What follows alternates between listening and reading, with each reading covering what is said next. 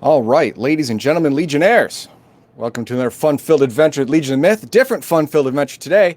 Today, we are going to be playing some Call of Cthulhu, the Masters Tournament from 2011, Round 1.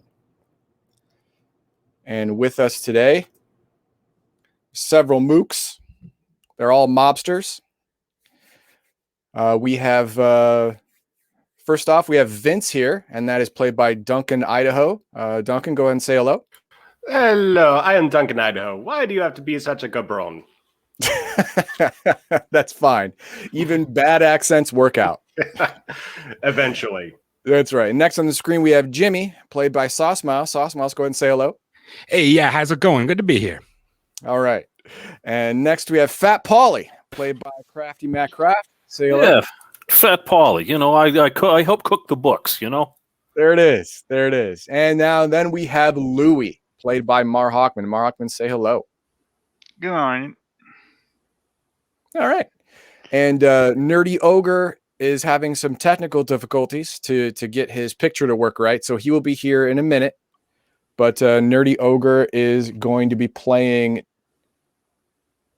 Carlos, which is Vince's cousin, I believe. Vince is going to be the capo of this little gang, the leader of this mob gang. And this is a period piece. It's set in 1969, and it starts in Cicero, Illinois, a suburb just outside Chicago. So as soon as Nerdy Ogre comes back, we will be able to start. Now, so we'll get some stuff out of the way for everyone just joining us. There will be a roll light deal here. It's not going to be rolling unless it's dramatic or unless it is specifically called for by the book. So we're going to keep rolls down to our minimum. And when we do roll, we will be using the software right here. And that'll be our roll. It's a D100 based system for success and failure. And of course, there's also damage, stuff like that, which can be anywhere from D3 to D100. And I can change the dice on screen so we can get a proper representation of that. That's not a problem. Bring this back up. Too bad I can only have one screen queued up at a time for me. So in between screens is going to be a little tough. That's how it's going to work. I'm going to try and make it as seamless as possible, but that's just the way it is. Nerdy Ogre, aka Carlos, go ahead and say hello. Oh, he's got his picture. Oh, look at that, Carlos. Yeah. All right. Outstanding. All right, we're all ready to go. Now, the other thing is that normal Call of Cthulhu critical success and critical failure numbers are suspended. We're going to be more dramatic. High is failure, low is success. For example, if you have a skill of 45, a 45 or less will be a success. A 1 through 4 will be a critical success. A 96 through 100 will be a critical failure. That's not normal Call of Cthulhu rules. That's just going to be more dramatic for this stream. Role playing is essential. The reason being is because, number one, that's what this whole module is created for. And number two, everyone here at the end of the stream will vote not for themselves, for someone else who was the best player. I don't mean most combat effective or, was the biggest bully or whatever, just played their character that you think played their character the best. Everyone will get one vote. I will vote. My vote will count as 2. And the person who wins will win a $15 or less Steam game of their choice.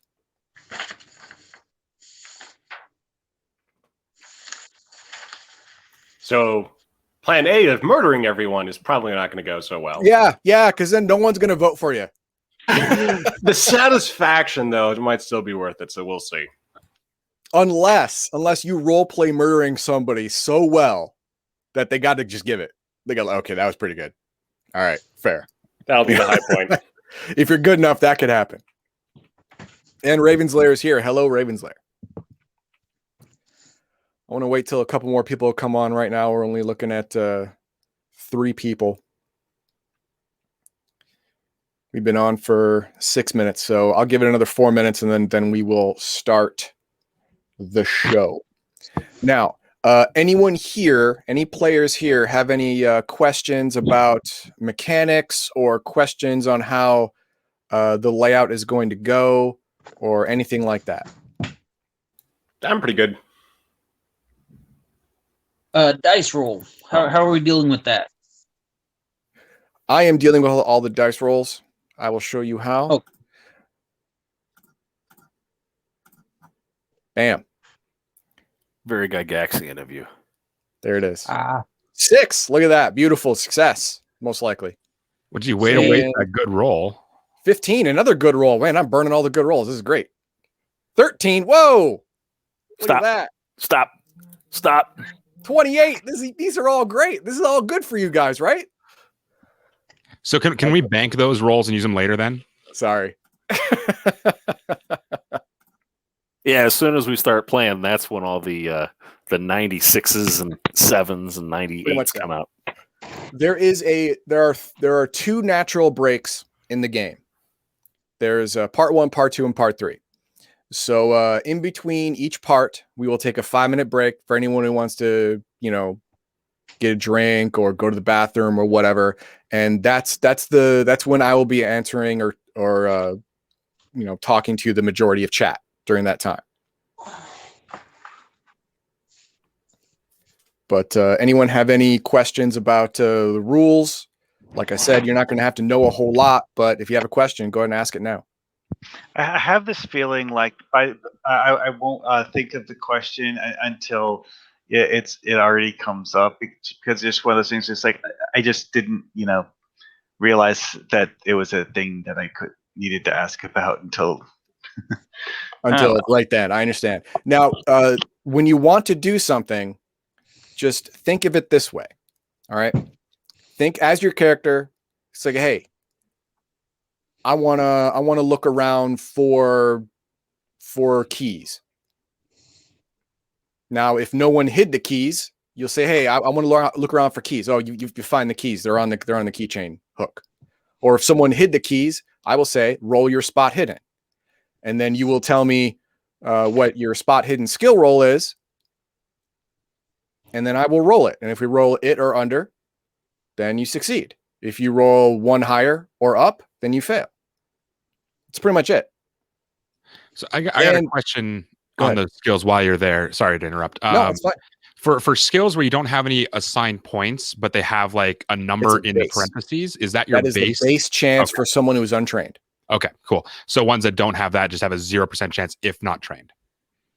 Yeah, if they don't have a number, I believe it's in parentheticals. Yeah, they're in parentheses. Yeah. If you don't have points in a skill, it'll say, for example, hide parenthetical 10.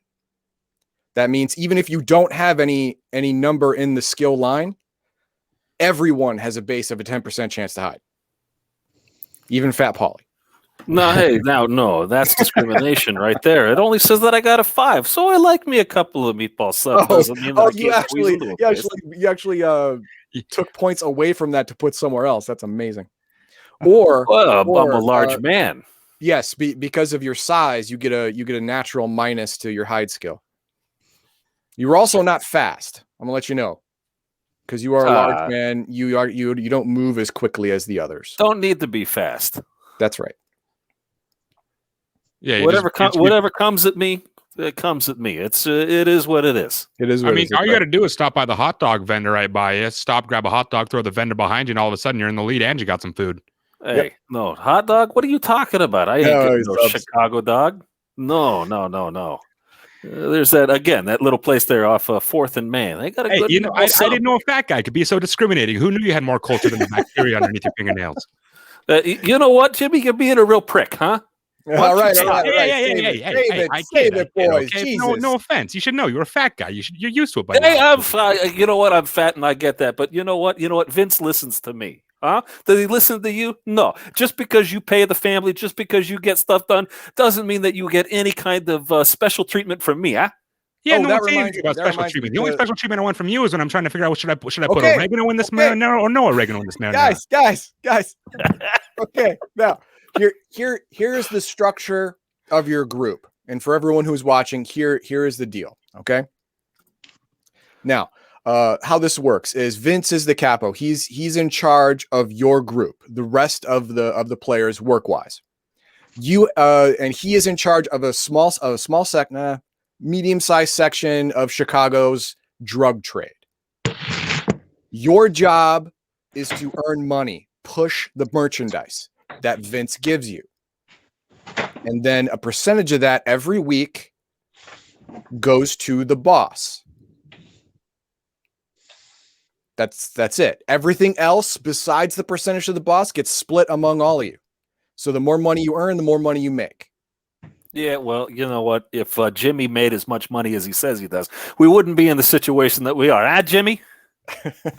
Hey, I'm not the only one here. That's right. Okay, you got to do something too, and getting off your fat ass should be much less of a monumental challenge. You know what? If you were guys out didn't there half protect as me, much as I was, we'd be just fine. No, I had if to you carry guys your didn't ass protect me and on didn't this protect beat. the books, that's the thing. That's the thing. We had a real good racket going, an awesome little racket going where, we had some side bets and things like that, ran a couple of casinos. And what'd you do? You had Chicago police come down on us because you were stupid, because you brought in your drugs. Whoa. Hey. I did no such thing. I did no such thing. If anything, Polly, I remember when you were not even fat, Polly, just Polly, okay? Let me go back to when we were younger, all right? When you actually walked from one end of the block to the other without catching any wind. You've been sitting on your fat ass eating down those meatball subs so goddamn long now. You don't even have a fucking ounce of idea what's happening out there on the streets in the world. Yeah, okay? You could run your fat mouth, and that's perfectly fine. Why? Because you make a nut. You make a nut for Vince, and Vince likes you. Okay, right, hang on. So let's give it to Vince. Right? We make the nut, and Vince likes us. Stop. All right. All of this is happening as you're walking down the street to the drop-off point, which is a small Italian restaurant in Cicero, Illinois. But first, I have to read the intro. It's August 1969, Cicero, Illinois. It is incredibly hot and humid for this time of the year. It's been about a year since the violence of the Democratic National Convention. The city is still on edge against the encroaching hippie movement. The Chicago mob, an old-school criminal organization, profits from fear and chaos.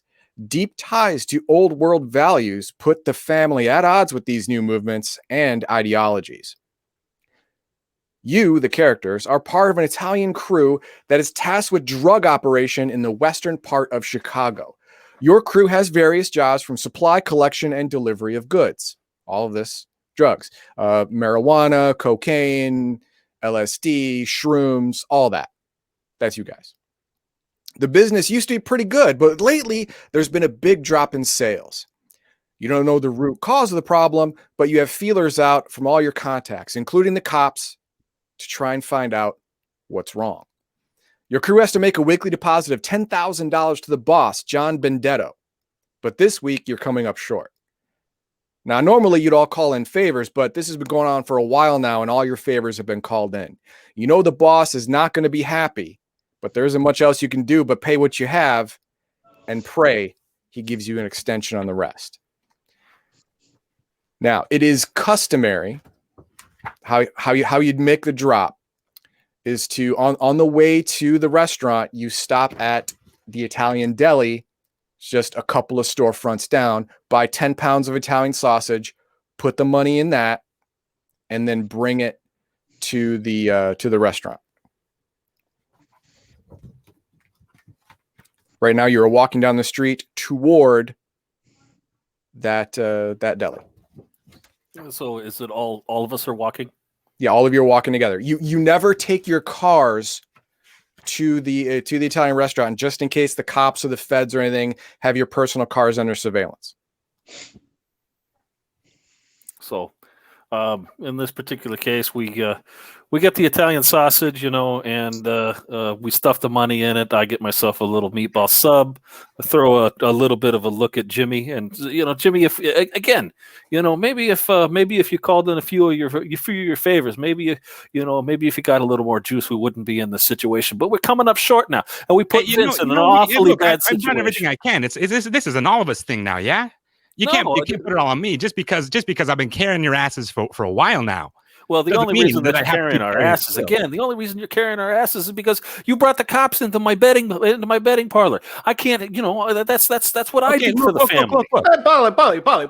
Why are you pointing fingers at me? Why are you pointing fingers at me right now? Hold on a second. Why would I do that to one of our own?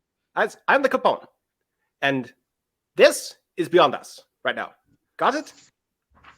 Fair enough, Vince. I got your back on this. If you wanna put all your cards on Jimmy, that's perfectly fine. No. What I'm saying is that this is beyond us right now. There's something going on. We need to find out what it is. If we fall on each other, we're just going to end up dead. Got it? Either the cops, someone else. I'm not having that. So we're gonna drop this off. We're gonna see what we can do to stay alive today. And then we're going to figure out how the hell we get more money. However we can do that. Got it? We're going to grow the business. Sure thing, boss. I got you. Yeah, Vince, okay. We're on the same page. Right. You come around the corner. You come around the corner to Vittorini's classic Italian dining on Roosevelt Road in Cicero, Illinois. It's a tough blue-collar suburb nestled just to the west of Chicago city limits. Vittorini's is a modest restaurant with red leather booths, dark wood, and black and white floors. The big boss, John Benedetto, works out of the back room. Now, outside, there's a couple of guys, Frank Amanato and Giacomo Zettini. They're outside, sitting, playing cards. They see you walk up. They're expecting you. They tilt their head, top their cap. I'd lift my meatball sub, because that's what's in my hands right now, as I walk past. Out of curiosity, how short are we for this drop? Do we know? Oh, you got 7,500 of the 10,000. Of the 10,000. Okay. So Vince just does a little head nod. Also tips his cap up a little bit as well. That's fine. Okay, you enter, and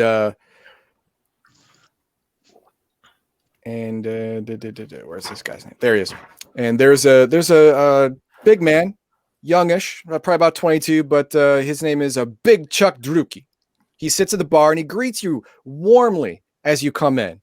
Hey guys, how you doing? Come on over here. Let me see you. Hey, what's going on? And then so I turn to Carlo and I say, I bet you this guy's skimming off the top, and big boss man doesn't even know it. Well, Big Chuck's job is to give you big hugs. Basically, he's patting you down for weapons. Is anyone carrying any weapons right now? If you are, you can try and hide them on your person from Big Chuck. But if you're caught with weapons in front of the big boss, could be a problem. It's up to you. Vince does not have a weapon. Where does it show if I have a weapon on me? Oh, no. I'm just asking, like, if you get like a knife or a shiv or whatever you want. I mean, you're a mob guy. If you want to be carrying a revolver, you'll have a revolver. You want to be carrying a switchblade, you'll have a switchblade. This is not a thing for me. I got you. Okay, so I say, okay, yeah, what's up, Big Chuck? What's up? I take out the knife from inside my jacket. I hand it to him. I said, make sure. He puts it in a box made especially for this. I said, make sure I get that back. Don't let me forget it. He said, don't you worry about it. I got this covered. This is my job. I watch this stuff. Anyone else?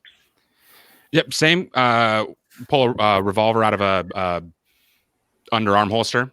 Pass it over. Okay.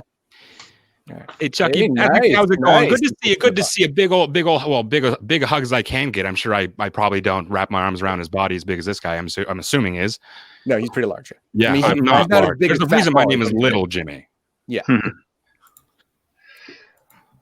Yeah, I'll do the same. I'll hand over my my pistol. Okay. You also have a 38. You give it up.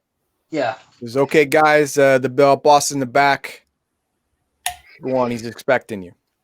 Now, behind the bar, there is a door. It's a nice mahogany looking door, and that's what he's pointing to. Vince leads the way. Okay. I'll hold the door open for Vince. Oh, that's nice. The private back room is carpeted in dark red and sports a single large table. It's dimly lit from the overhead chandelier. Through a haze of cigarette smoke, you can make out 3 figures at the bar at the end of the table. At the far end of the table, excuse me. Benedetto is seated at the head of the table. To his left is crazy Phil Leonetti, and on his right sits his son, Johnny Jr. Now, at this point, Vince, we're going to make a family skill roll. On your skill sheet, it says the family. Can you tell me what that is? Family rank or knowledge? Knowledge. Okay, 35. 35. Okay, this one's a plus 30, so it's 65 or lower. Critical success. Okay. Good job blowing it on this. But you did it. All right. You know immediately that everyone is supposed to bow down and kiss the ring of the big boss before the meeting starts. You do so in such a fashion that it actually moves the boss. It moves him. I'm not saying he's crying. I'm saying there must be dust in here. Because he's moved by your respect and your love. Well, if we owe him $2,500, we better. Yeah, this is going to help you in that, by the way. This is going to help you smooth that shit over.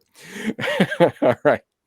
So after you all kiss his ring, you sit down at the table. So Vince, this is Benedetto talking.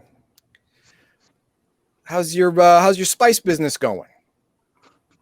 Yeah. It could be happier. Yeah. Well, we'll see what's going on.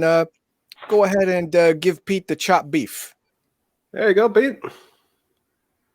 Fat Paulie, you're the one carrying the drop. So I pull it out of my jacket, hand it to him because I'm used to carrying sausage around in my jacket. It's kind of a thing I do. So I hand it to him, and I hand it to him. To Vince, or do you hand it to Pete? I hand it to Vince to hand to Pete. All right. And Vince, he gives you the drop. I hand it to Pete and say, I think we've got a little problem here. And John Benedetto says, "Hey, don't worry. Let Pete handle that. He's got to weigh the beef. He'll be back in a minute. But while he's gone, let's talk about your family, Vince. Your wife, your 3 kids. How are they doing? How are they feeling?" Broomhild and the 3 Babinos, they're doing all right, but I don't like to really spend too much time with them. The little ones, they piss me off something fierce, but Broomhilda, she knows how to keep them in line. I hope one day I might make some choir boys out of them, but for now, they are small little demons. Yeah, I know what you mean, man. Sometimes the little Johnny Jr. here, when he was little, I wanted to but hey, he grew up right. So you just gotta hope to do your best, right? Yep. Keep the beatings to a minimum. Yeah. Louis, how you doing, Louis? You doing okay? Trying to just getting by. Really.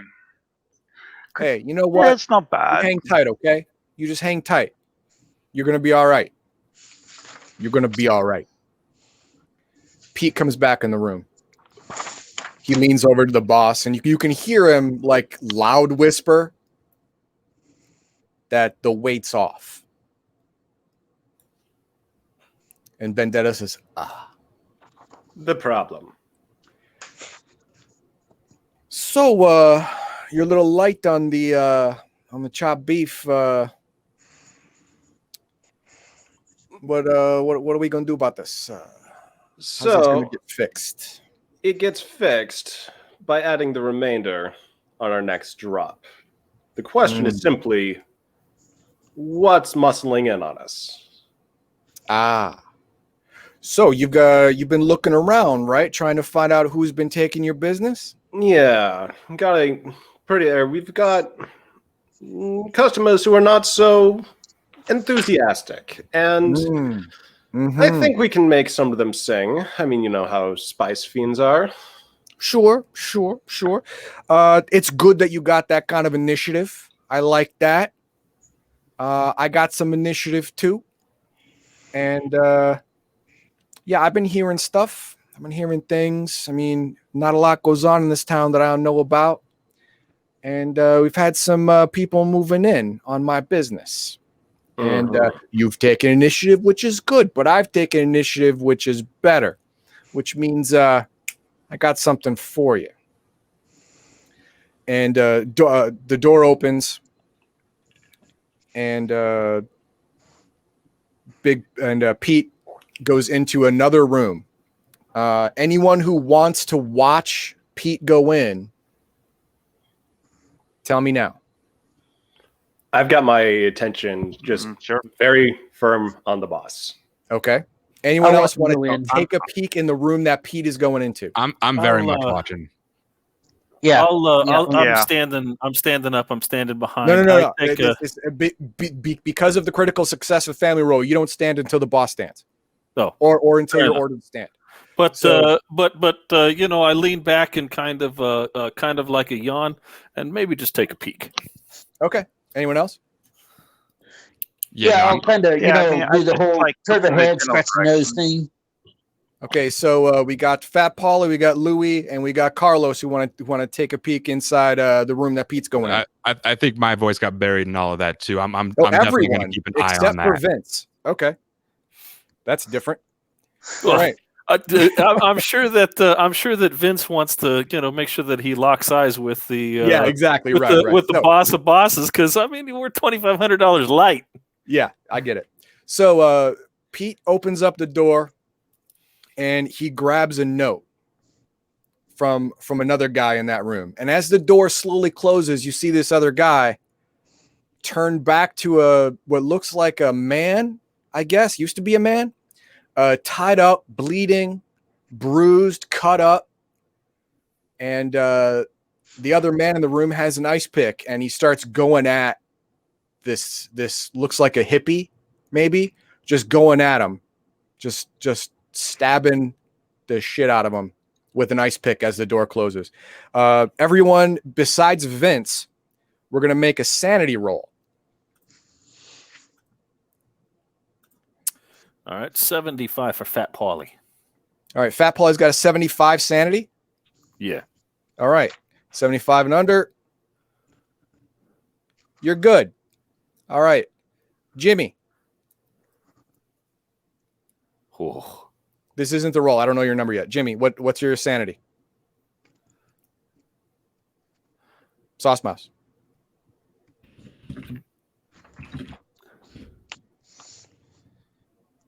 It's not letting me unmute. Looks like you're unmuted now. Okay, he's out. Louis. Mine is 65 currently. 65, okay. You're good. Carlos. 65. 69. Carlos, you lose 1 sanity point.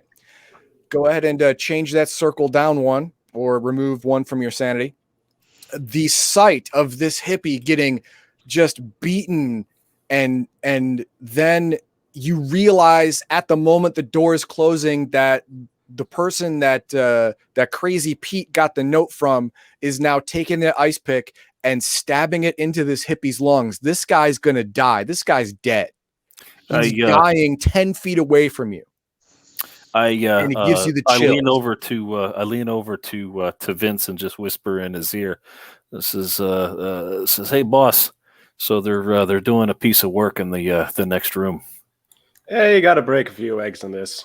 Right. And super quick, I got back in. Was there a roll for my sanity? Or were you skipping that? well, no, we're doing yours too. Okay, 52. How am I? I'm like the least sane, aren't I? Yeah, pretty much. Hell yeah. Nope, 19. You're fine. Cool. Look at that. You're good to go. Okay, so he hands you a note.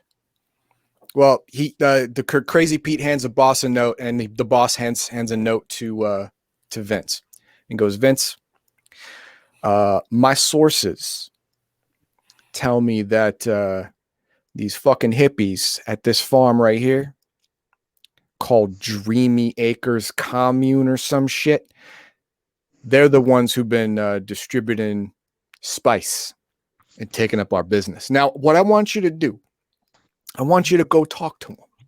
Talk to them about licensing fees. Talk to them about they're going to need partnerships. They're going to need protection. And if they don't like that, then talk to them harder. And if they still don't agree, then talk to them the hardest you think you could talk to someone, right? We'll have a nice, long talk. However it goes. I want doing a disservice to a business that requires some satisfaction, some additional fees, additional payments. Yeah. I can see that. Especially, I don't know, about 2,500 for you, huh? That's good, though. That's good. I need you to do this job. I need you to do it today. I need it done now. Go to Nick's garage, get some vehicles, get some gear, go down, put the fear of God in these fucking hippies, all right? Fear of God is what I want in them. I either want them to pay or I want them gone.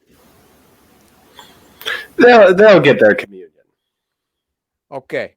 Thank you very much, gentlemen. It was nice seeing you. You do this for me, we're okay. Pete, show him out. Vince follows along.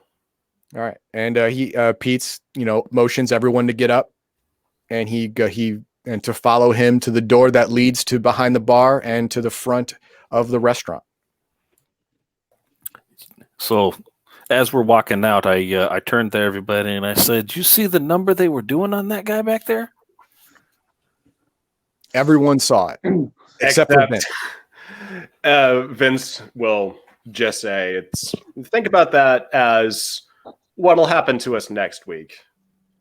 If we don't. I figured that as close as Vince was, he could. Hey, Louis, the Capone's talking. Capo. Sorry, boss. Burn that into your minds. If we don't do this right, that's us. That's not an option. So we're going to go talk to those hippies. We're going to go talk to them long. We're going to talk to them hard, perhaps a little bit harder than they might do at first if they, approached us and came to a business deal. But just going behind our back, going beyond a reasonable business enterprise, that's no good. We have standards. We have customers who demand certain quality from their products. And it's a disservice to them to get this crap from hippies. So we're going to make a business out of this. We're going to apply it our way. And by the time we're done, we'll have more than 2,500 to show for it. Got it? That's fair, Vince. Vince, do we know if we got any meat eaters over on that side of town? I'd hate for us to get pinched while we're, giving it to these hippies. Yeah, very good. Now, where that brings up the question on where this place is. We'll bring that up right now.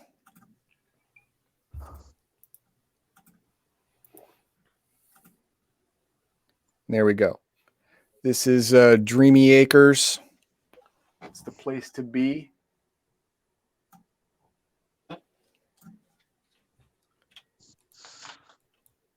Let me make it a little bigger so you can see it. But now, bear in mind, these directions were gotten from a hippie who was being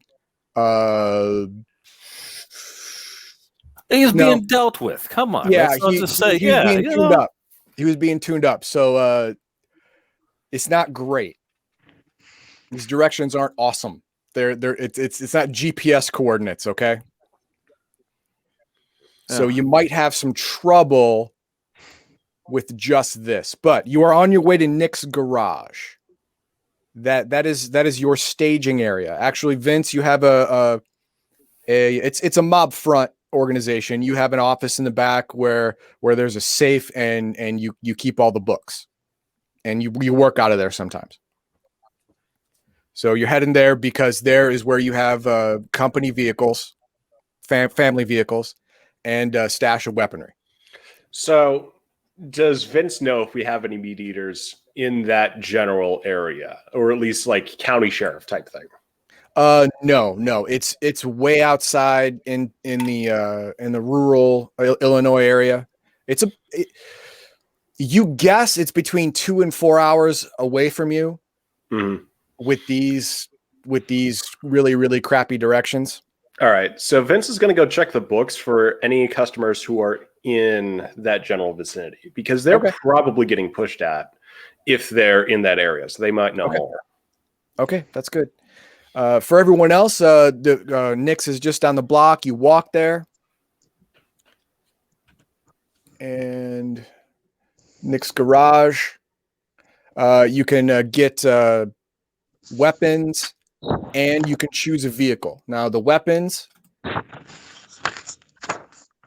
right there, you get to choose whatever weapons you want. This is free. You can take as much as you want. Now for ammo,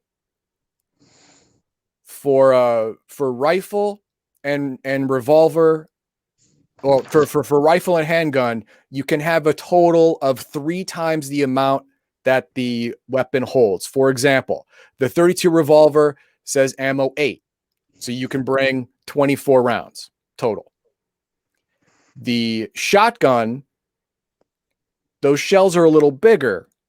You're not going to be able to carry more than double. So you're not going to be able to carry more than 10 shells without it being bulky as shit and absolutely noticeable that you're carrying shotgun shells in your pocket. So bear that in mind. Well, I mean, Fat Paulie, I'm a big dude. I'm a big guy. I'm not too fast or anything like that, but, I certainly want to make a presence. I'm going to take myself a 12-gauge shotgun with me because, well, when they see me coming, I got to make sure that I know business. Okay. All right. Now, I want you to look at the 12-gauge shotgun. There are 2 of them available. And you can see the damage has 3 different damage types. That is for close range, medium range, and long range. As you can see from the base range, 10, 20, 50. That's in yards. First 10 yards, everything, your target takes 4d6 if they get hit.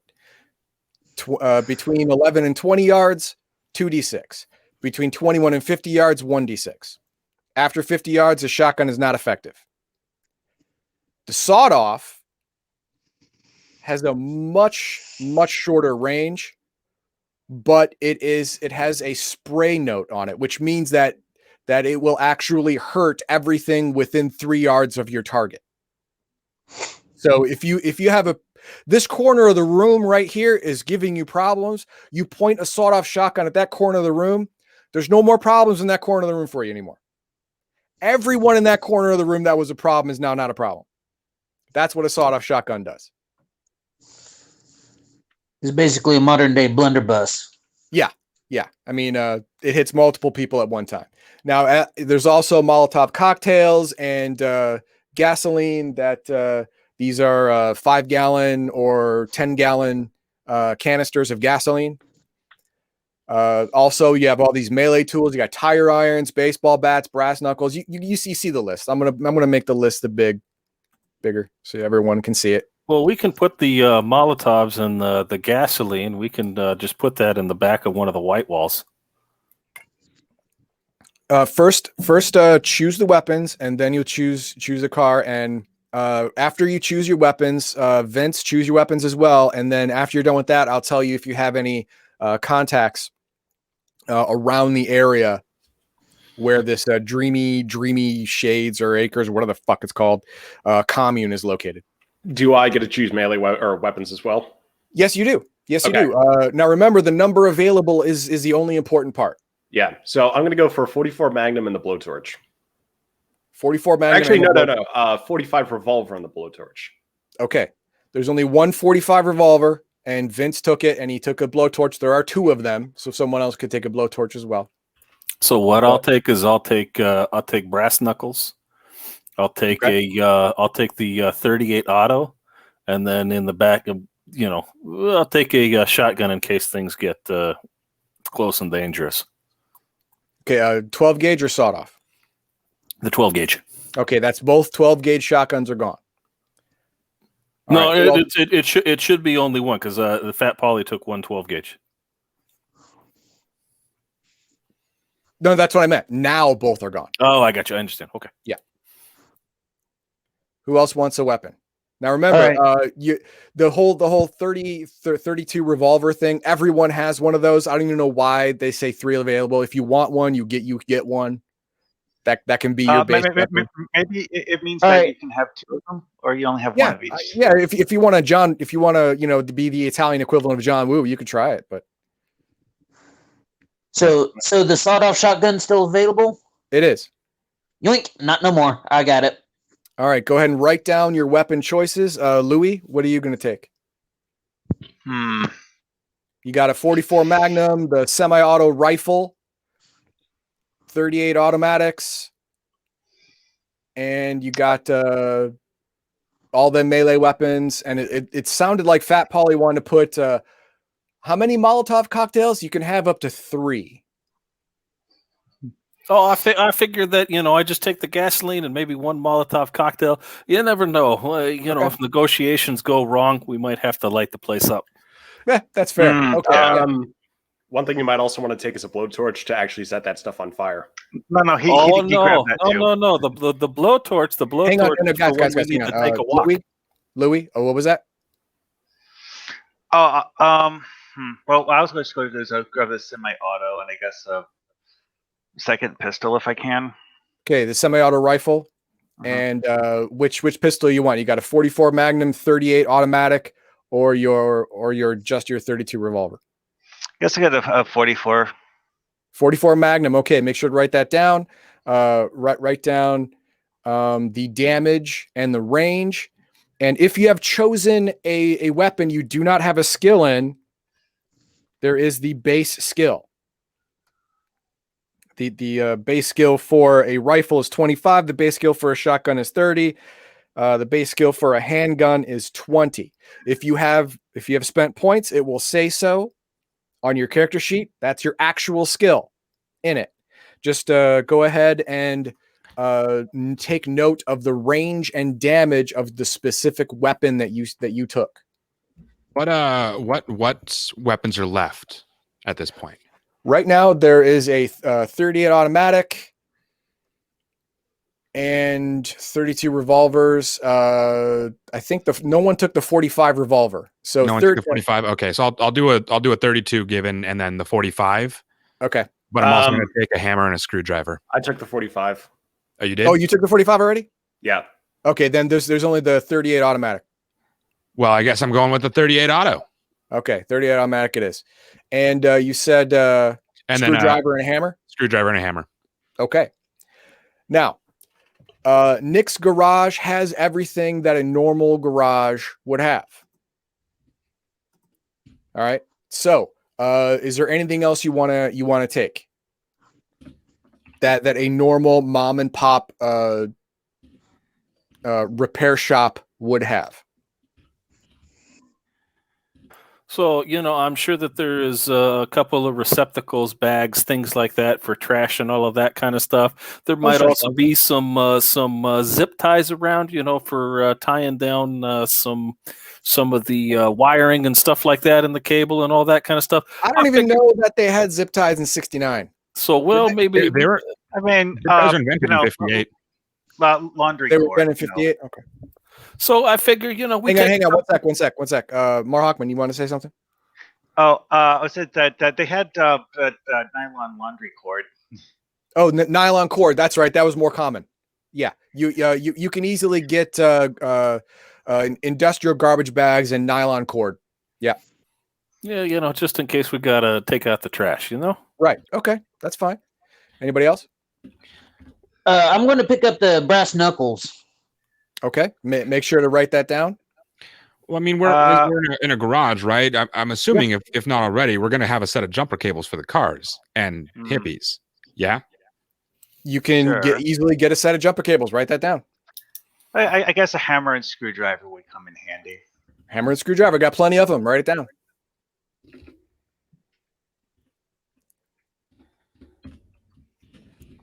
These hippies are fucked. Vince also takes pen and paper. Pen and paper? Okay.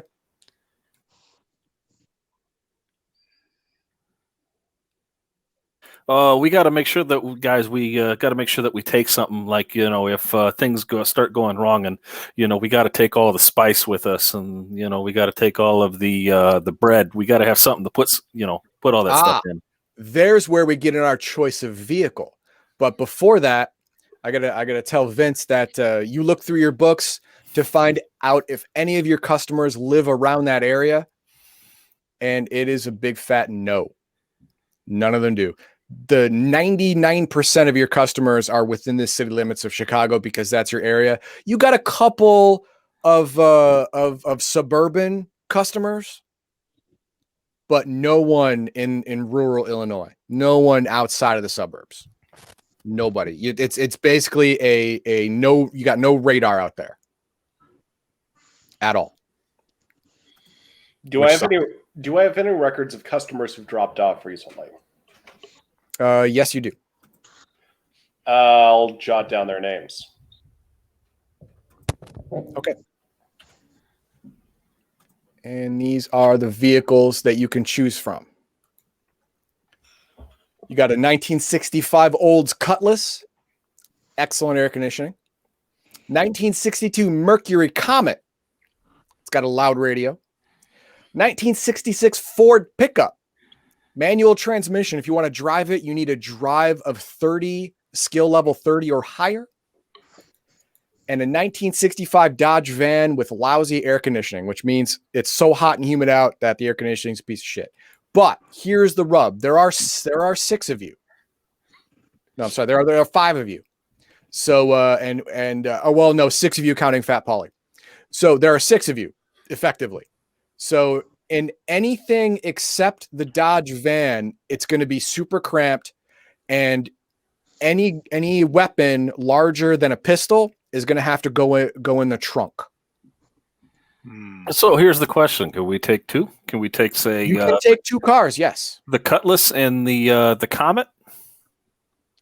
Why not the Comet and the van? I mean, we're trying to blend in with hippies, aren't we? Well, I get that. Yeah, I was going to recommend the van because one, it's got the room. 2, it blends in. Are we going to paint a dragon on the side too while we're at it, you guys? I don't think that Nick's going to like that. He's in charge of the family vehicles.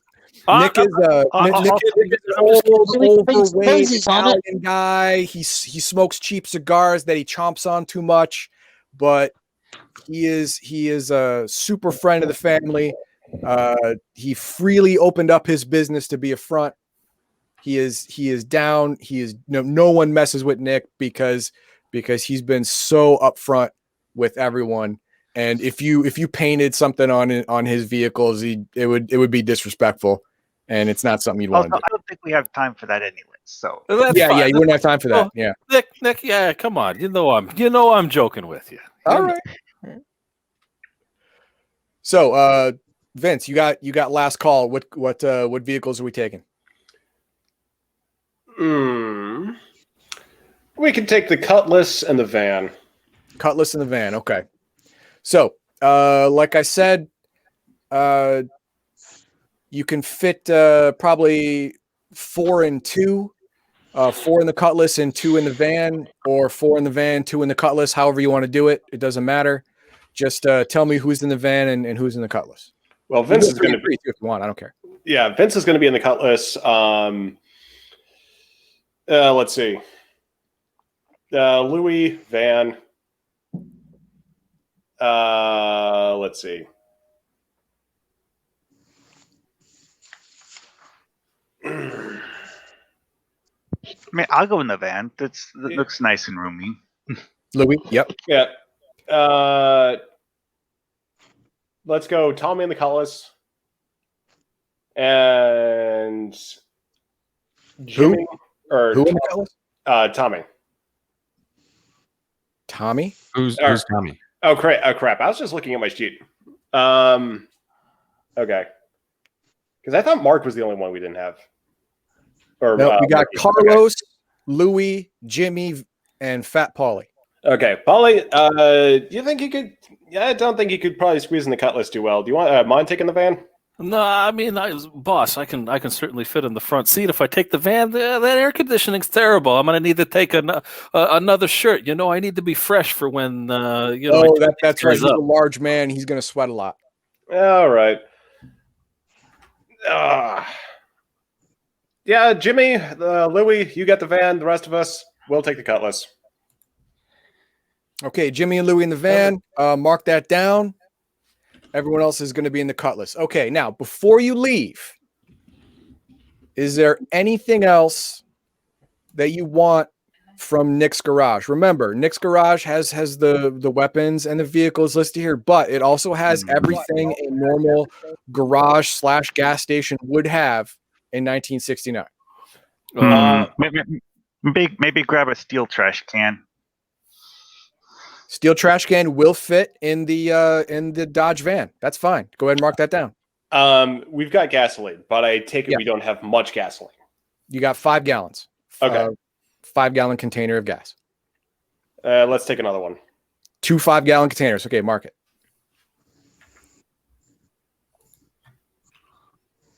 Hey, boss, you mind if I go pinch a Coca-Cola? There's something to drink on the way. Go for it. As long as you don't have to pee.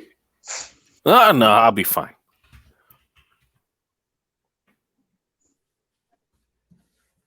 All right. If no one else has anything, then we guys, will set off. Like, rack your brain, because Heathen Dog is harping on this. There's something. There's something in the garage that we missed. No, that's. I'm thinking the exact same thing as you right now, and I'm trying to think like what is going to be in like a 60s era garage that would be super useful right now. And it's going to be the one thing that's going to save us. You know? Yeah. Okay. I'm not saying that. I mean, yeah, you're not. But you're not saying that, but you're totally saying that. Yeah. I mean, I figured it's not what you're saying; it's what you're not saying. All right. Take a minute. You got one more minute. It's not vital. It's not life or death. Flashlights. That was number 2 on my list. Yes, mark it down. Who wants a flashlight? I'm definitely getting a flashlight. Mark it down. Yeah, probably a good idea. Well, what time of day are we doing? Definitely on the flashlights. Oh, it's this is late August in Illinois, and it's about right now about 4 or 5 p.m. If it takes you a couple hours to get there, it'll be dusk. So wait. What about radios? Walkie-talkies? No. Oh. No. Would this be something where we'd have like gas lanterns or wood matches or something like that in the gas station? No, you got matches are fine, and normal battery-powered flashlights, you're good. You know, a normal gas station / garage wouldn't have camping gear per se, but they'd have flashlights and matches and stuff like that. I wasn't sure if like a 60s garage would be using that as like an undercarriage light or something. Well, they have shop lights and stuff. Yeah, but I'm definitely taking some matches though. So yeah, shop lights ain't portable. Yeah. So I can't think of anything else. That's fine. That's fine. Like I said, nothing vital. Oh wait. Flashlights were good though. Wait, do we have any spare tires and things to change a wheel in case one of those gets punctured? Like a tire iron? That's good. Each car has emergency flares, 1 spare tire, and a tire iron. Okay. What about a jack? Well, and a jack. I'm sorry, and well, a Jimmy, jack. It's one of those shitty jacks that you get, with the car. It's the spin-up ones, instead of the nice ones to pump. But it'll work. All right. I don't know if anybody. But I said, Jimmy's here. We got our jack. Yeah, there it is. Oh, ha ha. I appreciate that. But, at least I don't have to ride with you in this hot piece of glorious American engineering over here. Yeah. Out of the corner of your eye, you saw Nick go, huh? And then you change your tune, and then he's all right. Oh yeah, no, I'm not going to say anything bad about it. I mean, Nick's a good guy. He's a stand-up individual. That was good. All right. So, God damn it. You guys get in the car. You're done. Yeah, I'm done. I can't think of nothing. Yeah, we'll find out what we missed when it comes to it. When the shooting starts. Okay, these are the directions you have. Now, sadly, you didn't decide to take a map because we live in an age where you don't think about paper maps anymore. Aren't those just in the glove box? What car at this point doesn't have a map in the glove box? No, but in every single gas station in 1969, they had local and state maps. And Nick wouldn't have thought about that for us? You are not. It doesn't mean you're not going to find it. It just means it's going to be harder. That's all. That's all. Now, if every 15 minutes of driving, somebody gets to roll. All right?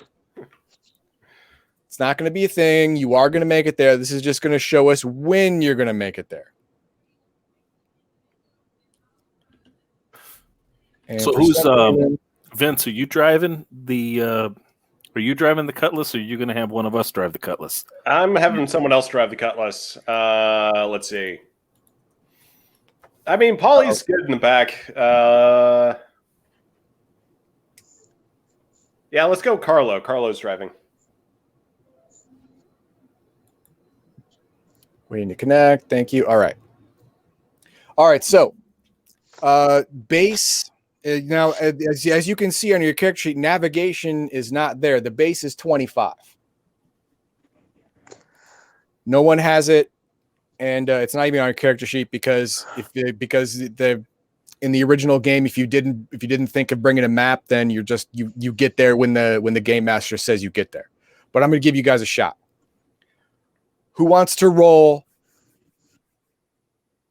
Oh, I'm passenger seat, so I'm rolling. Okay, that is Jimmy. Nope. No, that's me. That's Vince? In the Cutlass. Yeah. Right. Vince gets roll, and he gets a 14. All right, Vince, you're the leader for a reason. You lead the way, and you actually led the way pretty damn well. You got out of town, you got on the right highway, and you got off on the right exit. But now it's all dirt roads and bullshit, and now you have to follow these dumbass directions.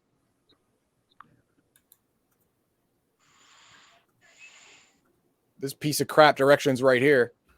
Take the tollway west till it ends in Sugar Grove. You got there. Keep going east till you see a really big red farm with a chicken painted on its side. At that point, take the second left into a gravel road and take it a few miles south till you go over the stream and you look for some apple orchards. After the orchards, turn left and then take a quick right. Look for the old barn with a lot of missing planks, right?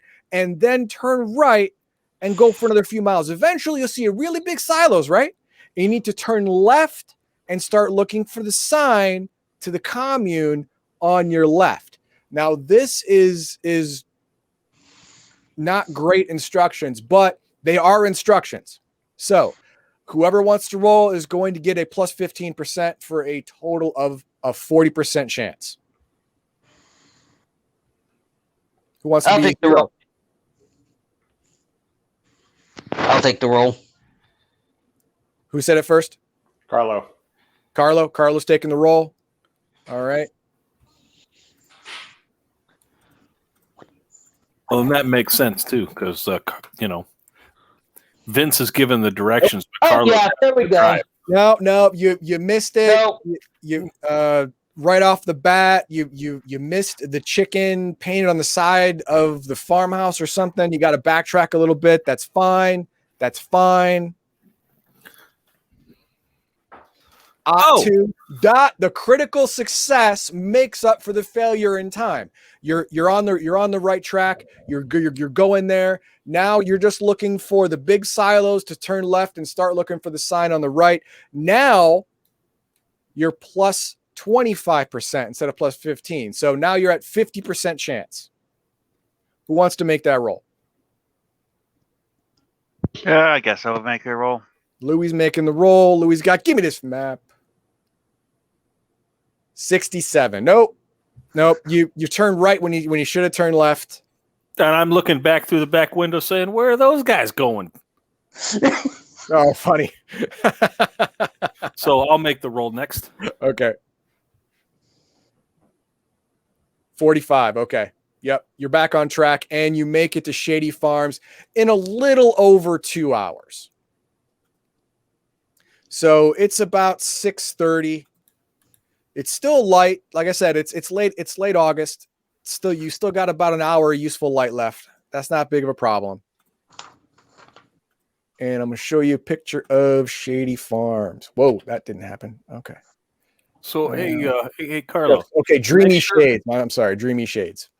Dreamy Shades commune. Now, you come in, and this is what you see. I'm going to describe it as well. Where are we coming in from? You're coming in from the road on the bottom of the picture. That's the road going into the commune through the gate. Hey, Carlo, driving nice and slow. We don't want to alert anybody that we're here.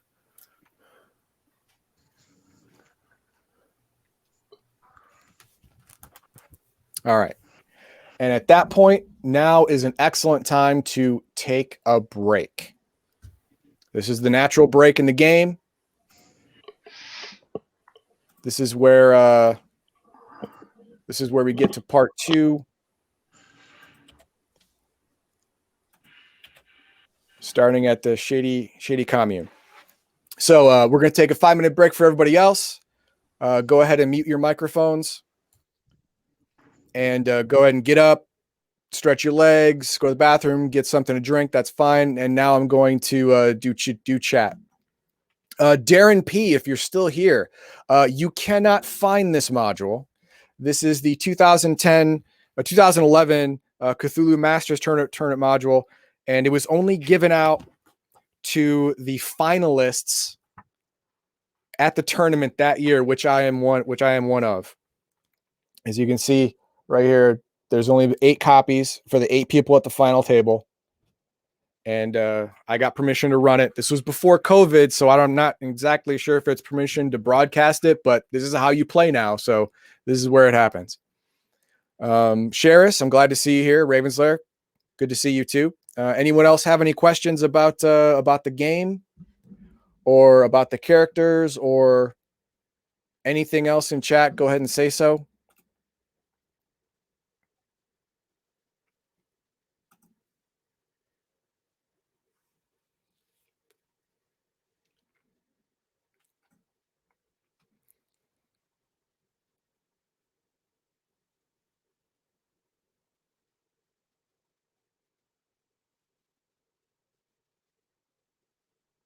You're good? Okay.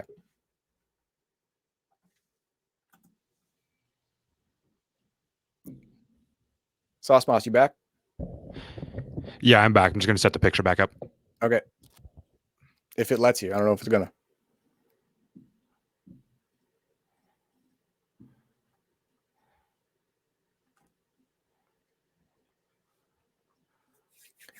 All right, I'm going to take a minute myself, and I'll be back, and then we will start part 2.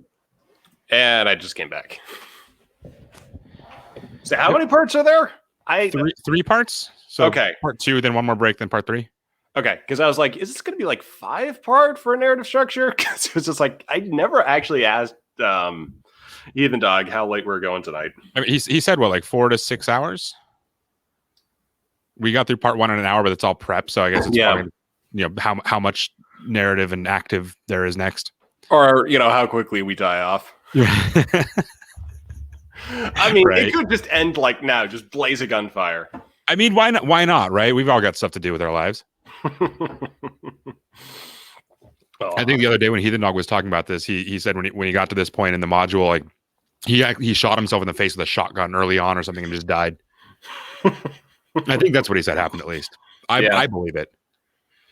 Oh yeah, because it's like on purpose or just accidentally? I'm assuming it was like a botched roll. Yeah. Either botched roll or he failed the sanity check. Or that. Yeah. Yeah. No, I shot myself in the face with a shotgun on purpose. So he saw the the hippie getting tuned up, and he's all, nope. Yeah, that's what happened. I did it right at the beginning. I failed that sanity check. I lost that one sanity point, and it messed me up for life, which wasn't that long. All right, so back to here. Dreamy Shades. There we go. Okay, description. Dreamy Shades is a commune. What looks like, I don't know, you drive in real slow, right? Oh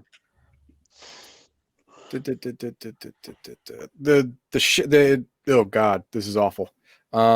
There is one main structure which is just in front of the gate, and that's a wooden barn that looks like it's been converted as a home for several families.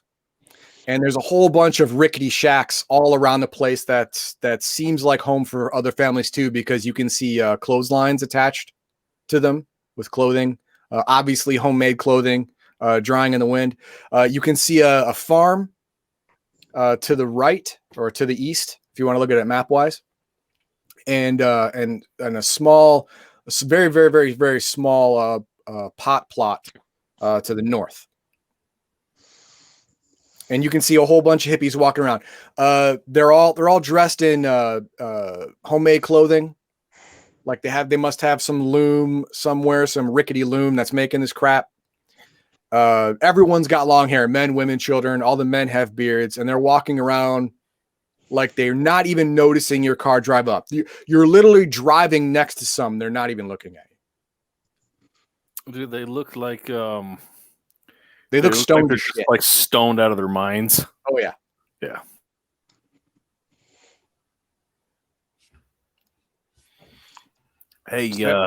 Hey, Vince. I think they might be high on their own supply. You know. Yeah, seems like it. Yeah. If we could find someone, someone we can talk to, it'd just be so much easier. But if they're all stoned out of their minds, I don't want to wait. Well, maybe just burn the place to the ground. All right. So you take a moment. Where do you stop? You can stop easily anywhere along the road to the main, what looks like a main living area, or you can follow the road to what looks like the main water source, or stop anywhere along the way. It's up to you. Like, is that water source that well-looking thing that's right in the middle? That well in the middle, yes. I'd say let's stop the Cutlass by the house, but then have the van drive up a little bit further. Not quite to the well, but closer to the well. So kind of like just eking behind the house. What is this farm-looking thing here? What is growing there? Oh, okay. They have corn, tomato, and root vegetables in the main farm on the east side. And whoever is in the Dodge van. Yeah, do we know which one of us is driving? Did we determine that? People in the Dodge van. It's that'd be me and Louie. Yep. I think Louie was driving. Yeah. Louie are in the Dodge van, and hey, Louie, look at these guys. Why don't you clip one? See what happens. All right, Louie, it's up to you. I don't know. It's going to be pretty easy because there's one. Come on, he's not even going to notice. Look at him. He's got a brain between his ears. Now you don't have to run him down. You can just bump him. Oh, just like brushing with the mirror, I guess. Yeah, we see how that. Yeah, like a good old fashioned American backhand. All right, Dodge mirror to the back of the head. What is your drive skill? 50. 50. That's pretty good. Yes. Let's see if you properly bump him. 51. I'm going to say you barely missed him with the side mirror. Barely missed him with the side mirror. Basically, nothing happened on that one. That's fine. It's fine. So come to a stop. Vince gets out of the car He's got smokes, right? Sure. So he's gonna light a cigarette with a blowtorch. And I'm gonna get out and I'm gonna motion to Jimmy and Louis, point at a couple of the structures, specifically what looks like the structure with a silo, and then the structure over by where the all the food is growing. Like, but I motion go check that out. Go see what's in those.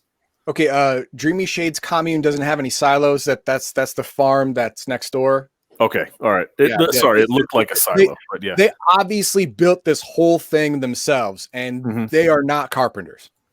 Mm-hmm. All right, so all these shacks are pretty rickety. I mean, it looks like the main structure, which is the barn, was already there, and they just fixed it up because it looks like it was built by a professional, but everything else looks like it was built by a 10-year-old. Yeah. But I figured motioning over for them to go check that stuff up. Hopefully, they pick up that we're looking for the drugs. Okay, now who was in the Dodge van? So that would have been me and Louie.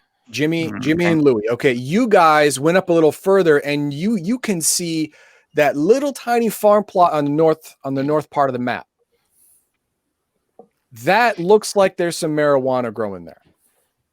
Okay. Not very well hidden, by the way. I mean, there's a little bit of a fence and nothing. Yeah, that's about it. Yeah. Right. Okay.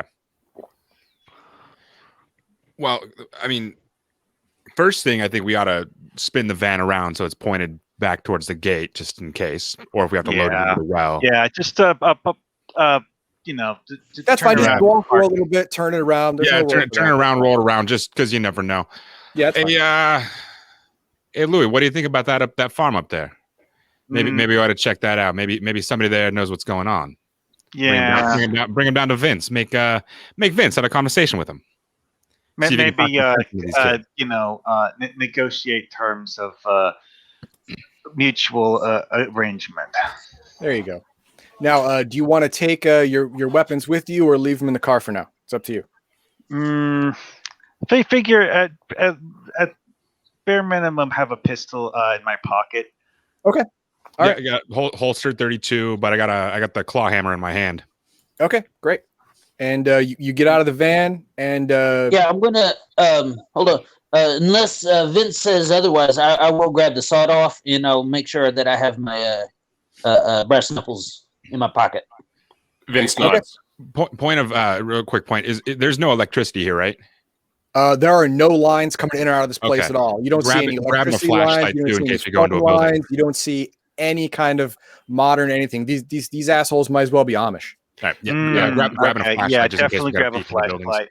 I guess I'll grab a screwdriver and slide it up inside my coat sleeve.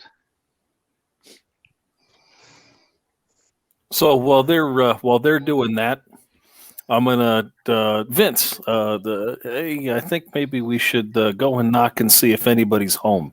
You know what I'm saying? Yeah, I see what you're saying. Vince is also. Vince is going to take his 45, the blowtorch, pen and paper, flashlight, and a tire iron. So Paulie's going to take. Paulie's going to take his brass knuckles. He's going to take a shotgun. He's going to stand outside, but he's certainly going to knock on the door for Vince. Vince also, for the tire iron, he just slipped that under his belt. So he's just got that on his waist. Everything else is in pockets. Okay, got it. And then I guess my 38 would be in my pocket too. That's fine. As you start walking up to the main area, you see hippies just strolling around. Doesn't look like anyone's doing any work. They're just kind of walking around in a daze. There's even one dude way back there. You swear you're like 90% sure that son of a bitch is naked, just walking around. You're 90% sure, but you're not looking that hard at him, right? But all of them have that, the glazed over, stoned look on them. Do they even notice that, that Paulie's sitting there on the front porch and he's got a shotgun resting on his shoulders? Oh no, this is as you're approaching the main area. This is what you notice. When you get there, there is a guy on the porch, and he finally focuses on Paulie. He says, "Hey man, welcome to Shady Dreamy Shades." Yeah, man. Welcome to Dreamy Shades Commune. I hope you are well.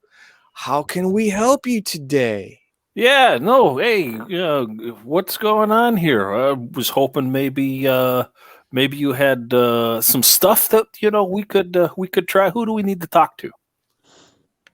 Oh yeah, you want some stuff? That's fine, man. That's fine. Everything from the Earth Mother is free. Oh, Billy, bring our guests some shrooms, man. Bring them some weefer. Yeah, come on. And from around the corner, this kid couldn't be more than 13 or 14. Comes out with a bag of shrooms and a bag of joints and just sets them out on the table. And he goes, "Peace, brothers." And I give Vince a very almost like one of those. I open up my hands like, what the hell is this? So, all right, now that hang on. All that being said, we're going to go to Louie and Jimmy. Louie and Jimmy, as we know, they're headed toward the back, toward the secondary farm. And as you're walking toward the secondary farm, you are not spared there's a 10% chance this guy has no clothes. No, there's a 0% chance this guy has clothes on. This guy is naked as shit. And he is, you could not, you're not gay. You're not gay. It's not like that. He is well endowed. You notice it's it. One of those things you move on. You see it and you just don't get. I mean, I gotta say, it's hard for me to say nothing, but I am speechless. I am speechless. All right. He's hung like an Italian deli. There you go. Now, as you get seriously, closer, where's Polly? I'm sure we'd like to devour this sub. Oh, that was a good one. Oh, that was a good one. I mean, don't repeat that, Louis. I might find myself into a meat grinder, but Excuse me. Looks like somebody decided to devour. Yeah. Okay. So as you get closer, you see that yes, it is a pot farm, and it's growing okay, and it has a small shack next to it.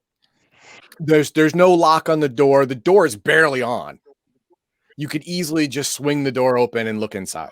When you say it's growing okay, is there any indication, like, is it good quality? Is there a reason this shit should be taking over our trade? Yeah, from what you see right now, no, not especially. It looks average at best. It's bushweed. Nah. It's not good. It's not bad. It looks like these guys are probably watering it by carrying buckets from the well and sort of getting most of it every day. Yeah, they're not using any kind of high-tech procedures. They're not using any super high-tech fertilizer. They may even be using their own poop. I don't know. You don't know. But it's called human manure. Yeah. They could be. I don't know. You don't know. Do you want to know? Probably not. But all I'm saying is that you're walking toward it. Vince and Louie, I'm sorry. Louie and Jimmy are walking toward it, and no one's stopping them. You actually get to the fence, and no one even bats an eye around you, especially naked guy. He's off talking to a bush somewhere. Good for him. All right. Is it gated off? Is it just kind of an open entrance to get into the field area? Do we have to go through the field to get to the shack? You have to make that little jaunt, that little walk from where the well is to the fence. But if you can look at the northwestern part of the gated farm, that's the shack. Okay, that's the shack I'm talking about. And it's like I said, the door is you can tell from far away. There's no latch on the door, and it's barely on anyway. I mean, I don't know about you, Louis, but I think we got to go check that out. I mean, there's no way that is taken away from what we're doing down in Cicero. Also, how are these guys transporting stuff? It doesn't really look like they have shipping. You know what I mean?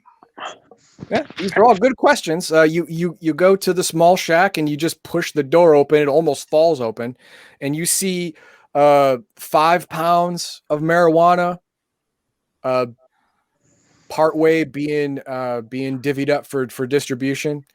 This and maybe like half a pound of LSD and 5 pounds of shrooms. This is not anything that's going to bust into your business. This is not anything that matters to you, right? This is not enough. This is not enough stuff to break into your money. Let's we ought to go back and talk to Vince. I mean, he's gonna be the one calling the shots here. He's having the conversations. Maybe he found somebody that we should actually talk to. These guys up here ain't nothing. This is nothing. They got. I don't even know what the hell they're doing up here. I mean, shit. If I was this free, that'd be a whole different story. There you go. Okay. That being said, we're going to move back to Fat Paulie and Vince, and everyone else. Everyone else has stayed with the car. Give me 1 second.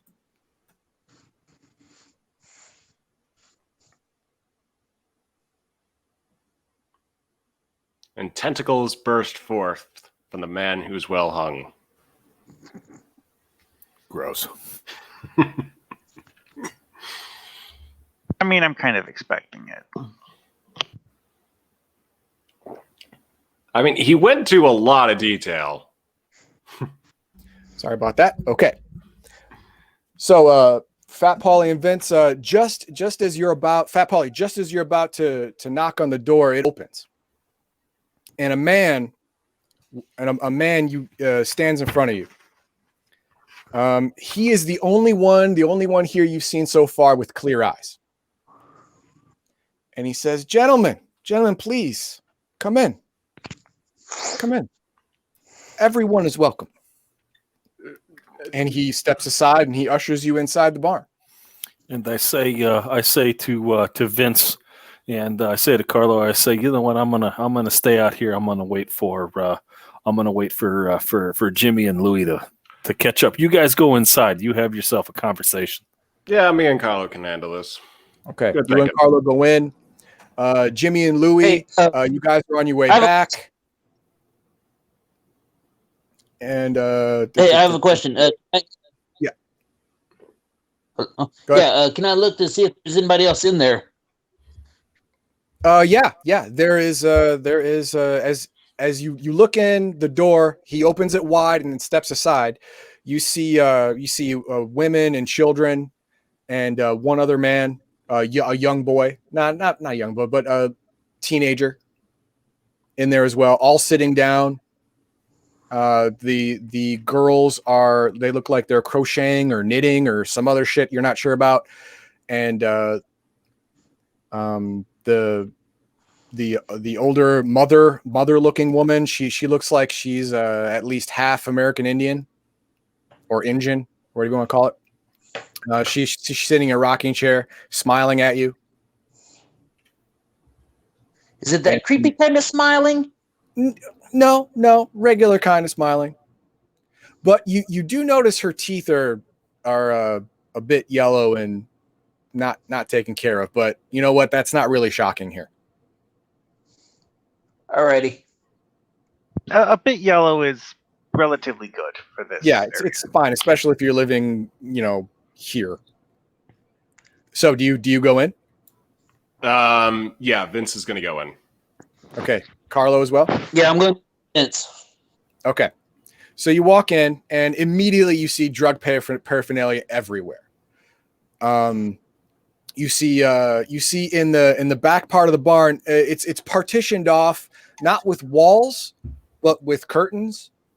So there are no walls between them or whatever nonsense, but there are curtains and a lot of them are open. And you can see a pottery area where it looks like they're making bongs and firing clay bongs in the form of Jesus, which Vince really pisses you off for a second. I mean, if you're angry, but if you want to control it, I'm not gonna make you have a roll. But that's some sacrilegious shit in your mind. He's gonna keep it professional for right now. Okay, that's fine. So the head man, apparently, he says, hello, gentlemen. My name is Ethan. Welcome to Dreamy Shades Commune. All are welcome. Please have a seat. Would you like something to drink? We have tea. We have water. We have lemonade. We have some homebrew beer. Thank you for your hospitality. We may try some later if we come to, happy terms. But for right now, I'd like to just sit down and have a chat. Oh, excellent. Please sit down. Sit down. Like I said, my name is Ethan, and you are? My name is Vince. Vince, and your associate? My associate name is Carlo. Carlo. Okay, Vince, Carlo. Hello. This is my wife, Stream, the Native American woman. And this is my daughter, Tulip. One of the two girls waves from her, looks like knitting. Happy family. What brings you out here? Because you gentlemen, I don't mean to presume, but you gentlemen seem like you don't want to join our happy family. Happy family, I've got one of my own. And for right now, I think I'll keep it. But we're out here on a little matter of investigation. We are looking to expand our little business enterprise, and we might have a little opportunity for you. Oh, you mean the mushrooms and the marijuana and the LSD that we provide the people who want it? Well, I wouldn't necessarily say the mushrooms, but yeah, we have similar interests as far as provisions go. Although we take very good care of the people that we service, and we try to provide a comprehensive package to that. Make sure, things are clean, things are hygienic, things that won't make them sick, because we really, really care about those that we service. But no, I completely agree. Everything that comes out of Dreamy Shades Commune is 100% organic from the Earth Mother, and we give to all. We do not discriminate, my friend. It is wonderful. We all will know the song of the Earth Mother. It's beautiful. It's in your soul. Everyone knows the words. Now, as this is happening, outside, Fat Pauly, the guy who is sitting outside on the porch. It's a rocking chair. He starts rocking back and forth. And you remember that kid brought the weed and the mushrooms and stuff. And he's like, you want? I'm gonna look it over, and sorry, I'm looking it over. Oh, you're looking over. It looks good. I mean, it looks like it's well packaged, and it doesn't look bad. I give him like one of those like smiles, like I'm smiling at him, but it's definitely fake. Okay, yeah, it's completely lost on Stoner Boy, but yeah. And then I look and I try to see where I try to look in the distance, see where maybe Jimmy and Jimmy and Louie are they walking up yet? Just as you look, they turn the corner, and Jimmy and Louie, you are now there. You see Fat Pauly outside on the porch of the main barn. And there's the door to inside the barn. It's a normal size door cut into the larger barn door. The normal size door is open, and there's a hippie sitting down in a rocking chair next to Pauly, and on a table next to the hippie is a mountain of drugs. Just the table's full of drugs. It's full of rolled joints and a bag of mushrooms. Hey, and as you turn the corner, the man says, "Oh, gentlemen, please come in. Everyone's welcome. Have some gifts from the Earth Mother, man." So I look at Jimmy and Carlo, Jimmy and Louie, yeah. And I sit there and I go, and I just look and I say, "Hey," I said, "Does this look like they're cutting into a little bit of our piece? What'd you find up there?" Well, let me tell you, I've seen some stuff around here, but every time before I'd had to pay admission for it. This place is wacko. Yeah, There's nothing going on up there. Not a damn fucking thing. It's so low budget. There's nothing. I mean, what do you got here? That's not even 2,500. no, What's Vince up to? Vince is inside. He's talking to the big man. Who that guy? That guy's clear as a bell, man. He's not. He's not like some of these other kids here. Can you believe they let this kid? And I motion over to the kid. They let this kid partake. I mean, come on, man. That's the one thing, man. Adults, that's fine. I'll sell to adults all day long, all that kind of stuff. But when it comes to kids, it rots their brain. No, I get that. I mean, there's no class, no decorum. Our job is to keep it out of their hands. We can sell to their parents, all that kind of stuff. But kids, man, their kids are pure. I don't know. I mean, I have an issue here now though, because I don't.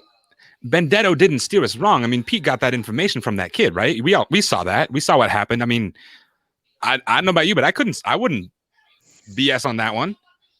I see what Pete does. But this don't seem right. There's something fishy here. So, yeah. All right, Louis, as Paulie and Jimmy are talking, you are standing right next to all that weed and all those shrooms, and the commune guy's looking at you like, like you want some? Free. And you could easily take some, and nobody would see it. I have a feeling we know how you shot yourself in the face. I wasn't Louis. I mean, I figured picking up some samples for investigation later would be useful. Sure. Yeah. You want to pick up either the joint, a shroom, or both?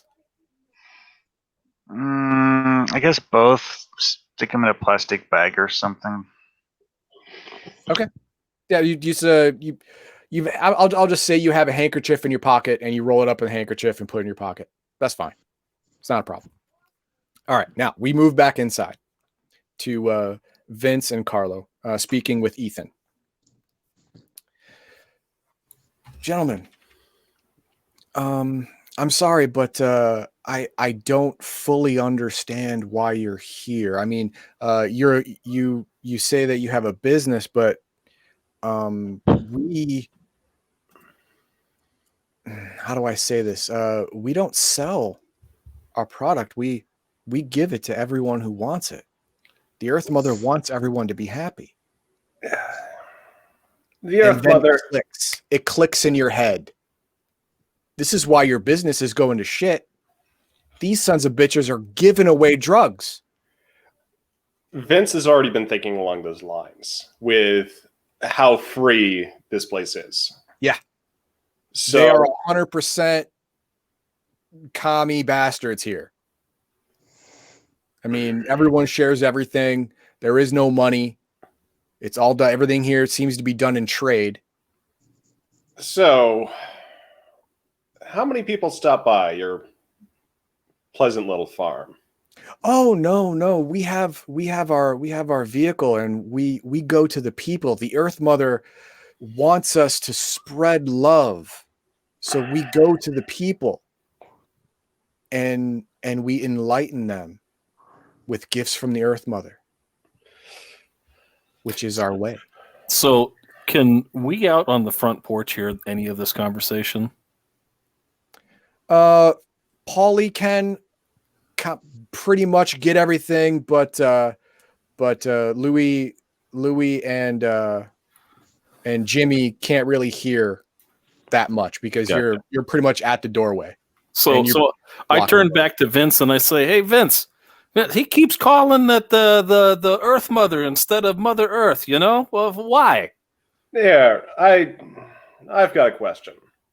Can I speak to the Earth Mother? Oh, everyone can speak to the Earth Mother, my son. Everyone can. All you need to do is get in the right frame of mind. So it's getting into the right frame of mind. I mean, I've got my supply, and that supply I trust, because not only do I look to supply the people with their goods, but I also make sure that they get their protection from earthly desires as well. Because it's not simply enough to give it, because you don't know the context of what that goes into. You don't know what happens then. You give it for free, but do you know that that stuff is going for, that has the blessing of the Earth Mother carry along with it? I mean, have you seen? Oh yes. Oh, the Earth Mother's blessing carries harmony with all. All are one. You You see, will be one with the earth, and you will be happy. Everyone around you will love and be loved in return. Hey, boss, I wouldn't take any of this shit, you know?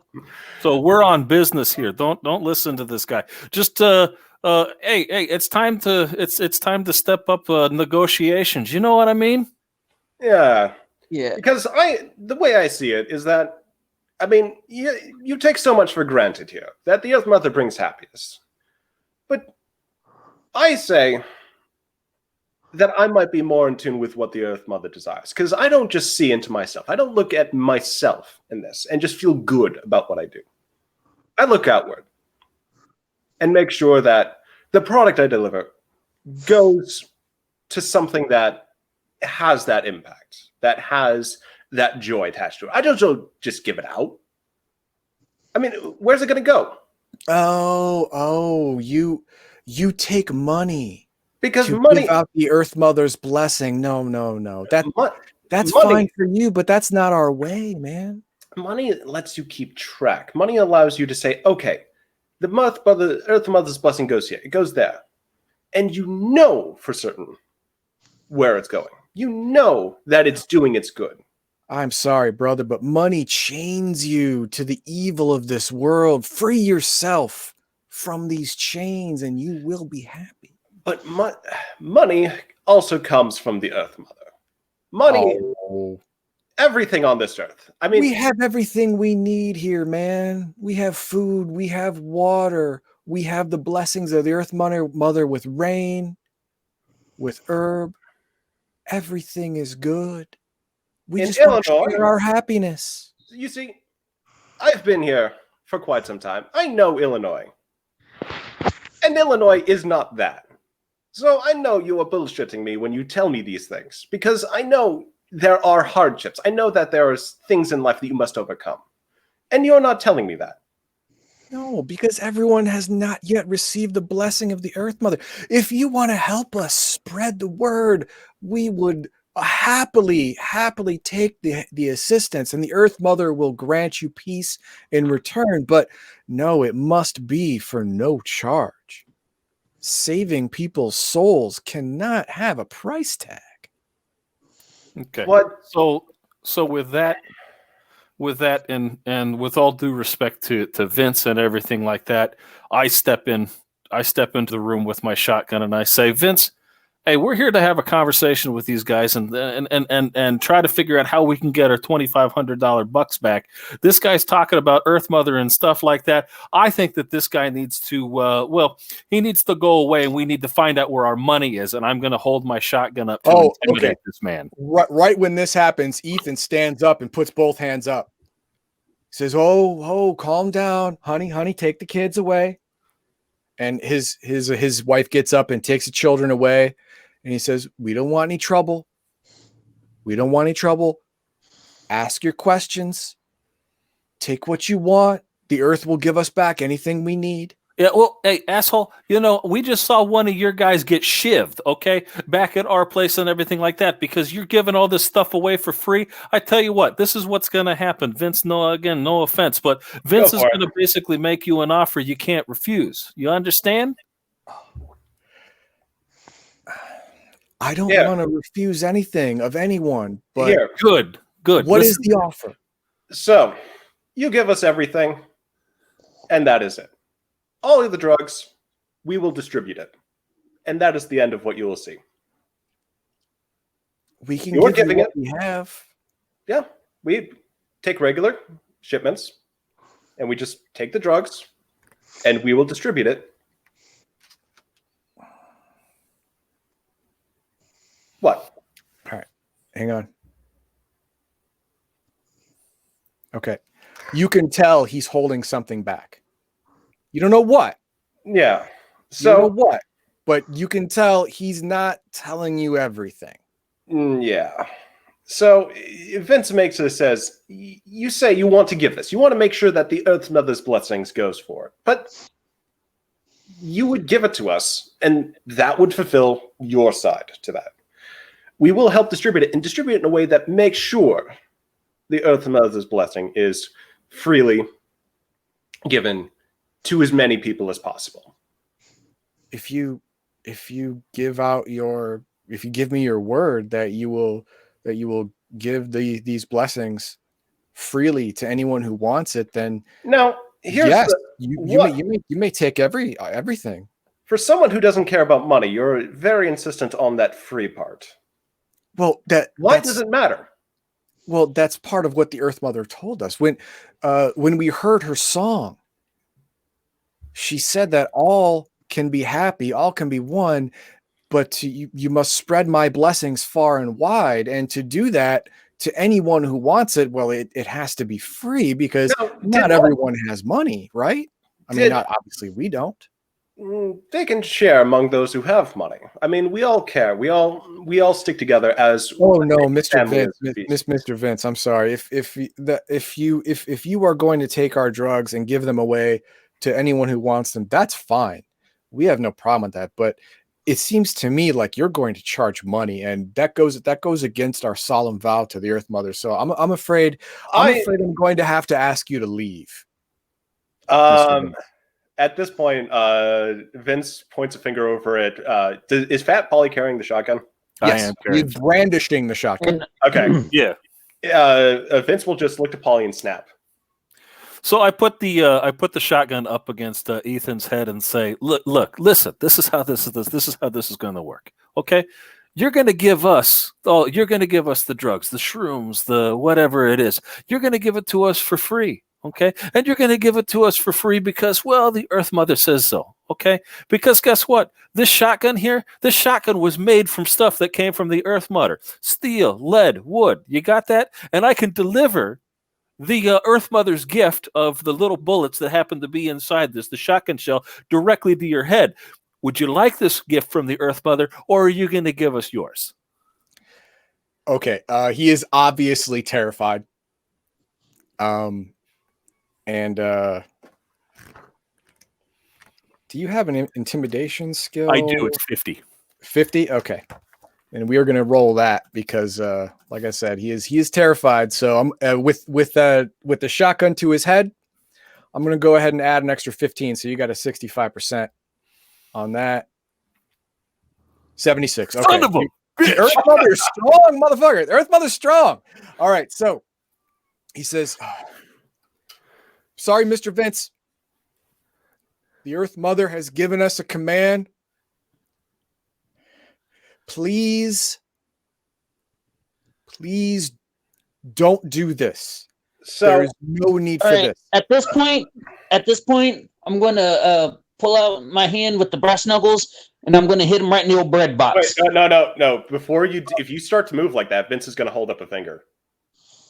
All right, Okay. then, well, I'll stop. Okay. You get up and go, "You son of a," and then Vince. Oh.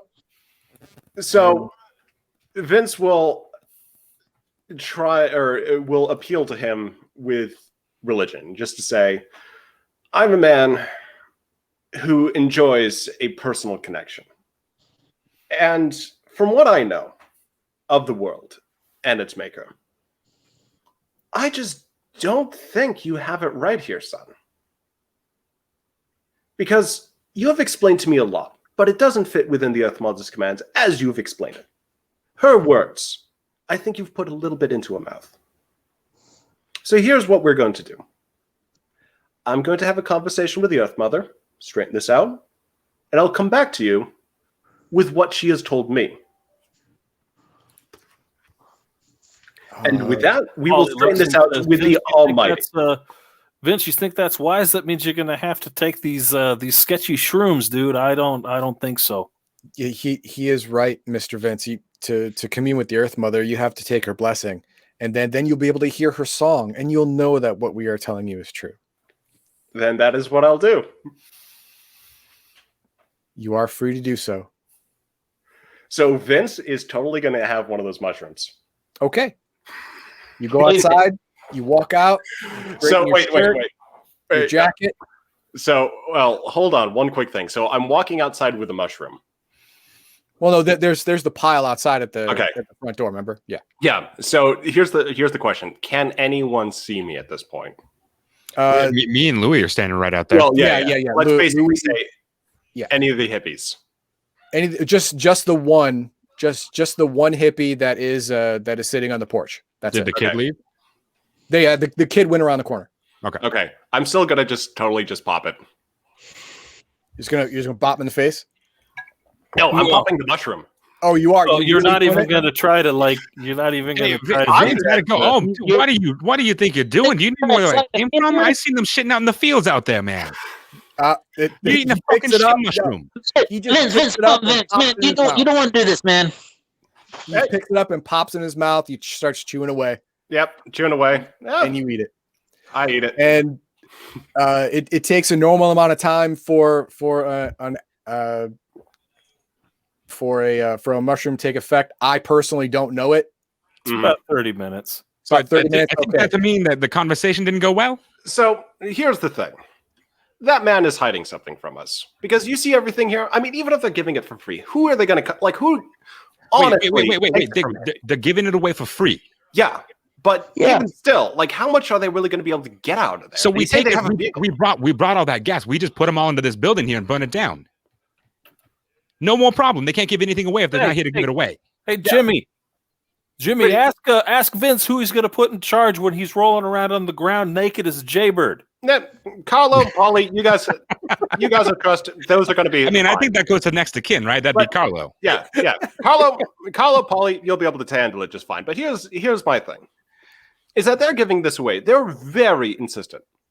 So here's the thing. We need to figure out what they're giving away because who would honestly take this stuff? How much are they? How good does this have to be? I mean, shoot it. It's free. I mean, it's free, but I mean, you're going to take it from what? A hippie van? Well, you just did, didn't you? True. I'm trying to figure something out though.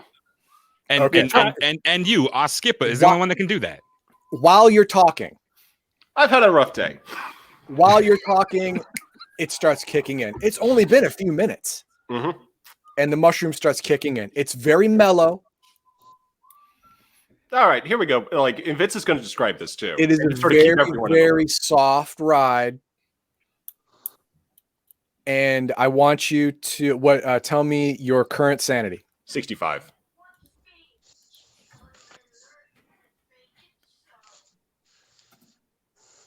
$51. Okay, under. Not a problem. You're able to keep your head, you're able to ride this out.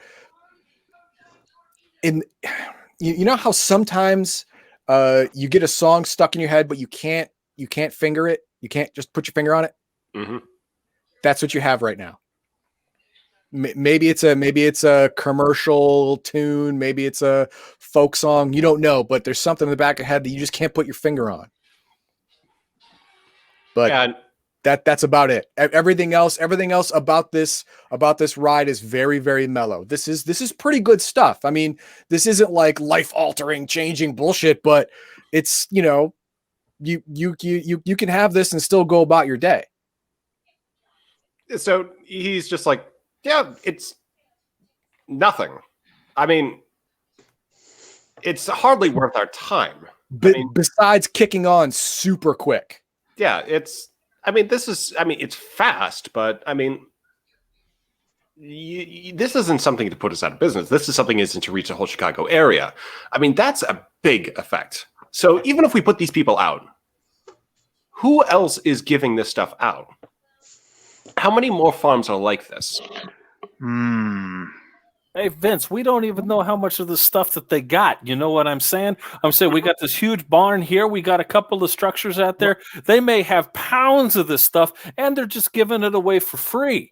No, we got to take care of this. For that matter, how are they even getting into the city? How are they getting it there? They say they have a vehicle, but do you see anything here? Wait, they have a vehicle? They said Why don't we get rid of the vehicle so they can't get it anywhere?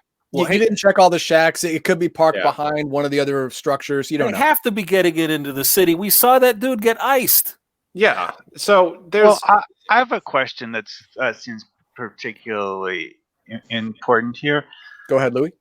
Where's their source? We don't see them growing mushrooms here. Louis gave an excellent point.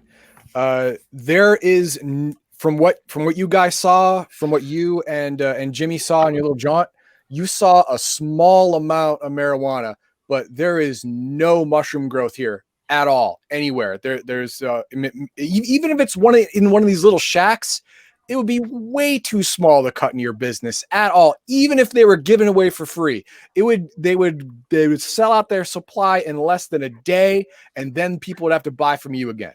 So there is no way. So I knock. I just making enough here. I ask Ethan politely, in finger quotes, with the end of my shotgun just butting his head. Where is it? Where are you growing all this stuff? I don't. Okay, we're gonna roll intimidate again. You're gonna get up to. You're gonna get a 70% this time because he now understands that you're not fucking around and he's gonna die. Oh my God! You just can't catch a break, Fat. No, I can't. He can't catch a break. He's like, I'm sorry, brother, but I can't tell you that. All right, Louis, I'm going to hold on. Come up here and take care of this and I'm guy. going to hit him right in the stomach. Okay, Vince, you're still outside, but out of the corner of your eye, you see Carlo move. Hey, Carlo. But your reflexes are just slow enough that Carlo gets a punch in before you can say anything. Now, you hit the head guy, Ethan, Carlos. Yeah. You hit him in the gut or in the face? Hit him in the gut. Okay, hit him in the gut. With Okay. the brass knuckles. What is your melee skill? Hey, I'm looking. Hand to hand. It's on the bottom left-hand corner of your character sheet. The punch skill is 75. 75. Okay. All right. You hit him square in the gut. He falls back into his chair. He starts coughing. So Vince comes back into the room. Okay. And Vince says to Ethan, "You know what, man? The one thing I don't appreciate is being jerked around. What you gave me was nothing. There was no conversation. I did not see your Earth Mother, which tells me that this isn't her gift, because I would know if the Maker was speaking to me. So what you just did was lie to me. You're being duplicitous. Is that what the Earth Mother would want?" No, man. I wouldn't lie to you. I wouldn't lie to you, man. But you did. What do you want? What do you want? I want to speak with the Earth Mother. Hey, Vince, why don't you introduce him to the blowtorch? Let's see. So how much is in the room? To interject really quick, while this is happening, Louis, you want to go look around at these other shacks with me, see if we can find that vehicle and maybe anything else interesting? Let Vince take care of it. Sure. I mean, there's a lot of these buildings. No telling what they might have hidden inside. Okay. Louis and Jimmy are going to search the other structures, try and find that the delivery vehicle, and see what other operations they might have in these other shacks. Paulie still has the shotgun trained on Ethan. Once Carlos punched Ethan in the gut, he fell back into his chair, and there was a little yelp from the girls and whimper from what seems to be his wife, but they did not make any threatening moves toward anybody. In fact, the thing is, nobody is making threatening moves even after you struck their leader. Yeah. So it's the whole thing for this is just off. So Vince he takes the blowtorch out, and he just starts playing with it a little bit, like just splashing it around. type thing. And on off, and it's just I'm like he's gonna- thinking to himself, and then he sort of like he goes to one side of the room and just starts like looking at a few things just to draw this out for Ethan. Okay. And I'm going to squat down right in front of Ethan, look him right in the eye, and say, "This is only going to get worse." And it gets worse because, again, you are lying to us. You are being duplicitous in what you're doing, and you're dragging this out for everyone involved. We can come to such a simple arrangement, but you keep coming to this point, which I'm pretty certain is coming from you, not the Earth Mother.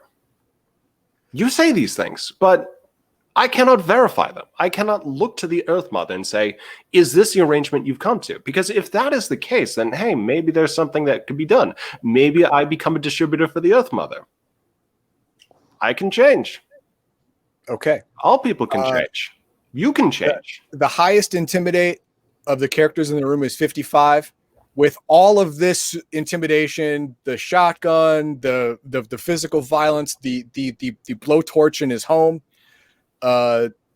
basically now you whoever wants to roll would have to the highest person would be Carlos, and he would have to critically fail for him not to say anything.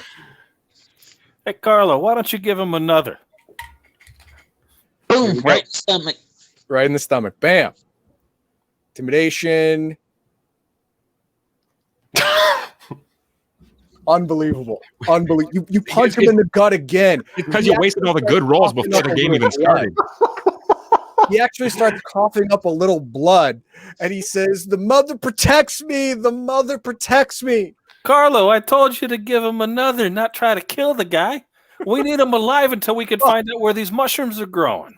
So the Earth Mother protects you, but that is just there is no more intimidating Ethan. uh, Ethan his mind has shut down. He is no longer breaking his stance. He is done. His brain is locked into one train of thought, and there is no getting away from it. So Vince is just going like, so the wife and the kids are in the room as well, or sorry, are they? Well, where is the sort of the rest? Of his family and his children are they are at the other side of the barn. You can see them because they when they ran, a lot of the cloth partitions got torn down. So you can see where they are, and they are watching you, and they are scared to death. Okay, so Vince just sort of shouts, like, what gives? I mean, all I want to do is speak to the Earth Mother. Is like, and Ethan, he's jerking me around like that. I mean, okay, all right, hang on, Vince. What is your personal intimidation skill? My personal intimidation skill is it's only 40. It's only 40. Okay, you are going to get a plus. He keeps 20. us around. No, hang on. You're going to get a plus 20 because of all of the violence directed toward her husband, and he looks like in a bad way. Vince, I'm sorry, Carlos. Brass knuckles plus your regular damage twice with the shots you got. Took him even with average rolls would have taken down to half his life. So yeah, he's beat the fuck up. So we're gonna roll that. So you're gonna get a plus 20. That's 65. 53. There you go. She says, "Jackson Farm. We get all the Earth Mother's love from Jackson Farm." So where's Jackson Farm? She breaks down and she actually starts yelling out directions to Jackson Farm. And at the end of it, she says, "Please just leave us alone." We'll certainly will. This has been some horrible misunderstanding, and I just wanted these simple questions answered. So for those directions, yep, Vince is going to write those down with the pencil and paper he brought along. That's great. Good job. Hey, Vince, do you think it might be a good idea to, I don't know, bring her with us? You know, just to make sure that she stays honest. You know, she knows we can come back. She knows what the consequences. Just in case. I mean, we're going to cut you in a minute. You're not there. Yeah. So Vince says, "I just don't want the trouble. The man's hurt. He needs his wife. I know the family business as well. And these people, they're nothing. Our beef is Jackson Farm." They have right, lied to these people. With And that, we need to we are straighten that cutting. out. Okay, to Vince, Louis- you got it. I got your back always. You know that. With that, we are cutting to Louie and Jimmy. Louie and Jimmy, you went around the back. You're searching the farm again. These hippies, they're just walking around. Doesn't seem like they're doing anything. Couple of them talk to you, and one of them got a little close and was talking to you, telling you to have a great day and the Earth Mother's blessing and all that bullcrap. And his breath smelled rotted, like, oh my god, fucking floss, dude, like something, like Jesus. Zombie. Not a zombie. But you do find a vehicle.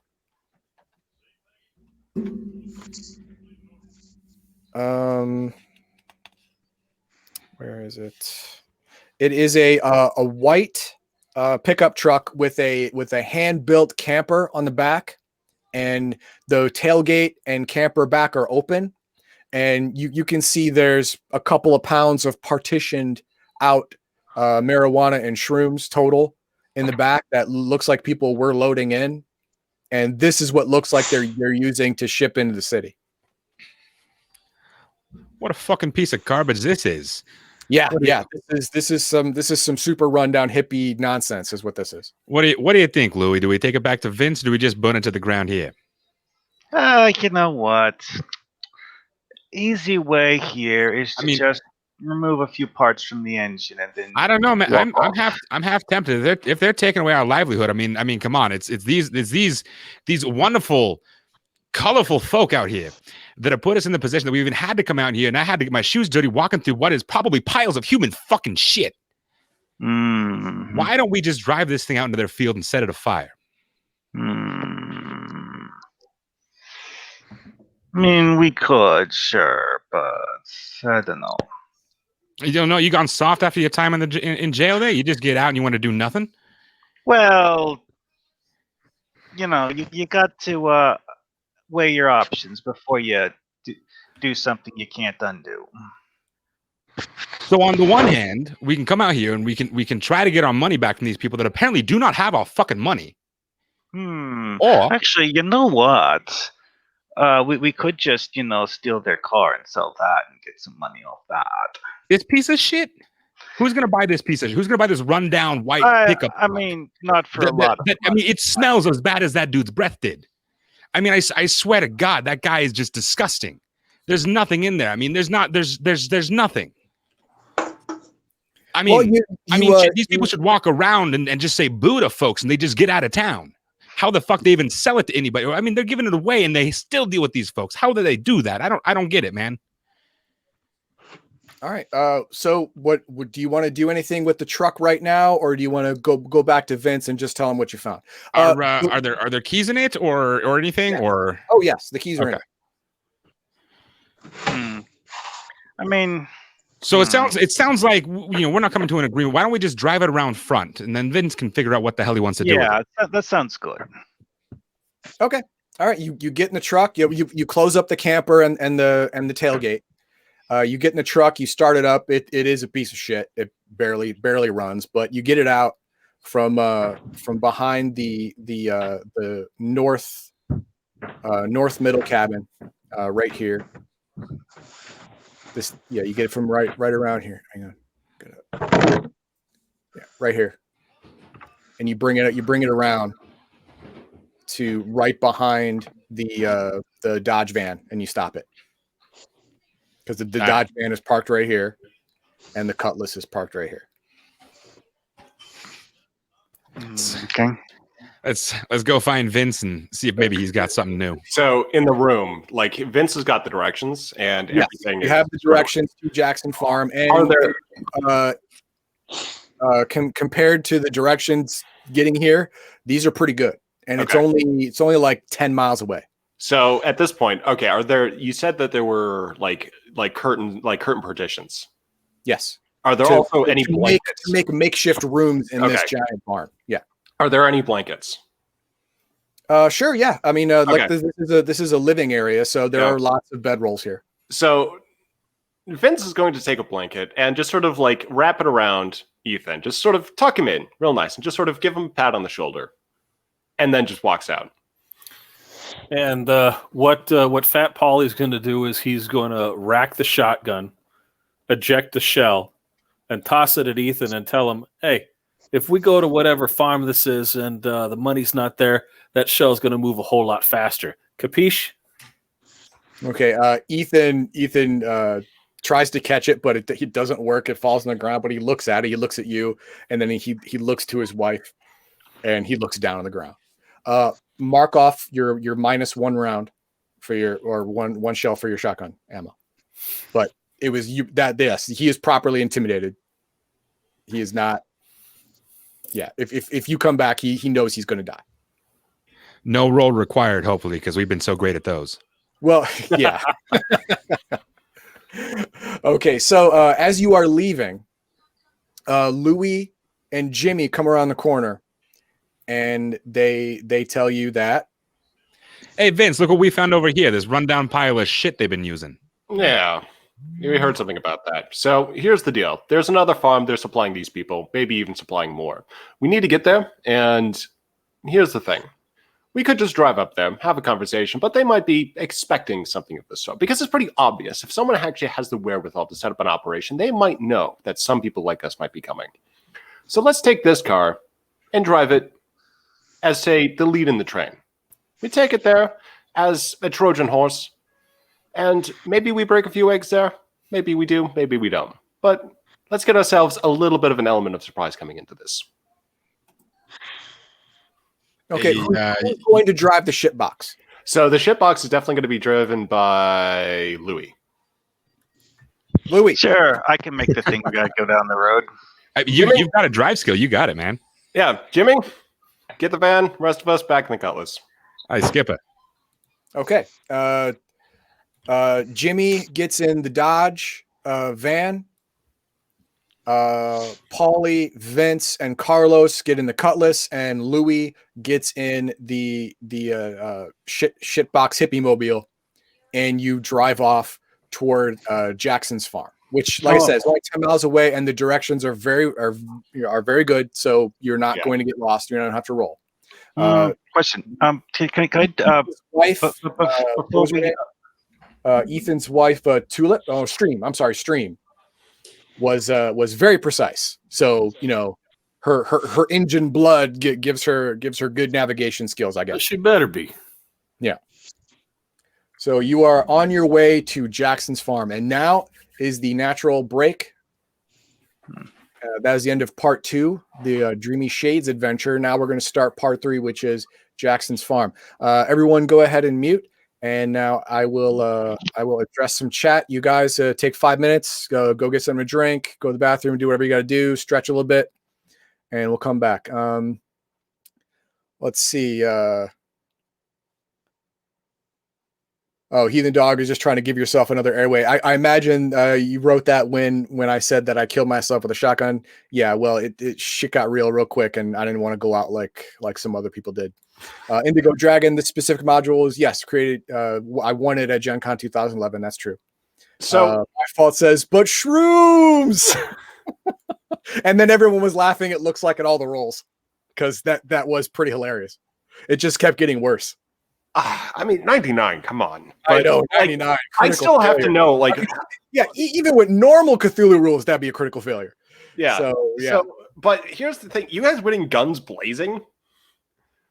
Oh no! It actually says that because all of them are so strung out on shrooms and weed that they have a modifier against even aggressive negotiation, which is intimidation, even by physical force. So they've got a modifier against that. So like I said, you said you didn't want to go out like some other people. I assume other people were getting killed at this point.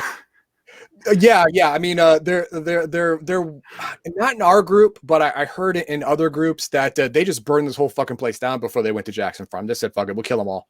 Well, see, that's what I'm surprised that Louis didn't want to do. The second that Louis found out that we were being, I guess you could say, fucked. I'm surprised he just didn't go psycho. I mean, we sent probably the 2 worst people to go look at.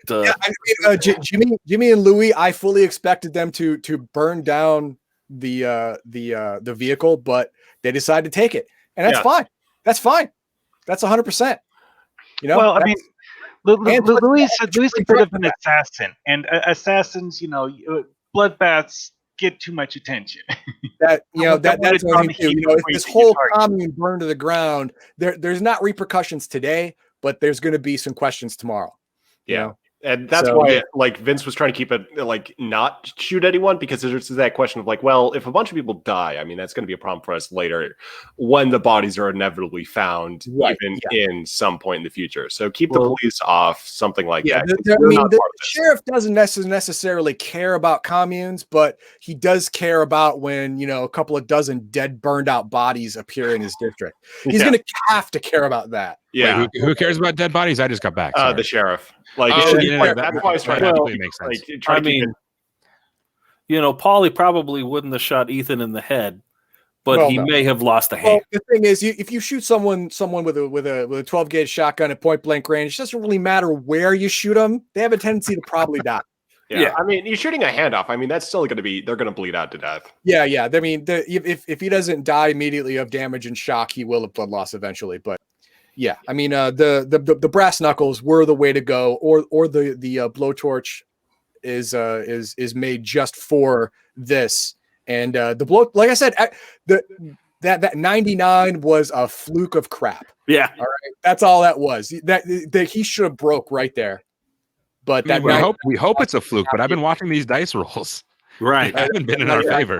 To just be just goddamn Man of Steel at this point.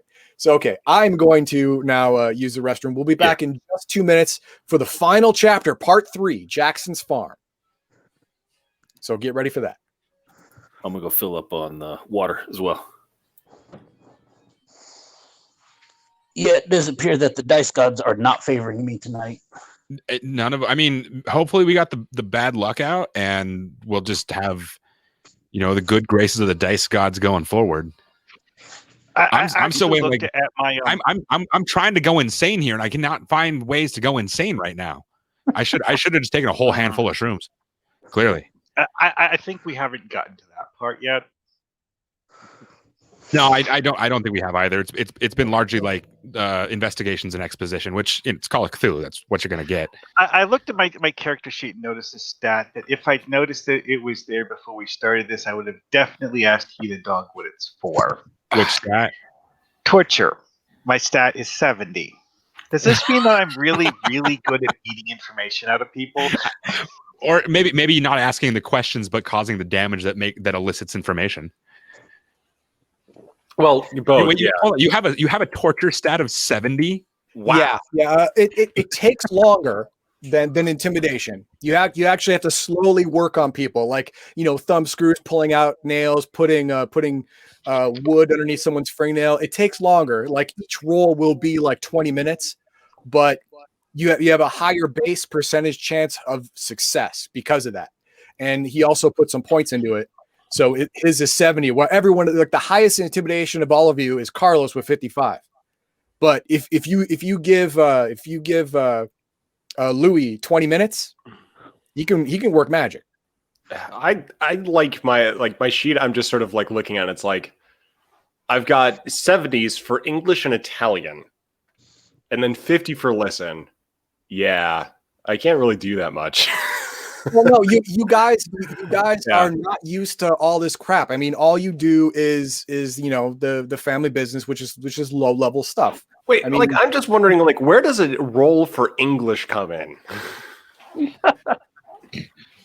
Normally you don't. I mean, you only roll when it is dramatically appropriate.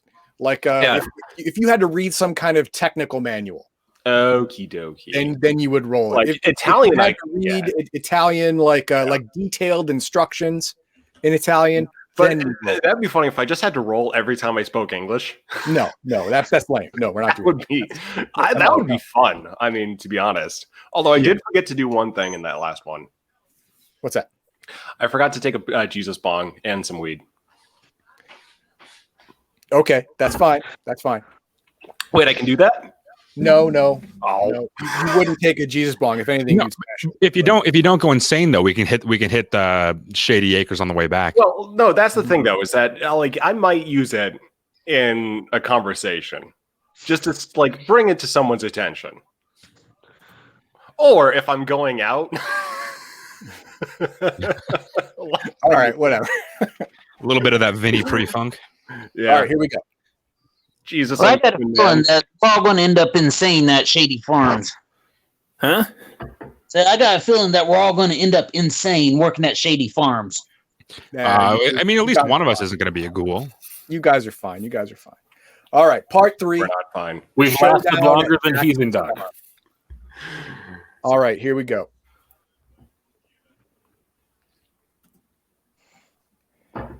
Now, you follow the instructions, very easy. You know, stream was very clear.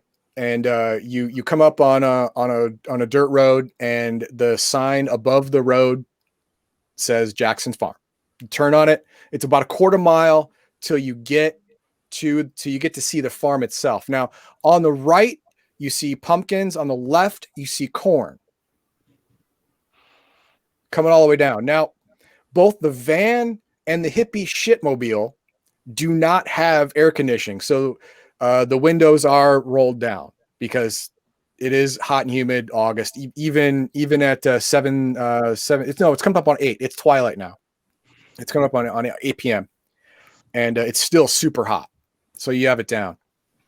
I recommend to Jimmy, who's driving the Cutlass, hey, let's not drive right up there. Let's send that shit box up there first. See what happens. Oh no, yeah, he already no. said Jimmy's. box in front. I'm in the van. Yeah. Carlo's driving the Cutlass. Sorry. Then Yeah. Carlo. So Vince's directions would have been to use the hippie mobile as the Trojan horse. So Louis going in first on his own, basically. So which Sorry, building Louis. do you think I should park next to? I mean, I wasn't that specific.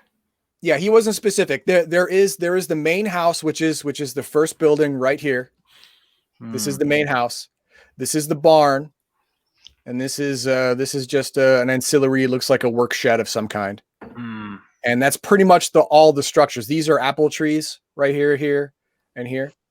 Mm-hmm. But the thing is, by the time you get up there, Louis, you start to smell something wrong. Whatever it is, it don't smell like pumpkins, corn, or tomatoes. No, it does not. Everything, you get this sickly, sweet, rotten smell in the air, and it gets stronger as you get further down the road. And you start to see the corn on the left and the pumpkins on the right. They start to look wilted, brown, and then rotten. And you start to like retch a little bit, like dry heaves. Jimmy, you're in the van, in the Dodge van, right? Yep. Okay, you are starting to feel the same thing because you have the windows open. You can smell this shit, and Nothing's worth this. I'm rolling the fucking windows up. Oh, you just start roll the windows up. Okay, the smell is in there, but and you start rolling the window up like Jesus Christ, this is fuck awful. So something is super wrong here. Everyone else who's in the Cutlass, you see that there's no roll needed. You see that his crops are rotting, like he's done something wrong. He stopped working the field, something, but his crops are dying. Hey, boss, something ain't right here.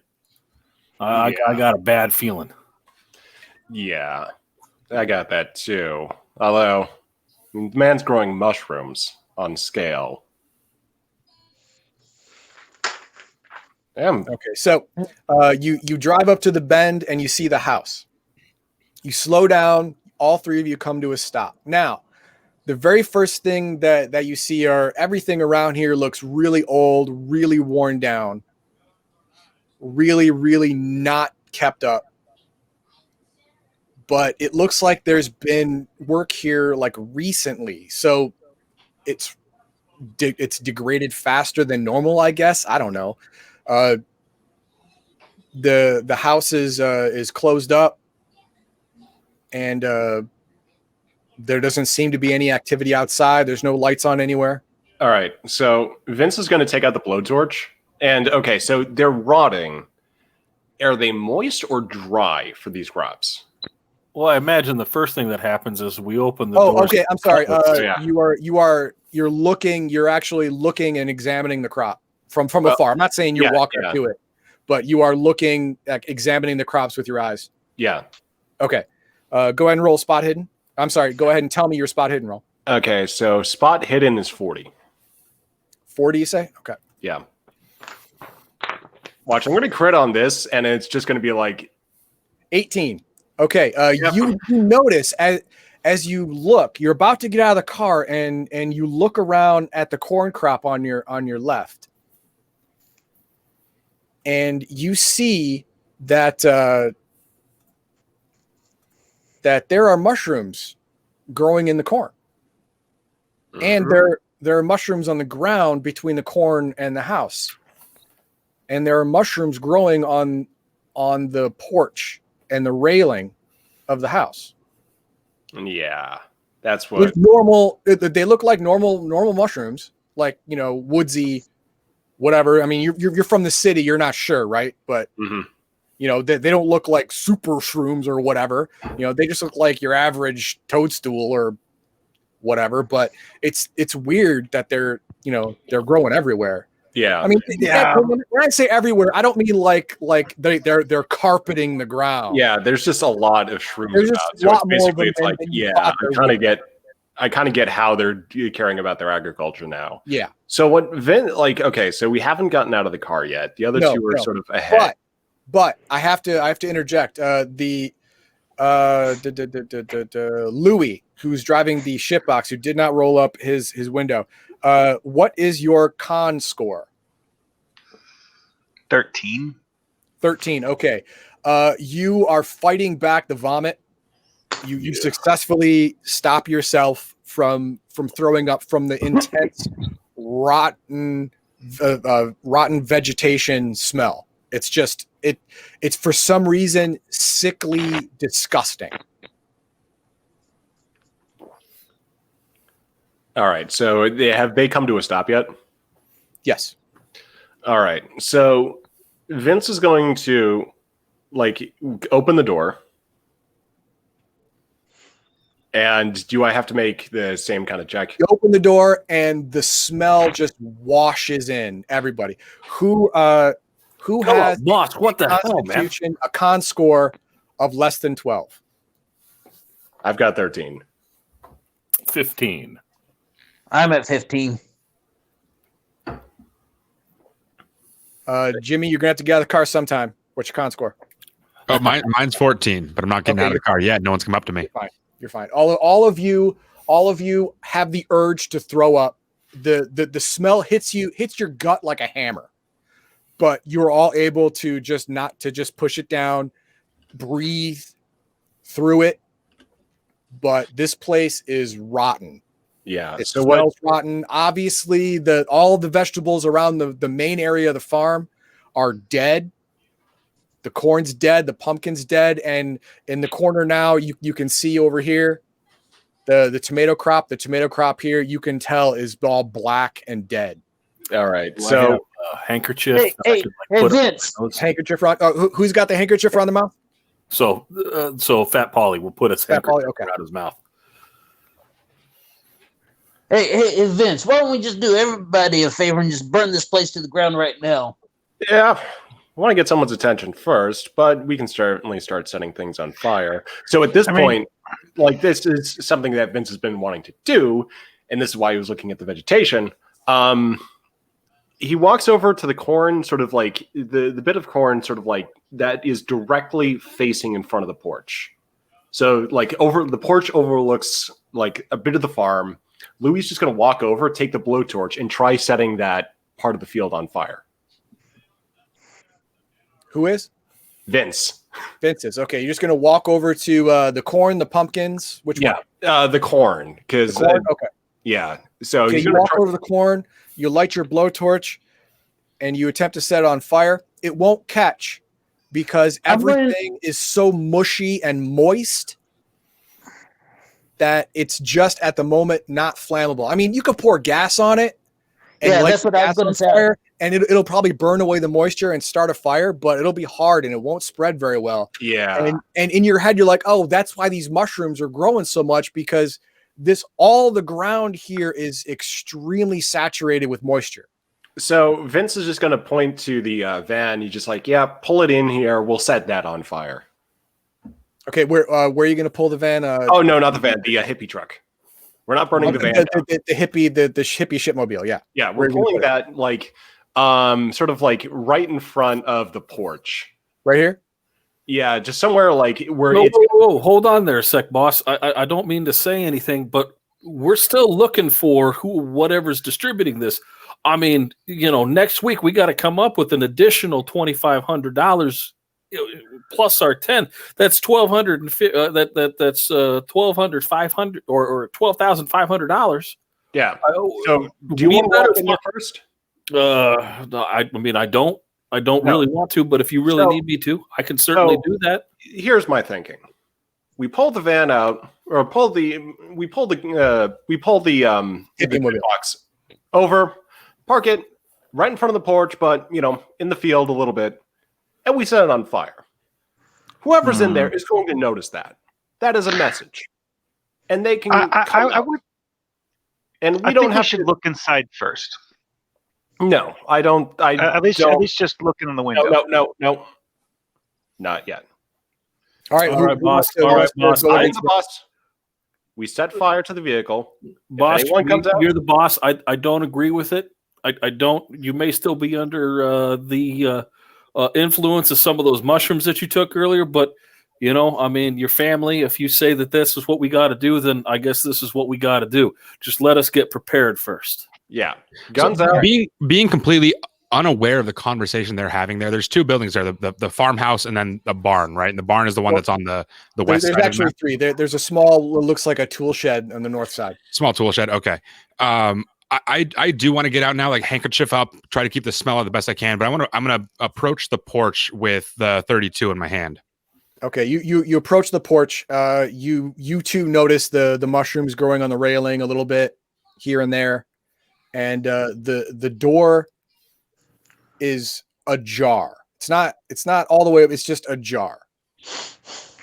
Can I just barrel the pistol, just kind of like slowly eke it open, peer around inside?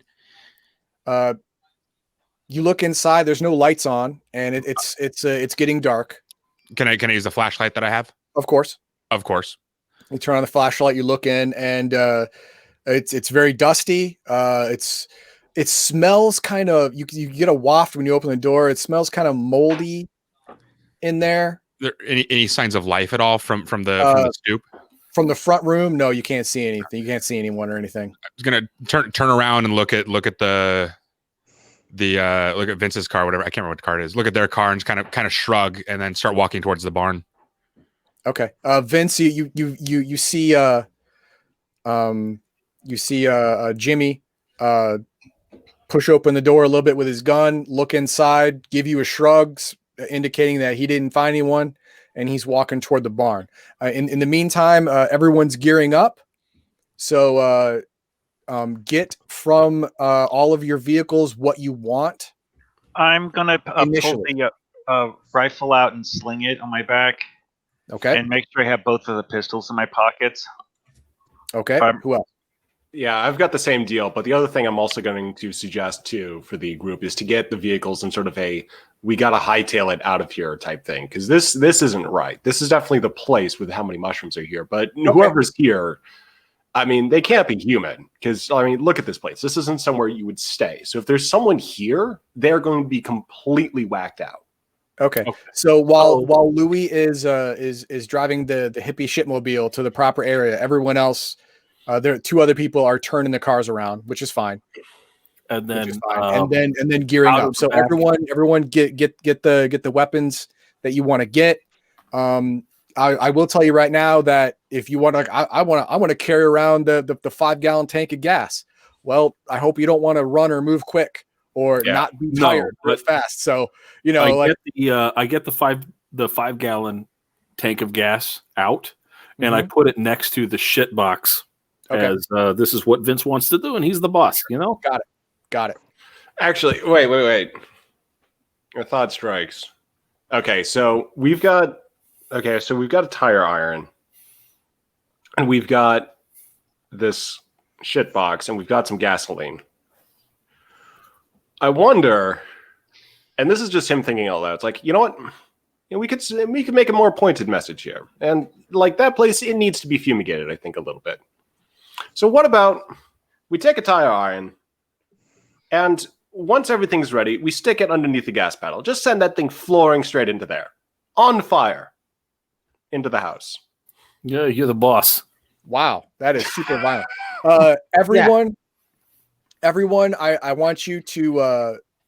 I'm going to remove you from the stream. I'm not going to remove you from the thing, but I need to talk to Vince alone. Okay. Okay.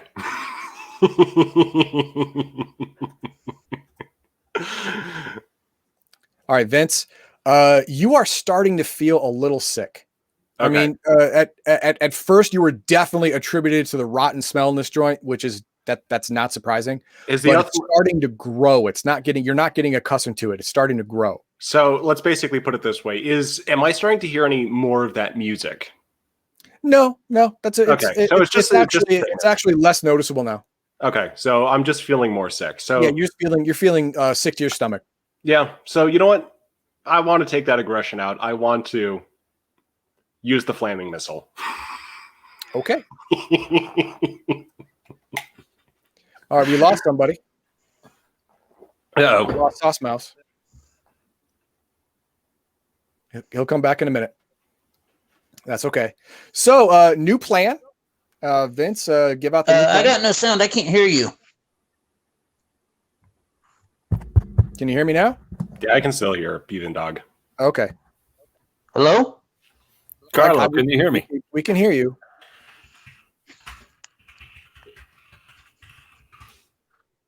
Hello? My volume's up. We can hear you just fine. Hopefully, anyone else can't hear me? Yeah, I can.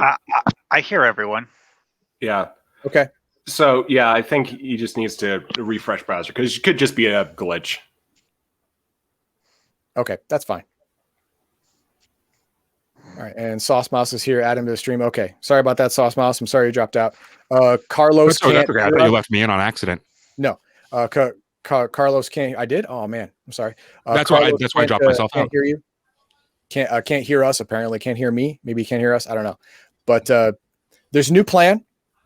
Everyone's gearing up with the weapons you've chosen, and the hippie shipmobile is going to be set on fire and rigged to go into the house. Why? This is Vince's orders. Vince wants it done. Vince is really not having this place. Does Vince appear to be in his right mind, or does he have giant fucking pupils? He looks sick to his stomach, but to be fair, all of you look a little bit shades of green because of the fucking smell in this place, and he looks a little bit pissed off. And but Vince was always planning to do arson anyways. Yeah. Louis has no problem with this. Vince is going to call over Carlo and Polly and just say, you know what, guys? We could send a message very direct, let's say to the house. But if you feel that we need to have a discussion, maybe send the vehicle to another location. I'd be up for that as well. Today, Vince, not a good day. I thought your original plan of maybe burning the fields up and bringing the people outside, that was a good idea. I really don't want to go in there. You know, that place doesn't look like it's too much fun. We're this sick out here. Yeah. If we go in there, I'm going to lose my meatball stub. You know what I'm saying? And that's not something that I want. So I think your original plan of burning the field, but I mean, you are the boss. I mean, you're the. I mean, we could burn the field. We can build one of these buildings. We could build another building. What sends the best message? Well, we don't know what's in that. Hang on. That is a good breaking point. Jimmy went over to the barn. Yes, I did. Okay, and Jimmy gets to the barn during this conversation. Jimmy's walking to the barn. He gets to the barn with his flashlight, opens up the barn door, and you see a pretty good work truck that's kept up nicely, and it's got looks like about 10 pounds loaded up of mushrooms, 50 pounds of marijuana. And who the fuck is loading this truck? And on the hood of the truck is a book, a small ledger, looks like. I'm gonna go look at the book. Well, you know, I'm gonna grab the book. I'm gonna look in with the flashlight into the cab of the truck and see if there's keys in there too, or if there's anybody in there. Okay, there is no one in the truck. There is no one in the truck. You Right. look at the flashlight up and down. There's no one and nothing in the truck. There's no keys in it. Okay. You know, there's nothing like that. I'm gonna grab the book then. Kind of take a quick look at anything else that might catch my eye, just on a brief inspection. Okay, and a then walk brief inspection of the place. What is your spot hidden? 35. Let me double check. I think that's what it is. 35. Yes. Okay.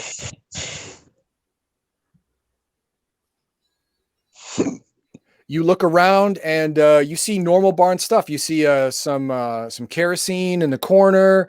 You see a workbench with both power tools and non-power tools. You see spare parts for a tractor. You don't see a tractor. You don't know where the tractor is, but you see lots of spare parts for it and a place to park a tractor to repair it. You see a second story with hay in it. So he must have animals somewhere around here. You don't immediately see any, but it's normal barn stuff. Are there mushrooms kind of growing on stuff inside the barn like there's yes, outside? on the ground you do notice a mushroom here and there has gone inside the barn. Yes. Okay. I'm gonna grab the ledger and kind of flip through it and walk back out to the other group. Okay.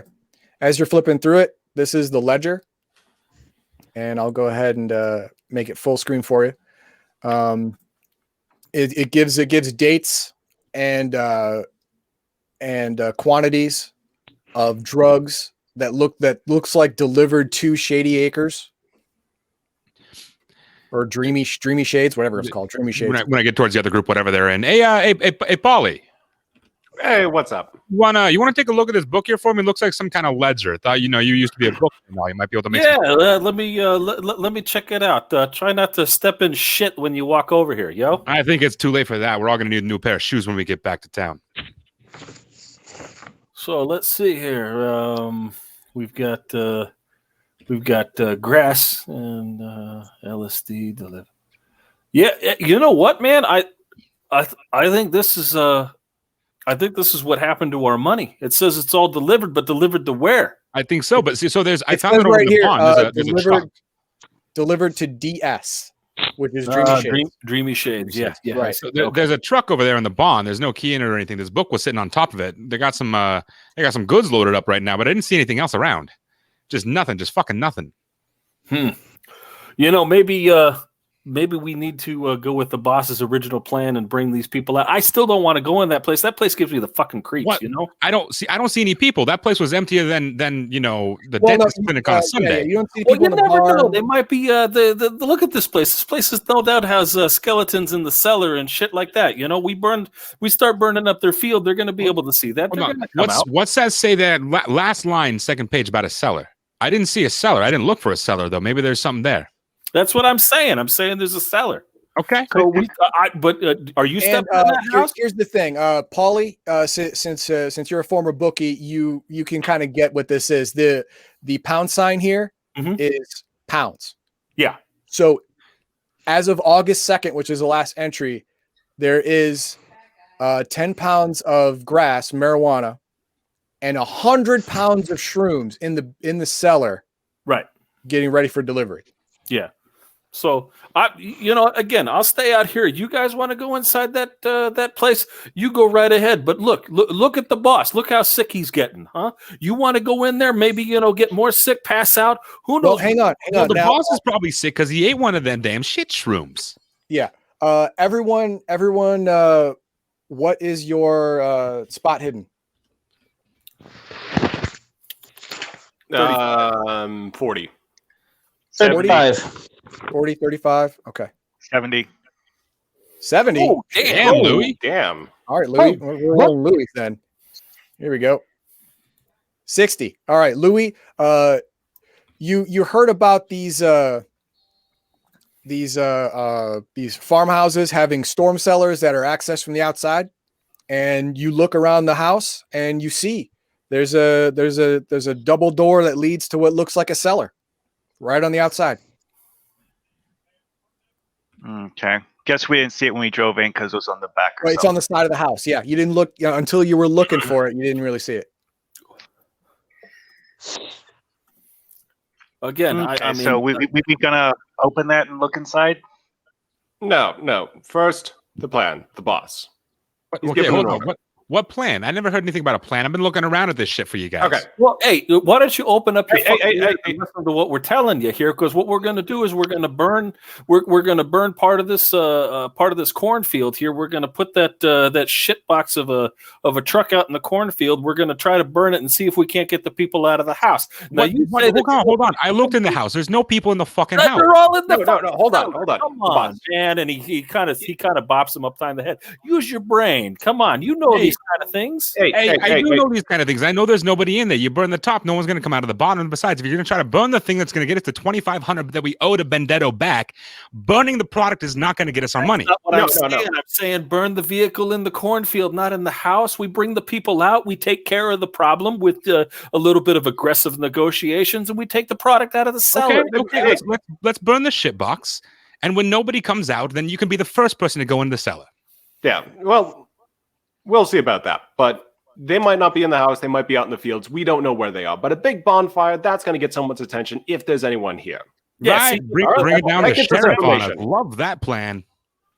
All right, so you drive the hippie shit box into this part of the cornfield right here. Yeah, just like right at the corner there. Yeah, right here.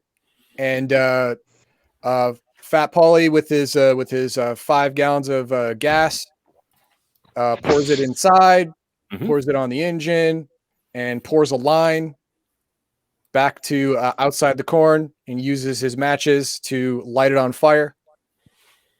And it starts burning real well because it's a car and it had gas in it, so there's no roll. It's going to burn. And it starts burning real hot, real fast, real bright, real high. And how long you want to wait for someone to come out? Yeah, just a few minutes. We're not gonna wait for half hour or something like that. If there's no activity, once we start this thing up in 5 minutes, we're basically okay, either no one's here or whoever's in there is completely bonkers. Right. Okay.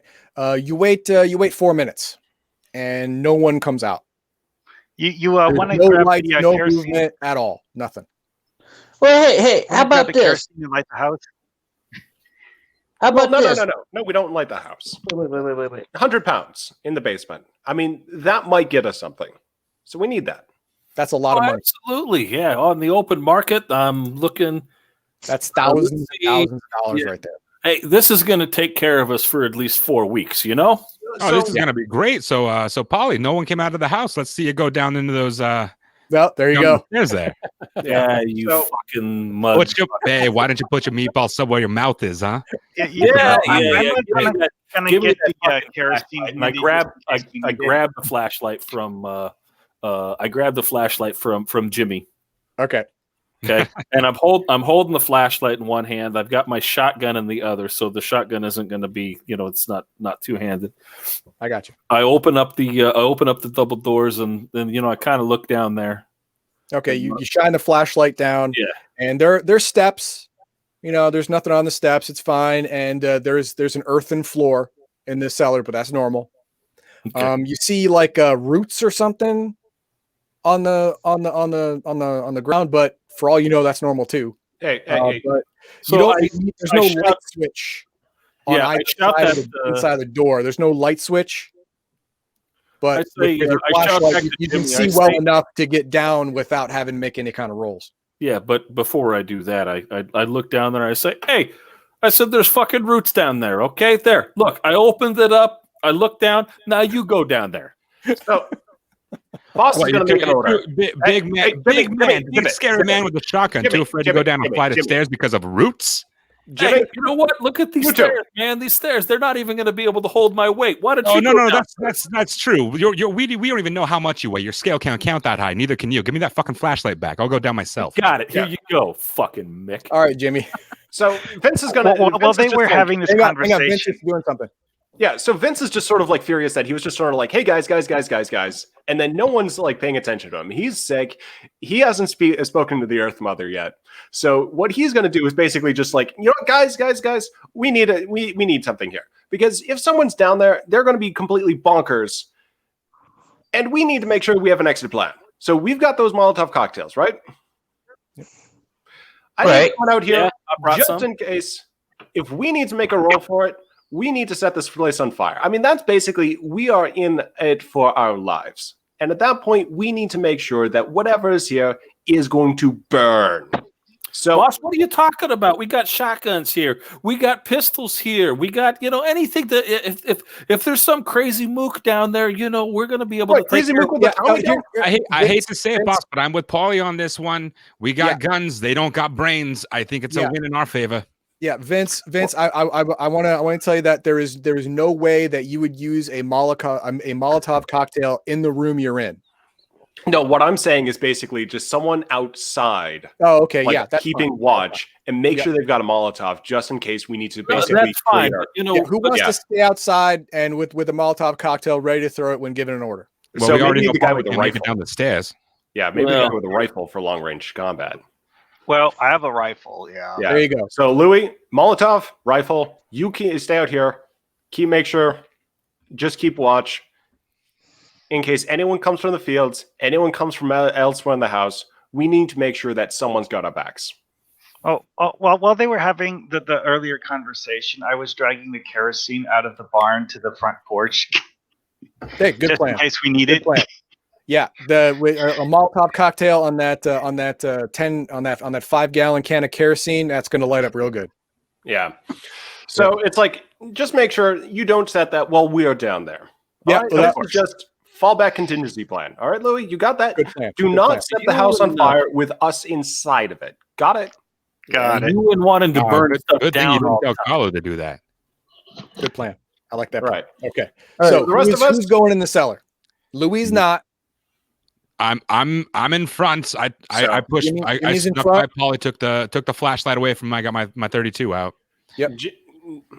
Jim is Yeah, first. you go down there. You have fun. You tell me what you see. And then I'll keep the book up here, and then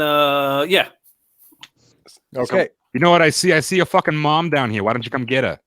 yeah, you do. You know what? She hasn't had a good fuck in a while. Why don't you give it?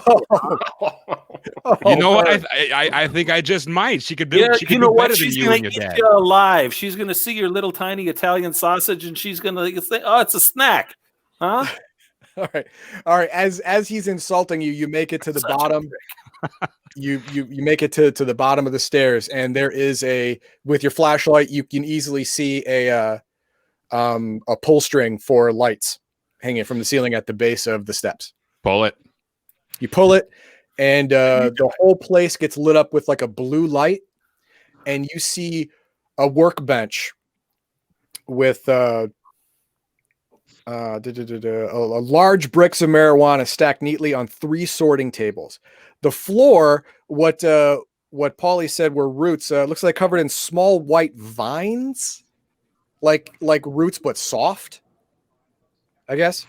And all around the room, it looks like the whole room, every wall of the room has rows and rows of planters from top to bottom. Everything growing shrooms.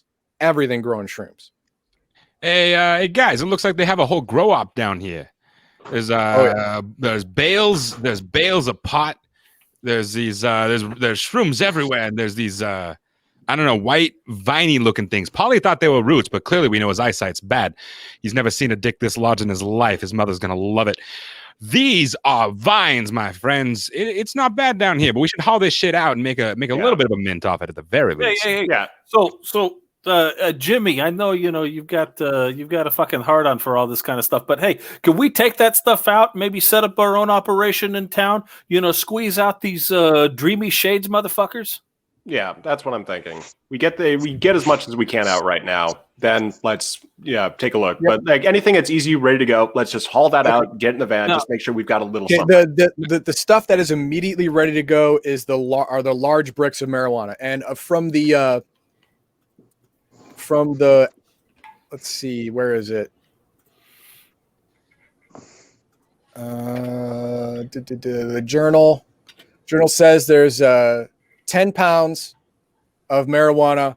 That means there's going to be 10 bricks of marijuana just sitting there, right there, all wrapped, ready to go. Yeah, it's not much, but let's just pull that out right now. Yeah. Okay. So, Hey, Vince, what I'm gonna- saying is I'm saying that we should take this this entire grow operation back to the city. You know, I mean, right now we're gonna make a mint on these 100 pounds, but I mean, if we can grow it, you know, well, just saying. Yeah. but- right, am I the only one in? I'm the only one actually in the cellar right now. Is that yeah. right? I want you to make a spot hidden. By the way. Yeah, 35. 35. Okay.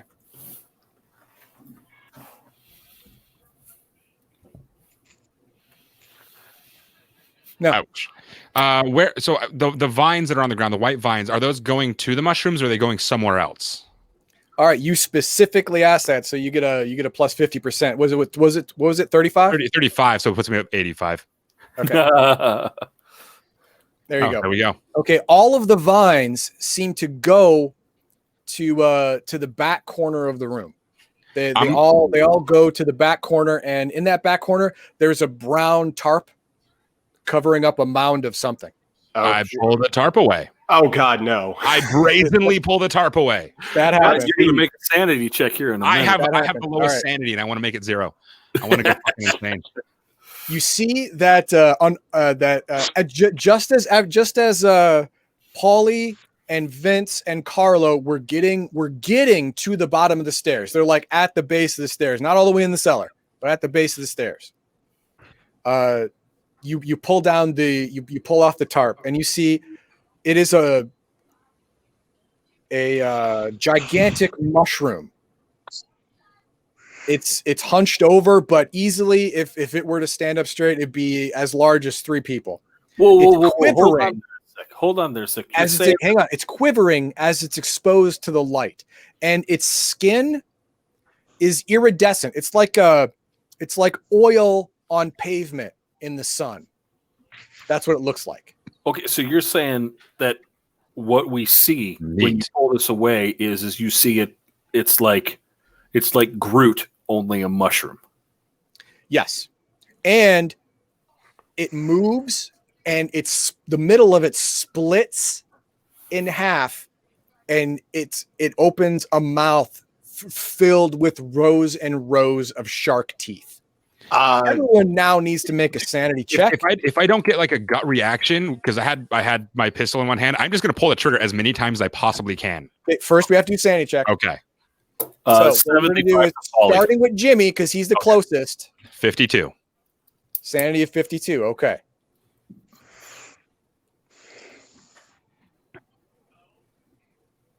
Nice. 58. You failed your sanity check. You lose 3 sanity points, 3 sanity. and you are frozen in terror. For the I'm initial thinking round. really hard about wanting to pull that trigger then. I know, yeah. You're thinking really hard about it, but your hand just locked up. Okay, next is Fat Paulie. Fat Paulie, what's your sanity? 75. You fucking sane people. 28. Okay, you lose 1 point of sanity. Vince, 65. you lose 1 point of sanity. Carlos, 64. you lose 1 point of sanity. Okay. Louis on the outside, you start hearing, holy, what the fuck? You start hearing stuff like that come out of the cellar. But before you can do anything, this is what happens. This mushroom creature, after it opens his mouth, vines shoot out and wrap around Jimmy. Jimmy, being frozen in terror, cannot defend himself, and they wrap around him, and they start squeezing and slowly pulling him toward. So I've got a gun, and let's see. Add a character. I fully give you my permission to shoot through Jimmy to hit the mushroom if you have to. Well, I was debating whether or not to shoot Jimmy in the head. well, before you shoot Jimmy in the head, I've got a shotgun. Is there any way that I can attempt to shoot the vines with the shotgun? The vines that are around Jimmy are on the ground. Well, So there's there are vines coming from the mushroom and are now around Jimmy. I want to shoot the vines between the mushroom and Jimmy. Okay, you will have to. Right now, Jimmy's in the way. Okay. Well, then So can you I? would have to get around 90-degree angle to get in between this giant mushroom monster and Jimmy to shoot the vines with a shotgun. That's what I'm going to plan on doing. And Okay. all of a sudden, Right, since you are at the bottom of the stairs, you are gonna get to go first. You are gonna have initiative of opportunity because you are the only one who can move first. So I'm gonna let you move first. Okay, so I will move then to the opposite corner, and actually I may even just move up as close as I can to shoot the vines to try to break them out. So Okay. That's fine. That's fine. Okay. You get to the other side of the cellar and you have a shot with your shotgun to shoot the vines that have sprung out and wrapped around Jimmy. So that'd be a 45 skill check. 45. Okay, let's see what happens. Motherfucker. Thank you for not having a critical failure. Adrenaline and fear. You pulled up. You pulled up and you shot. That's fine. Vince, normally it would be your turn. But as you take a step into the room to pull your gun, you immediately fall on your knees and start vomiting. Ooh. Carlo, sorry, your turn. Carlos. Is there room for me to get up there and shoot the mushroom? Yes, you can go to the other side that Fat Paulie went to and still have a shot at the vines. All right. I'm going to do that. I'm going to go up there and I'm going to shoot that mushroom. Okay, I'm not going to call for movement because this cellar's not that big. It's a farm cellar. So yeah, you get there. What is your shotgun skill? Shotgun 60. 60. Okay. You successfully hit the vines, and 3 of them burst from the damage, and the rest withdraw back into the mouth, and this thing screams. The scream it makes is more in your head than in your ears, but it is in both. Louis, we're back to you now. On the outside, you hear in your head an unearthly scream of some kind of creature that you can't even imagine what the hell this thing came out of. But the moment that happens, I have to make you roll a listen roll.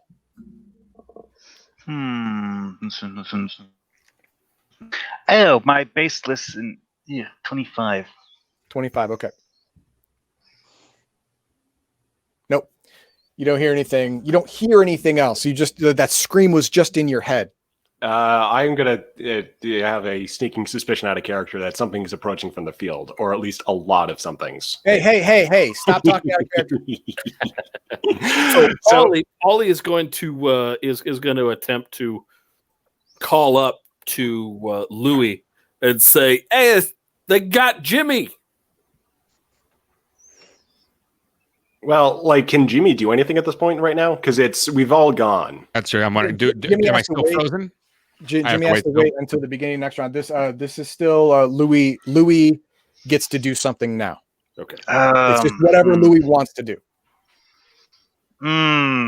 Just to take a look around and just to see, because let's say that I had this instinctive feeling that scream was a beckon for something to come help it.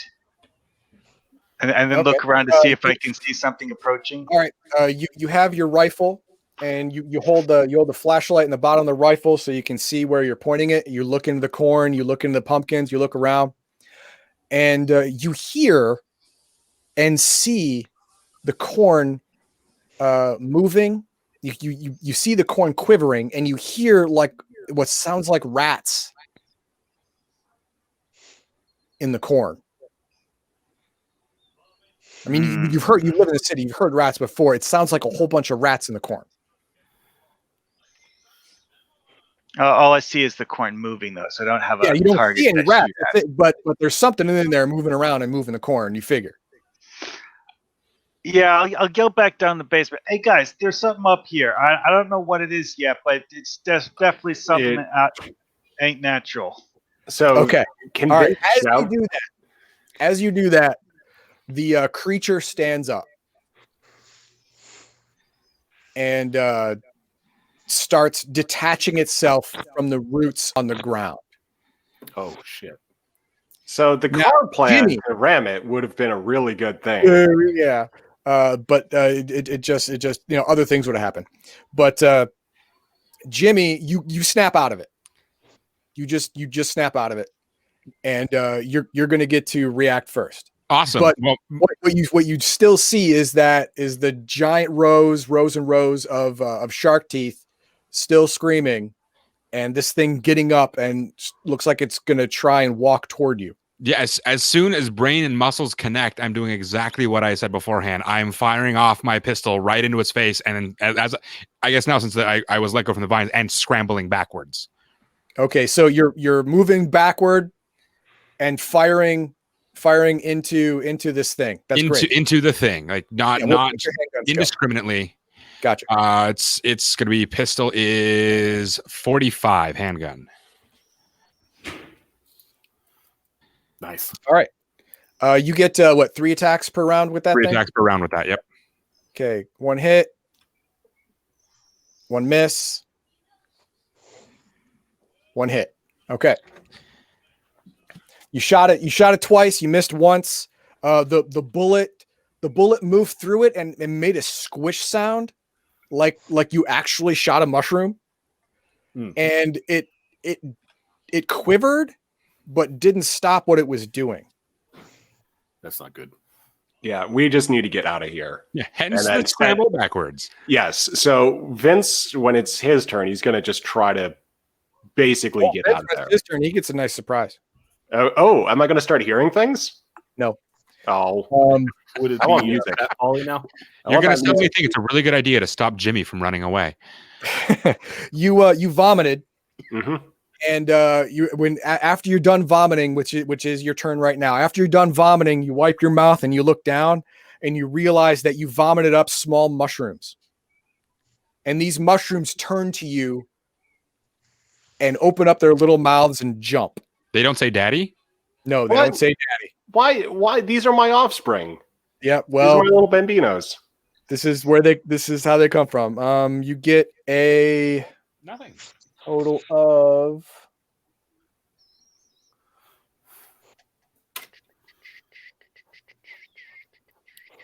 7, 13. Oh, Uh-oh.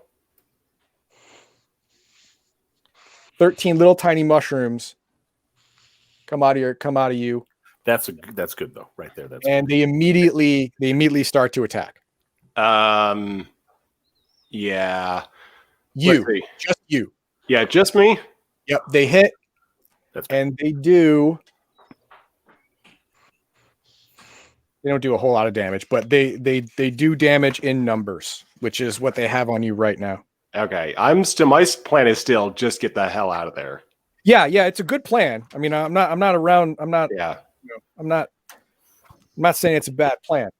I'm just saying that Yeah. these little tiny shrooms that They came- have betrayed their overlord. Oh, there we go. D12. Okay, I was looking for the damage on that. It's a D12. So you take 9 damage. Ooh, I'm down to 4. Ooh. Okay. This is what happened. This is what happened. You vomited out these mushrooms. They all jumped onto your face and neck, and they all started biting. By themselves, you don't think they would have gotten anywhere for a while, but all together, biting in the same area, they start shredding your neck. Carlos, you are right behind Vince. You see this. But right now, it is Fat Paulie's turn. So what Fat Paulie's going to do is he sees Jimmy. Got away, shooting. He pushes back. So I'm going to now stand between Fat Paulie and this mushroom. I'm going to say, you fucking Goomba, you fucked up. But hey, We got to get the fuck out of here. And I'm going to take my shotgun and I'm going to hit it twice. Shotgun skill is 45. 45. Okay. You're going to shoot it twice with a shotgun? All right. Yes. Am I within 10 feet? You are. You're going to get the full 46. Yeah. All right. So 39 hit. And 95 is a miss, but not a critical failure. Yeah, good thing. So yay team, right? Right, All right. You got Shotgun one hit. blows up in my hand. You got one hit, and that's going to be a 4d6. 6, 8, 14. I'm sorry, 12. And 18 damage. Good roll. Good roll. Yeah. That is a good roll. That is a good roll. Let's just hope it did some good. And all of the buckshot goes into it, and it makes that squishy sound just like it did before. And it quivers and hesitates, but it's still moving forward. We need fire. All right, it is now. Jimmy went. Vince went. Well, did I really go? I just got attacked. Vince got attacked. He hasn't gone yet. But Fat Pauly, and then who's on the other side of Fat Pauly? Me. That was Carlos. Carlos. Yes, All right, you saw what happened. I saw what's going on with Vince. Yeah. All right. I'm going to start pushing him towards the stairs, and try to brush off the neck. Okay. You grab him. You grab him by the back of his shirt, not his collar, because that's where all those fucking killer mushrooms are around his neck. But you grab him by the back of his shirt, and you start helping him up the stairs. Now, Vince, with your action, are you going to let him assist you up the stairs and out of here? Yeah, and then I'm also going to try to pull off those little guys. These mushroom things. Yeah. Yeah. Okay. You start raking at them as you are walking upstairs. I'm not going to because Carlos is assisting you. I'm not going to make you roll to run up the stairs and not fall, because he is actually helping you. So that's fine. But I need you to roll your unarmed, your hand to hand. Hand to hand. So my fist punch is going to be 60. 60. Okay. Yep. There you go. Boom. It was almost bad, but you got it. And your damage, D3. D3. Okay. You scrape off like 3 of them. Just squish them. They are, but by themselves, they are not a whole lot. Just like little tiny mushrooms. You just squish them as they come off. Now instead of 13, now there's 10. Yeah, that's still a lot. It's still a lot. Get it go again. Yeah, it is still a lot. But the mushrooms seem so good. Yeah, it is nice, right? Okay, so that's everyone in the basement. And Louis. Louis, it is your turn. Well, I don't suppose that thing in the cornfield is close enough I could throw a Molotov cocktail at it. You believe you can, yes. Oh, God. Okay. Because whatever that thing is, we're going to need to make it not get in our way when we leave. Right. Now, is that near? No one is out there with Louis. No, I'm just saying, is that... I'm trying to figure out where it is. Is that near where we started burning the cornfield? It is. I will show you. Because we started burning the cornfield in the corner. That is true. You did. Get out of here. Okay, you started burning the cornfield right here. Louis is right here, because this is where the cellar opening is. Okay. Right, and so he's covering you, and he's got eyes on anyone on approach, and it's coming from right here. Right, in this whole area right here is all messed up with movement and noise. Where are the cars? And the car is burning right here, but the fire is not spreading as much as it should, because the ground is super moist and saturated. No. And The cutlass in the van and like goopy. It is spreading, but very, very slowly. I'm talking about the cutlass in the van. Oh, they're both right here. Okay. Turn around. And there's that truck in the barn, but we don't even know where the key is. To that. Yeah, you don't know where the keys are. Mika, maybe so if someone knows how to hotwire it, but yeah, you got no keys. You got two vehicles Our right immediate here. plan is to get the hell away. No. Louis, Yeah. what are you gonna do?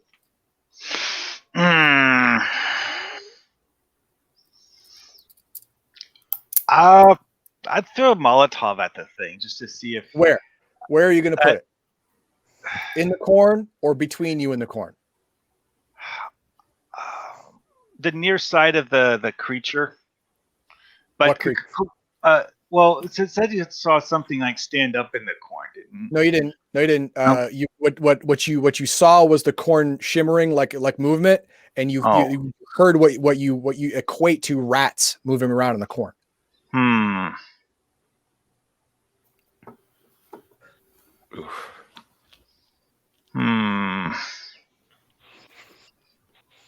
Yeah, I'd put it at the edge of the cornfield. Right here? Yeah. Okay. All right. Go ahead and Sure, there is a throw skill in here somewhere. Yep, throw. What do you got for throw? Oh, mine is a base of 25. Base 25. Okay. Well, you are going to, unless you critically fail, you're going to successfully throw it. You just, even if you fail, you're just not going to put it where you want it. That's all. Okay. If you critically fail, then it breaks on you, and then, well, yeah. That's the end of you probably. But we'll go ahead and roll it. 17. Look at that. Beautiful. Hey. Beautiful. Okay, you successfully throw the Molotov exactly where you wanted it, between you and the corn, and the fire spreads, creating a tiny wall in between this barn and this tree right here. Right in between here is a little wall of fire. Where are the cars? The cars are over here. The cars are the cars are right here. Okay. Did we turn the cars around when we parked them, or do they still like? Yeah, yes, Jimmy, we did turn them around for quick escape. Okay. I thought so. I just couldn't recall. Yes. Okay. Now you're scrambling up. Vince, you feel a lot better. You don't feel sick anymore. Okay. So you feel like 100% better right now. But I still got 10 little guys on me, and they're not listening to Daddy. That's true. Okay, so that's all. Now, wait. The creature finishes detaching itself from the vines, and its base splits into two leg-like structures. I say leg-like, but leg-like for a mushroom with legs. I don't know. Picture that. As a matter of fact, you don't have to picture it. I got a picture of it. Gross. This is scale. This is normal human size. That thing's like 12 feet tall. That's impressive. Yeah. So that's what you're up against. All right. So new initiative. Jimmy, then Paulie, then Vince, then Carlos, and Louis is last again because he's outside. But Jimmy, Carlos, and Vince, if you continue up the stairs at the end of the round, you will be up and out. And Vince, if Carlos continues to help you up the stairs, you will be able to attack the mushrooms on your neck one more time. All right. Can I move and attack in the same round, or would that slow down my progression up the stairs? No, you can. Okay. The mushroom head on the picture you just kind of showed, it looked like it was like pulsing, or almost maybe like not necessarily solid. Is it like pulsing or like anything, or is it like a solid giant version of like a Amanita or something? The whole thing quivers when it moves, but there's no place that is especially pulsating or quivering. Okay. I'm gonna keep backing out, but I'm gonna take an additional set of shots. But I'm trying to specifically hit it in its headpiece in the. Right. Now, before you do that, realize that Polly is between you and the. Oh, that's right. I forgot you stepped so big in. If he's aiming high, he's not going to shoot anybody else. Okay. All right. Okay. Unless he critically fails, he's not going to hit anybody else. Don't critically. Don't put that on me. All right, that's I'll pick three first more now. shots. Can I do something a little bit different then in that case? I forgot Polly was between us. Since Polly stepped up between us to take the shot with the shotgun last time, can I kind of like grab his back, put one arm around the side of him, and pull him back while I take a shot? Yes. Okay, let's you do will that. sacrifice half your movement, but you will give Fat Polly half of your movement for free. I'm okay with that. Okay. He stepped in for me. I stepped in for him. And you will only be able to take 2 shots instead of 3. I'm okay with that. Okay. What is shot your of 45? handgun skill? 45.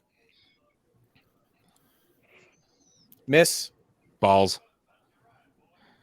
and miss. Hey, Well, you know what? That's Fat okay. Polly is a wall, not a window. Okay. Yeah, he's a wall, not a window. I'm not using it as a body shield. I'm trying to help him get out of here. I appreciate it. There you go. it. But- I'll give you my mom's number after this is all over. There you go. I Fat thought that was Polly, who was under the tarp. I'm sorry. That's why I pulled it off so yeah, quick. there you go. Yeah. Fat Polly, you are halfway out. Okay. If you take your full movement, you can get out this turn. But if you also drag Jimmy with you, then you will make it halfway up the stairs. Now, if I do that, can I still take another action? If you have a shotgun, right? Correct. Okay. Normally you get 2 shots. You only get 1. Okay. If you drag Jimmy with you, but if you don't, you can get both shots off. So I will do that. Get up halfway up the stairs, get Jimmy halfway up, and then I'm going to shoot that big bulbous head. Okay. All 40. right, what is My your shotgun boy skill? right there. 45. One. Critical success. Oh, yes. You're gonna do double the shotgun damage, but the thing is, you were using your movement to get out, so you were at medium range. So it's what 2d6, 2d6. Yeah, that's fine. right? Yeah, 2d6. Yeah. Okay, so we get 6, nice, Oh yes. and 5. That's 11. That's Yeah. 22 damage. Sweet. So that's what I'm talking about. You know, All come right, on. We good gotta job. So 22 damage. Yeah. This one made it shimmer a little more. This one is not messing around now.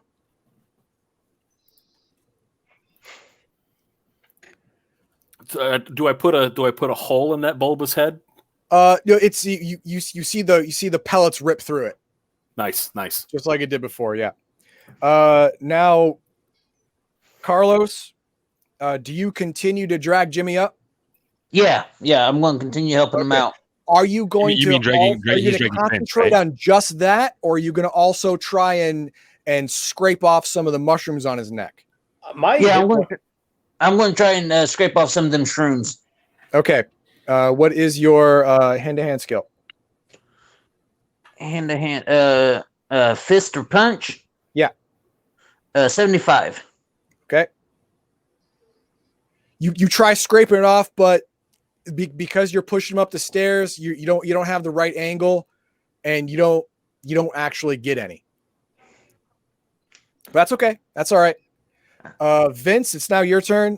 You're gonna scrape some more off, I imagine. Yep, I am, because I only have 4 hit points, so All right. What's your hand-to-hand? 60. 60.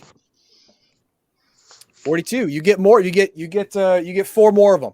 Just scraped off your neck. Now there's only the 8. Nope. 6. Yeah. There's only 6 left. And that is everyone except Louis. Louis, you see coming from the other side of the farm. Let me show you. In the pumpkin patch side. You see coming from this side of the barn and coming from over here. Oh, hang on. I'm doing it wrong. All right. You see coming from this side of the barn and from this side of the house, jumping little tiny mushrooms, what looks like dozens upon dozens, popping in from the fields. As far as the eye can see, you see like goddamn jackrabbits just jumping, heading toward you. How many Molotov cocktails do I have? You have the one. Oh boy. I'm sorry, you had the one. Boy. Yep.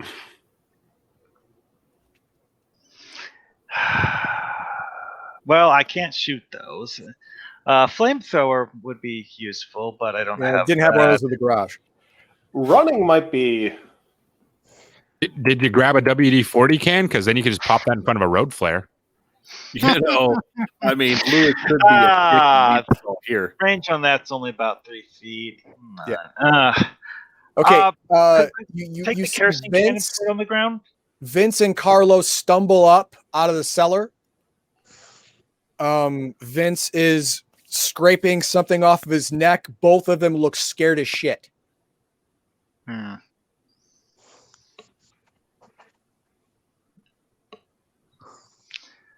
Okay, so if everyone's out of the cellar, I could just pour the kerosene down the stairs. There's still 2 more people in the cellar.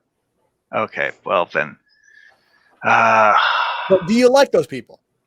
Fat Polly and Jimmy are the ones who are still in the cellar. He probably sitting there saying, he pours the kerosene down. He doesn't have to listen to us argue all the time. It's an argument of love. Come on, it's just Yeah, we can't do that to Fat Polly. No. Yeah, fuck Jimmy, right? Well, to be honest, I think guys. that both of you guys are more entertaining than annoying. So You can wait the kerosene, but you could just basically get it ready. So, yeah, shooting these little tiny mushrooms with your rifle doesn't seem efficient or useful. I mean, I could kill them one at a time, but there's hundreds of them. Yeah, but there are literally what seems to be hundreds of them coming. I mean, pouring the kerosene on the ground to make a burning wall of fire might help, but that would basically be like a delaying measure. Yeah. Yeah. Hey, but no one could do that, I guess, right? Okay, yeah. You run up to get you sling the shot, you sling the rifle, you run, get the kerosene. The cap was already off because you were planning to shoot it or Molotov it or whatever. And you just start spreading it around to be able to light it, to create a wall between you and them, with you on one side of the fire, you and the cars on one side, and these little tiny mushrooms on the other.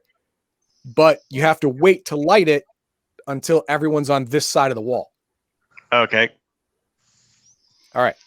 So as soon as the guys get out of the cellar, we can make a break for it. Yeah, Okay. but the mushrooms are going to get a turn before then. That's true, yes. Very first, the giant mushroom, more vines strike out from it. You are at medium range, so its chance to hit is only 40%. But Jimmy is the one who is in between Fat Polly and the monster, because Fat Polly was dragging last round, which means Jimmy's behind. Jimmy's the one who's going to get attacked. And I did not show you the roll, which means it doesn't count. Unless it favors me. If it favors me, you can totally count it. It completely favors you, yes. I said that, by the way. Technically, the giant monster missed. But you didn't see it roll on screen, so did it really happen? Missing is good. I'll spend a luck point on accepting that roll. Yeah, let's just go with the whole idea of lack of getting hurt is fine. Yeah, and you know what? Yeah, we're gonna roll luck. What's your luck? 55. Okay, yep, we're gonna take that 80 roll. It missed. There we go. Shoot out of its mouth. You duck, and it for a second embeds themselves in the earth wall, and then gets sucked right back into its giant maw. And then you and Paulie make it up the stairs, but you don't make it any further because Paulie's slow as shit. Do we make it out or just to the very top of the stairs? You make it to the top of the stairs. Fat Paulie has stepped out. You are on the last step inside. Okay. All right. Now, Vince and Carlos. Quick question. Do I have time to do anything else other than that movement? You cannot shoot the monster because Oh, you are around I the corner now. not shooting. I need to reload my revolver. Okay, you can take that round to reload. Yes. Okay.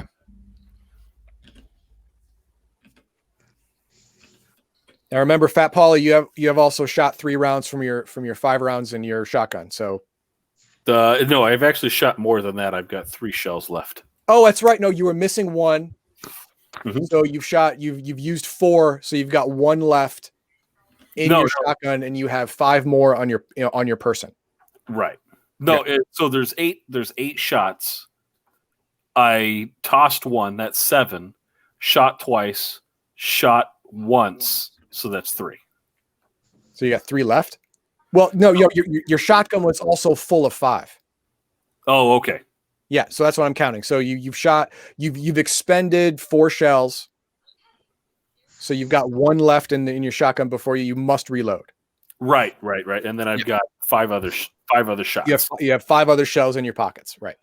Okay, so Carlos and Vince.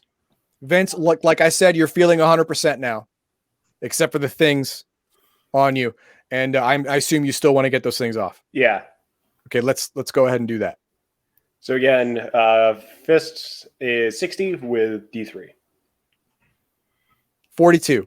You pull off 4 more. Now there is only 2. And two of these things, even together, do not do even 1 hit point of damage per round. They're just fucking annoying. And Like bee stings. and very unnerving. Carlos, you come out, you immediately see, because you don't have, mushrooms biting on your neck, you immediately see in the fields all around you. Yeah.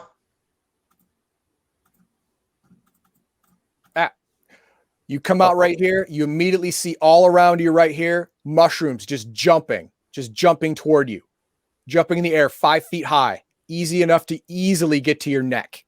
Jumping, and a wall of fire right here, and you see Louis just throwing kerosene around like it's fucking going out of style. All right. I'm going to keep pushing Vince to the cars. Okay. You take half movement to drag Vince along with you. You get up to the kerosene line, but not past it. All right. Paulie, you're out. You're technically outside. Jimmy, you're 1 step inside the cellar. Paulie, you see the same thing, but the mushrooms are almost on you. Okay. They are right here. So Paulie, right here. Figuring But that you've already done your movement. Oh, okay. It's the mushroom's turn. Oh, fuck. And they start leaping. They start leaping toward you. Here it goes. And a whole dozen of them go and jump in the air and leap for your neck. Well, Jimmy, it was nice knowing you. Hey, don't think I'm not going to jump on your back and start brushing them off while I run towards the cars. And that is if they don't attack you too, That's true. That's true.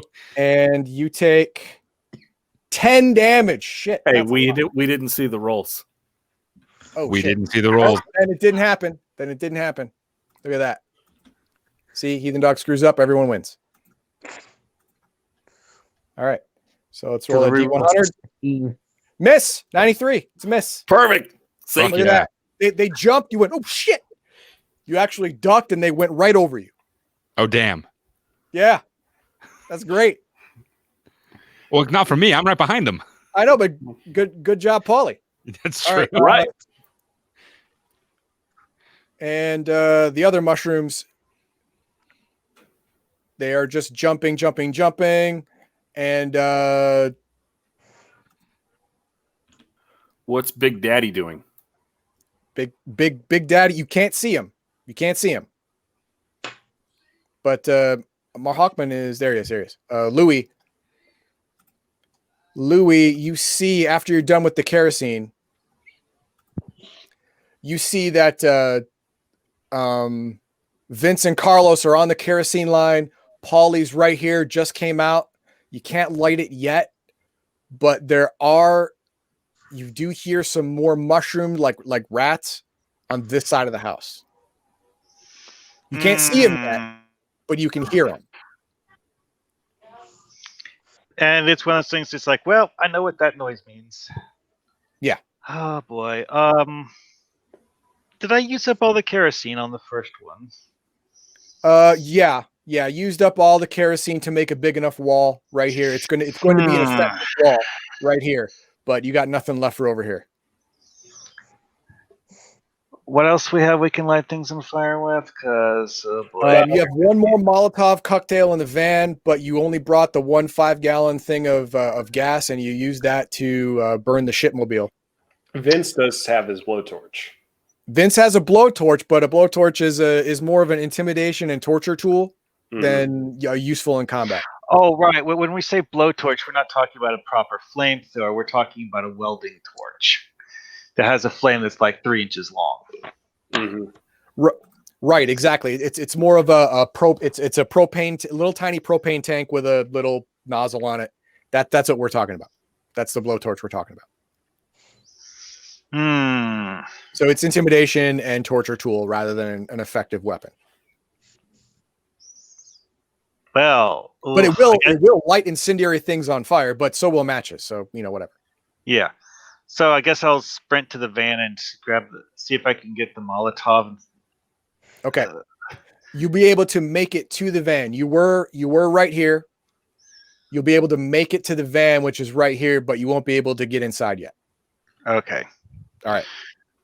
Yeah, because at the moment I just don't have another option that seems viable. I understand. I mean, if I could light the main house on fire, I'd do that. But I get it. I can't do that. Yep. All right. So, Fat Pauly and Jimmy. Fat Pauly, you by happenstance have to go before Jimmy because you're in front of him. Well, so what are you going to do? I'm going to try and take full. I'm going to tell Jimmy. I said we need to get the fuck out of here, Goomba. Let's go. And then I'm going to basically take my full movement. Start running south. Car. Okay. All right. You immediately turn south and start running, and you get to the kerosene line at the end of the road. Remember, you're fat. You take half right, movement. No, I get it. Yeah. Jimmy, you are now able to step out. Well, you get one step out, and you see that this place is just about to be surrounded by a whole shit ton of little tiny jumping mini mushrooms. Wonderful. You're about to be overrun. Can I shut the cellar doors and block it with my hammer? Like, will that fit through the handles? Yes, but if you do that, you will have to give up your movement. That was the second part. I was like, can I do that and make it at least to where Polly is? No. Okay. It's too complex an action. You'll have to give up your movement. Fuck it, I'm doing it. Okay. If I don't make it out of this, say goodbye to your wife and kids for me. Okay, that's what you say to Fat Polly.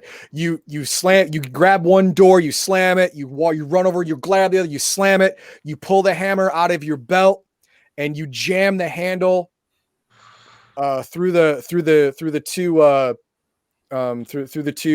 handles for the shutters, and you jam it in there. Nice. You had to. Did you put the gun in your pocket or drop the gun? I dropped the gun.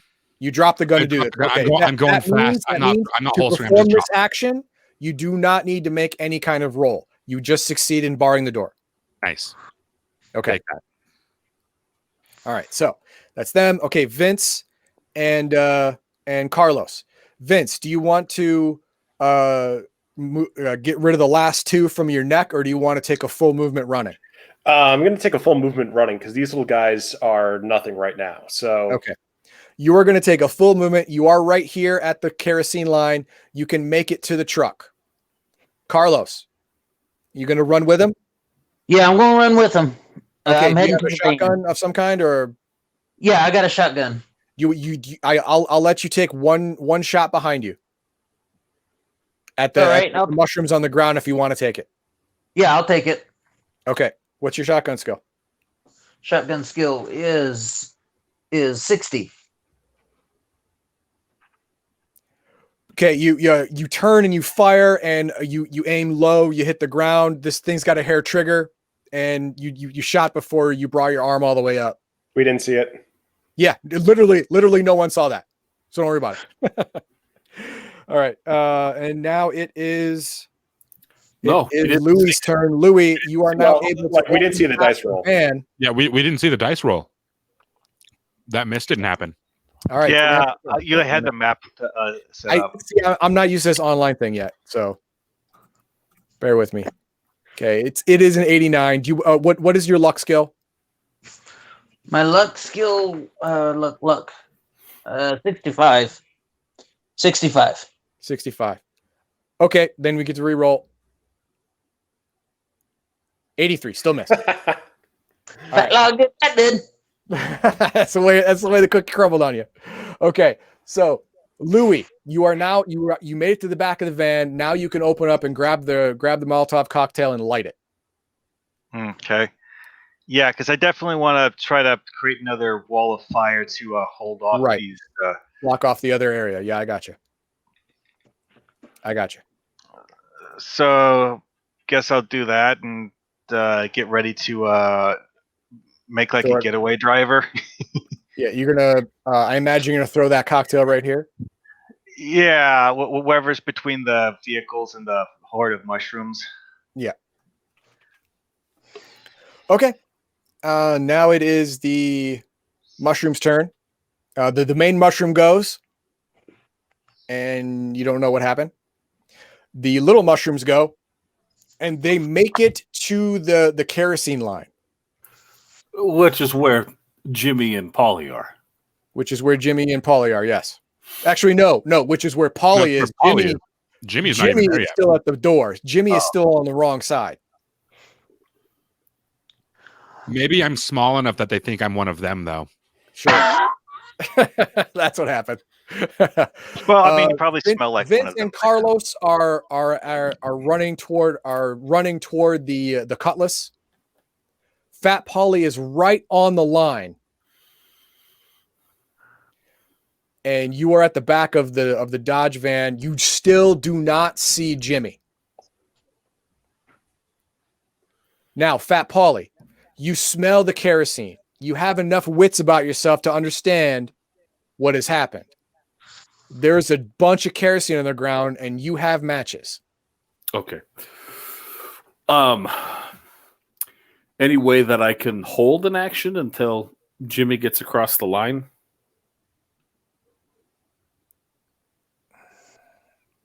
I know that's. I'm saying, Jimmy, you gotta go. We gotta go, bud. We gotta get out of here. So essentially, what I'm going to wait is I understand. I'm just. You know what, Jimmy? Does Jimmy?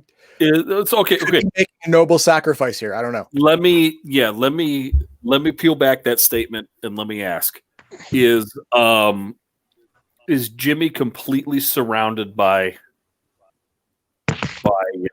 completely? No.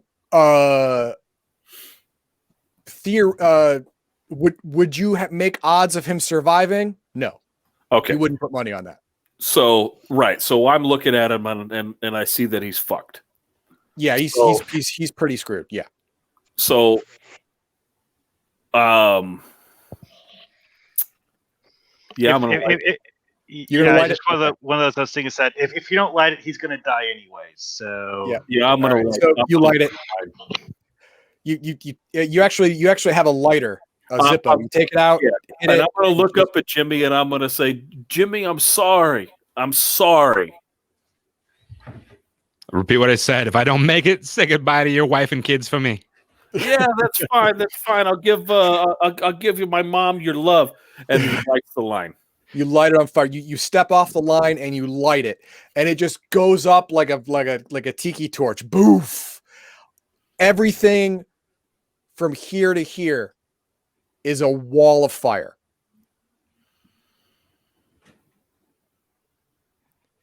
And now, Jimmy, fire's got to be better than getting bit to hell by these little fucking vicious. You're gonna try and jump through that fire. I'm gonna jump into the fire. Okay. And then hopefully throw it. Is there?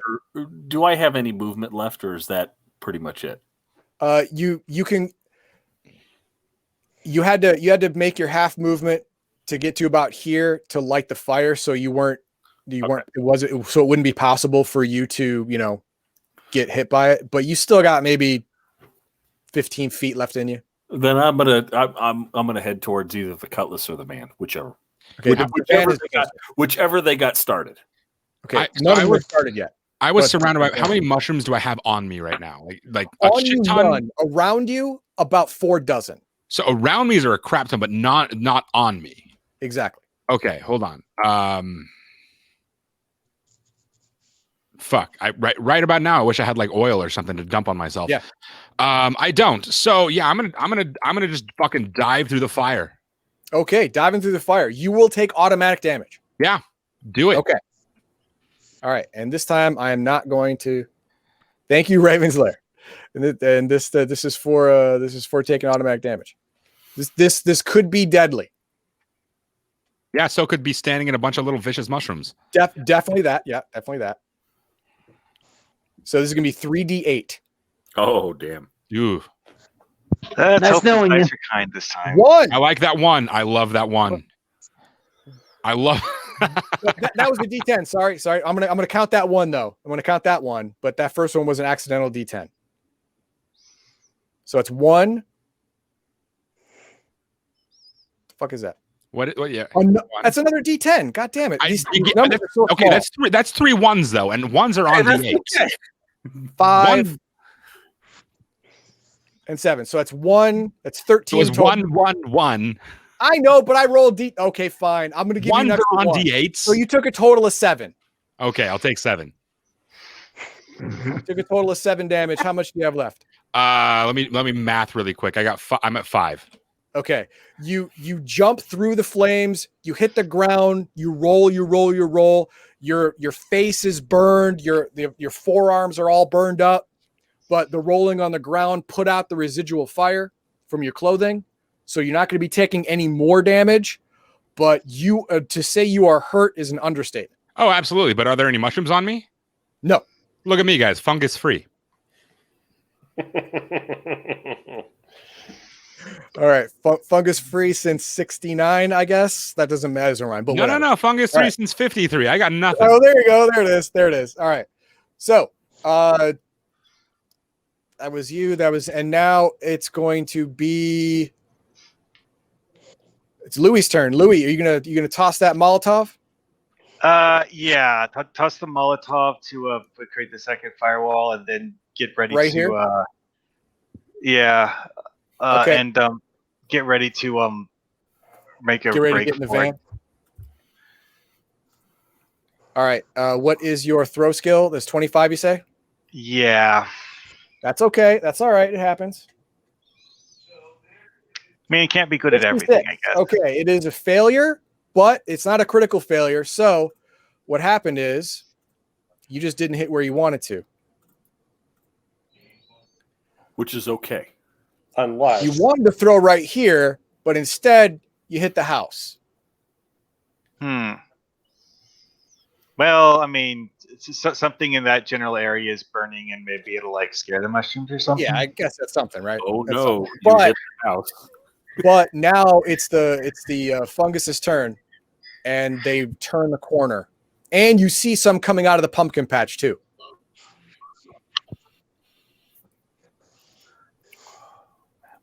They don't get to you, but you see them moving. Vince and Carlo, you get to the cutlass. You can open the door and get in, but just as you put the keys in, right before you turn it, a whole bunch of shrooms jump on the window and kind of like sucker on like geckos somehow to the window, with their mouths trying to eat into the glass, which doesn't work, but they're jumping on the vehicle. I don't think it would take an action to turn on the windshield wipers at this point. Now I'll give it to you. You turn on the windshield wipers and they start moving across and falling off for the most part, wherever the wipers are. Yeah, so we're in the car. You're just about to turn it on.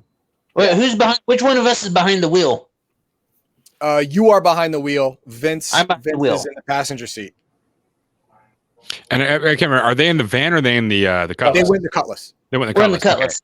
And then Louis in the van. Or no, Louis Louis- went to the van. Louis is going to be in the van. He's going to be in the van. Okay. Okay. Yep. Now I Okay. have a question. Can I Yeah. back it up to pick up the everybody who's not there? Who's it? Jimmy, Paulie? Backing straight up, you will. The Dodge van is right behind you. Okay. So that's should've a no. got the van instead. The Dodge van is right behind you, so you'd have to go forward, and then back into a weird shape like that to get around it. I think You would the have to only make a drive skill roll. If you want to do that, you can. Yeah. Okay, I'll do that. All right. What is your drive skill? I'm looking. Drive automobile 40. 40. Okay. This is Oh wait, not how gonna much end sanity well. have you lost today? 2. 2. Okay, your draft skill's 38. 22. Good job. Outstanding. Woohoo! All right, you have successfully taken the Cutlass from right here, burned it forward, burned it back, did not fishtail, and you are right with the back of the van, screaming at everyone to get the hell in the car. So Fat Paulie and Louie can get in the car right now, but Jimmy is still on the ground in between the wall of fire and Fat Paulie. Okay. So Fat Jimmy Paulie. is not going to make it by getting up and get in the car. He's not going to make it in the car. Right. He's going to make it real close to the car, but not in the car. So what Fat Paulie would like to do is Okay. he lit the line, right? Yeah. He thought Jimmy was gone. He thought Jimmy was dead. Oh, super He dead. sees Yep. Jimmy fly through the flames, right? Like fucking Superman and shit. Yeah. Right. He's going to run back, okay, and pick Jimmy up and see if we can't get him to the car. You can easily pick up Jimmy's weight. That's not a problem. You pick him up, you put him over your shoulder, and you start huffing it back. The problem is that you're slow as shit, and you are also not going to make it to the car. I understand that, but Jimmy, you son of a bitch. Yeah, exactly. And Jimmy doesn't have a gun or anything. He has no way to defend himself. So, I throw my shot. I got my 38 still. oh, you got your 38 still? Okay. Yeah, I dropped my 32 because that's what I had out and reloaded, and I dropped that. But there are no mushrooms coming through those fires. Right, but The mushrooms only have one HP, and you take a minimum of 3 HP going through the fire. So there's no way mushrooms are getting through that fire. There's nothing to shoot at. The first Molotov cocktail is starting to go out. So mushrooms are going to start coming from here. But Jimmy, as you're running back, Paulie, as you're running back, you see mushrooms here, you see mushrooms here, and you see mushrooms coming from around the fire in the very, very back. The only reason you see them is because the fire is lighting them up as they jump. So you're about to be surrounded. Yeah, well, sacrifice. All right, now it's the mushroom's turn. More mushrooms jump on the car. Not as many as what would have been if you stayed on the other side of the Dodge van, but they start jumping on the Dodge van, and some of them start jumping toward Louis, who gets attacked by tiny jumping mushrooms. Sorry. Oh boy. How many is it this time? They miss. 89. Jesus Christ. About a dozen jump at you. You duck. They miss. They completely whiff. They land on the ground. I guess they splat onto the side of the van. Okay. Well, no, some of them jump on the van. Some of them try to attack you. You dodge the ones that try to attack you. Good job. All right, now new initiative. Fat Paulie, you can make it now to the Cutlass. Okay, I'm gonna do that, and I'm gonna try to put Jimmy in the seat. Okay, You open the door, you put Jimmy in the seat and move him over. Okay. But you do not have enough movement rate to get yourself inside. That's fair. Louis. I mean, I know I'm in a lot of pain, but can I use my movement to like pull him down into the car? And can Vince also assist with that from the passenger seat, just turning around? Okay. No, Vince, hang on. Vince, what's your strength? My strength is 12. Okay.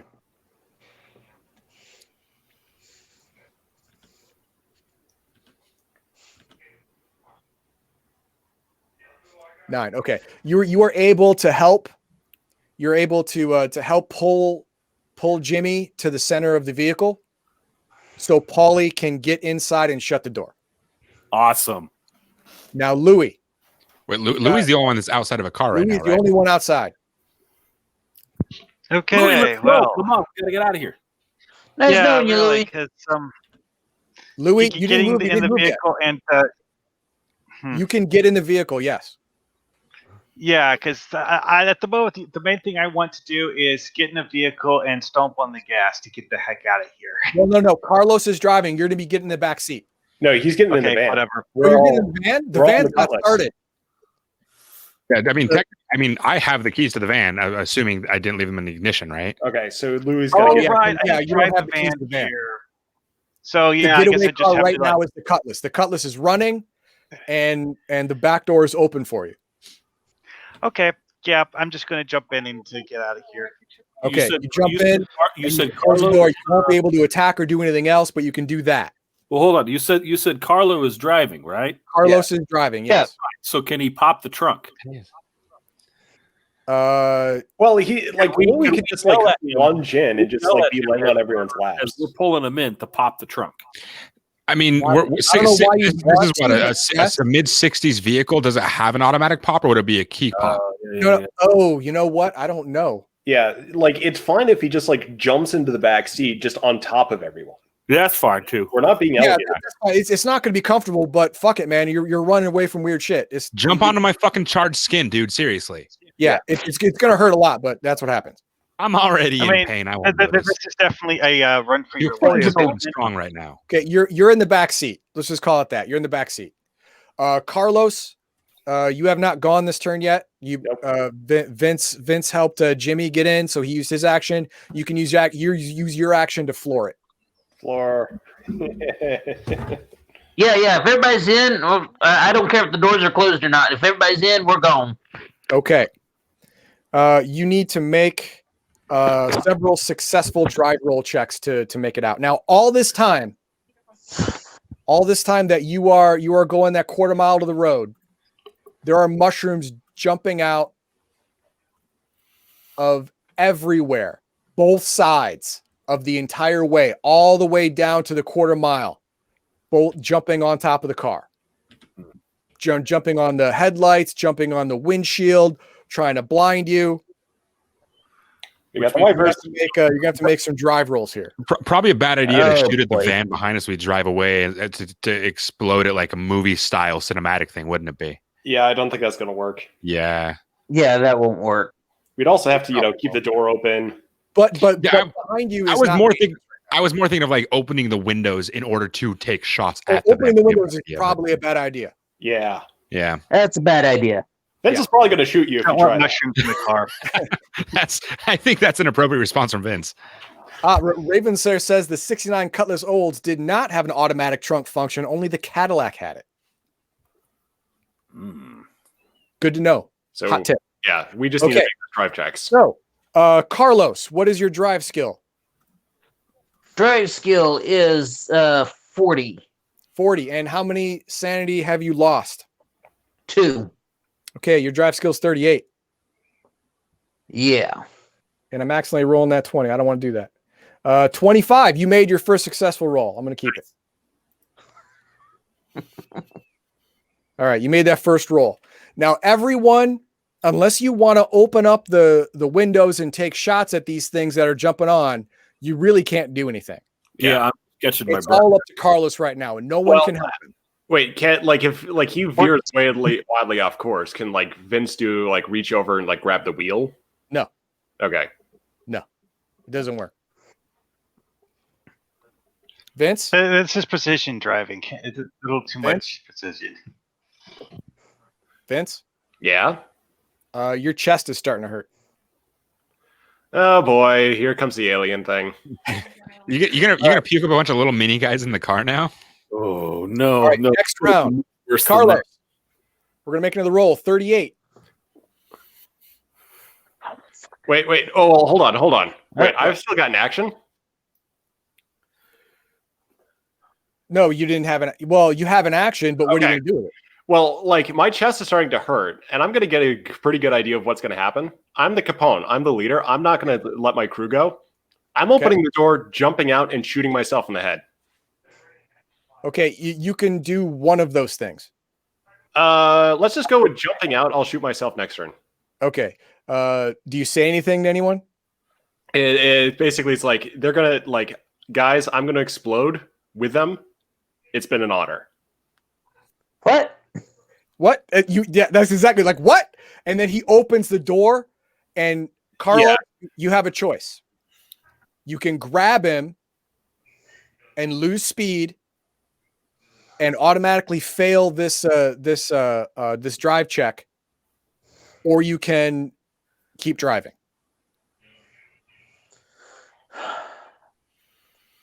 I'm going to keep driving. Good choice. Yes. Okay. All right. You open the door and you jump out, and the door closes on its own. You know, the forward momentum, that's what happens. All right. So there no mushrooms got in, or if they did, they got killed in the door jam. And we roll again. 93, you failed. You lose control for a moment. You lose control for a moment, and you almost go off the road. But don't worry, one failure doesn't mean you crash. Don't worry about it. All right, everyone just saw Vince jump out for what seemed to be no reason. He said something about exploding and fucking he's gone. So Fat Paulie is he's gonna press his face up against the window and like his hand up against the window and look back and boss. You look back and you see him land just as the mushrooms jump in the air to pounce on him, and there's hundreds of them. Ugh. You see his chest and stomach explode with just mushrooms just pouring out of his body. I need you to make a sanity roll. What is your current sanity? 74. You lose 2 points. So it's 72 now. Correct. All right. No one else saw that, which is good. You want to know that shit. And next round. But I did say, what the fuck? Exactly. The mushrooms are still jumping on the wipers are keeping them clear a little bit, but it's starting to get hard to see because it's full on dark now, and they're starting to cover the grill and the headlights. Oh yeah, I got all that splattered gook everywhere now. Yeah. So we got to roll another 38. 10. All right. Yes! 2 down. 2 down. 2 to go. 2 down. 2 to go. All right. You come back on the road proper. You gun it straight as an arrow. Headed out. Okay. Is for everyone's action. Remember, there's still mushrooms jumping on the car from all sides. So opening the door window is probably a bad idea. What do you guys want to do? Basically, I'm going to turn to Carlo, and I'm going to say, hey, "You get us out of here. I'm going to make sure that you're the new capo." All right. Oh, all right. Let's make another roll. You ready, Carlo? Yeah, ready or not. 70. No. Second failure. Shit. That's Shouldn't okay. have distracted me. That's all right. It's fine. All right, you start veering off the road. You don't get off the road completely, but you're fishtailing now a little bit. Can I use like spot hidden or something to try to figure out like where the road is through all the goop on the windshield and direct Carlo that way? You know what? Okay, fine. I'll with you. Like with I'm you looking out the side window or something. I'm like, hey, you need like left right here through the field. Guy that's got burns on like 30% of his body. Yeah, and Okay, just making sure. I'm running on like right? serotonin and shit right now, man. I don't know what's going on. I'm just like, hey, go that way. Hey, go that way. Hey, go that way. Okay, that's not. I'm not going to say it's going to be super helpful, especially because you're in the back seat. So no, it's not going to be helpful. But that is what you're doing. Okie doke. All right, gonna make another roll. 38s, 23. That's 3 successes. See, look, it was helpful after all. There you go. One more success and you're out. But one more failure. I didn't say that. One more success and you're out. Yeah. One more success and we're out. One more failure and we're out. All right, this could be the last run until you escape. What are you guys going to do? Besides Carlos, who's going to drive his ass off. He's going to drive like he's never driven before. I'm just Drive it like you stole it. I am praying. Praying? Okay. I am praying. I have religion, I realized. I am praying. Yes. Okay. What is your religion? Oh, it's 15 it's 15. It's low. 15? It's 15. 1-5. 1-5. Okay. God is not listening and does not give Carlos more skill. God don't give a shit. God don't give a shit about Goombas. All right. All right, Carlos, you ready? Yep. This is where the rubber Rolling meets the road, bone. like, literally. Here we go. Join the mushrooms. But you have made 3 successful checks, which means you lose the sanity loss penalty, which means you're back to 40. But you've also had 2 failures too, so just keep that. That is true. You ready? Ready. Oh, 7. Nice. Not a critical success, but that's 4 successes, which means you make it to the main road. You turn and you just burn rubber on the highway. You are now on asphalt. All right. And as you get to speed, to highway speed, the mushrooms start sliding off the car. yeah. So, and Paulie's gonna look and he's gonna say, so the boss of bosses, he's got to know about this place. Yeah, we didn't get his 2,500, but man, we got to send every guy down here. We got to go to the mattresses on this place. Mm-hmm. Good thing I kept that one, so we at least have something to show them what they look like. Oh, the mushrooms, you mean? Yeah, you remember I wadded one up. You have a sample, right? But those look like regular drugs. And that's a good point, Jimmy. Man, we got to take care of those people over at that dream farm. I'm pretty sure Jimmy wants to go to the hospital. Yeah. The only thing that I'm doing right now is heavy breathing. I'm still talking to Jimmy. I said, I sit there and said, we got to take care of those fools, man. I said, all these people, they could end up like our boss. I mean, some of them were actually helpful, and most of them didn't try to get in our way. Yeah, but they've all eaten mushrooms, which means they're all becoming mushroom people. Who said that? Well, I'm going to say a sentence I never thought I would say in my life. We're going to Chicago where it's sane. I get that. I understand, but we got to take care of this kind of stuff. Else, this kind of shit's going to hit hit Chicago. I'm making deduction here after what I saw what happened to Vince. I says, you didn't see what I saw. I said, Vince, he exploded into a bunch of little mushroom guys. I said, we got to take out those dream guys. I said, if this shit hits the street, it's going to be Armageddon. All right, so you make it back To the farm or Chicago? Well, I'm sure that the first thing is to get Jimmy to a hospital because, Right. And I tell you what, so when Jimmy's in the hospital, I'm not going to leave his side. The first time I've been there legitimately. Yeah, there you go. There it is. All right. Now, what are you going to say to the boss? What are you going to say happened? I'm going to leave that up to so Carlo, you got to go explain things to the boss. I can't leave Jimmy here. I can't leave him here by himself. Shit. Guess Actually, I'll go in. it seemed that Louis had a pretty good rapport with the boss. Yeah, I'll tell him all sorts of the. We gotta come clean with the boss and tell him everything because this is stuff. Wait, your story is the truth. That's what you're gonna tell him? Whoa. We can't tell the truth. We can't tell what went down. They're not going to believe us. We're going to be locked up in the loony bin. Are we arguing in the hospital? You're arguing in the car on the way from the hospital. So Fat Paulie and Jimmy are not there. Everyone else is. You're in the car on the way back to Nick's garage. You say everyone else like it's more than Louis and Carlos. It's just Louis and Carlos. Yeah. Okay. Sorry. Yeah.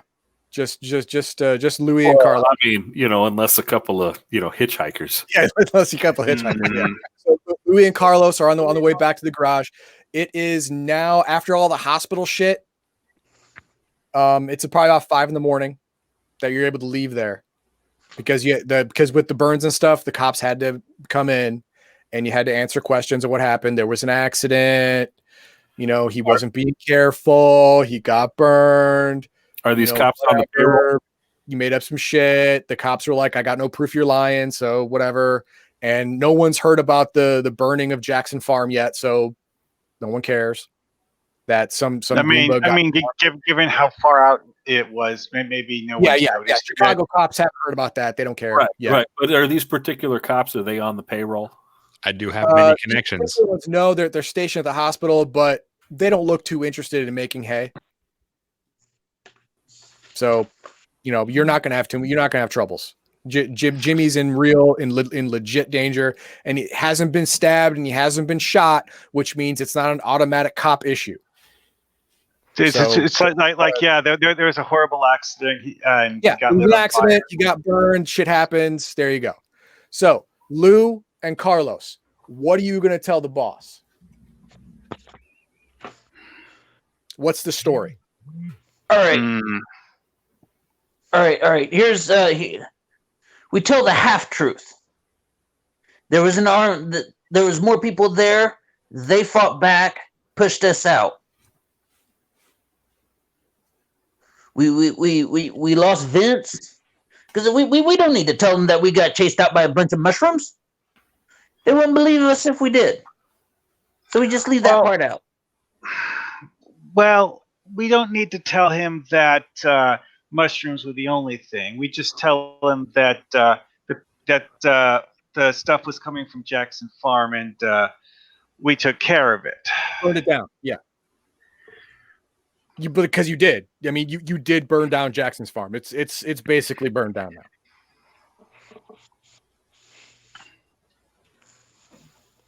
But in the process of lighting the place on fire, stuff happened, and let him know that what got lost in the process, because he's going to want to know where that van is currently, and you know what? Maybe they can retrieve the van.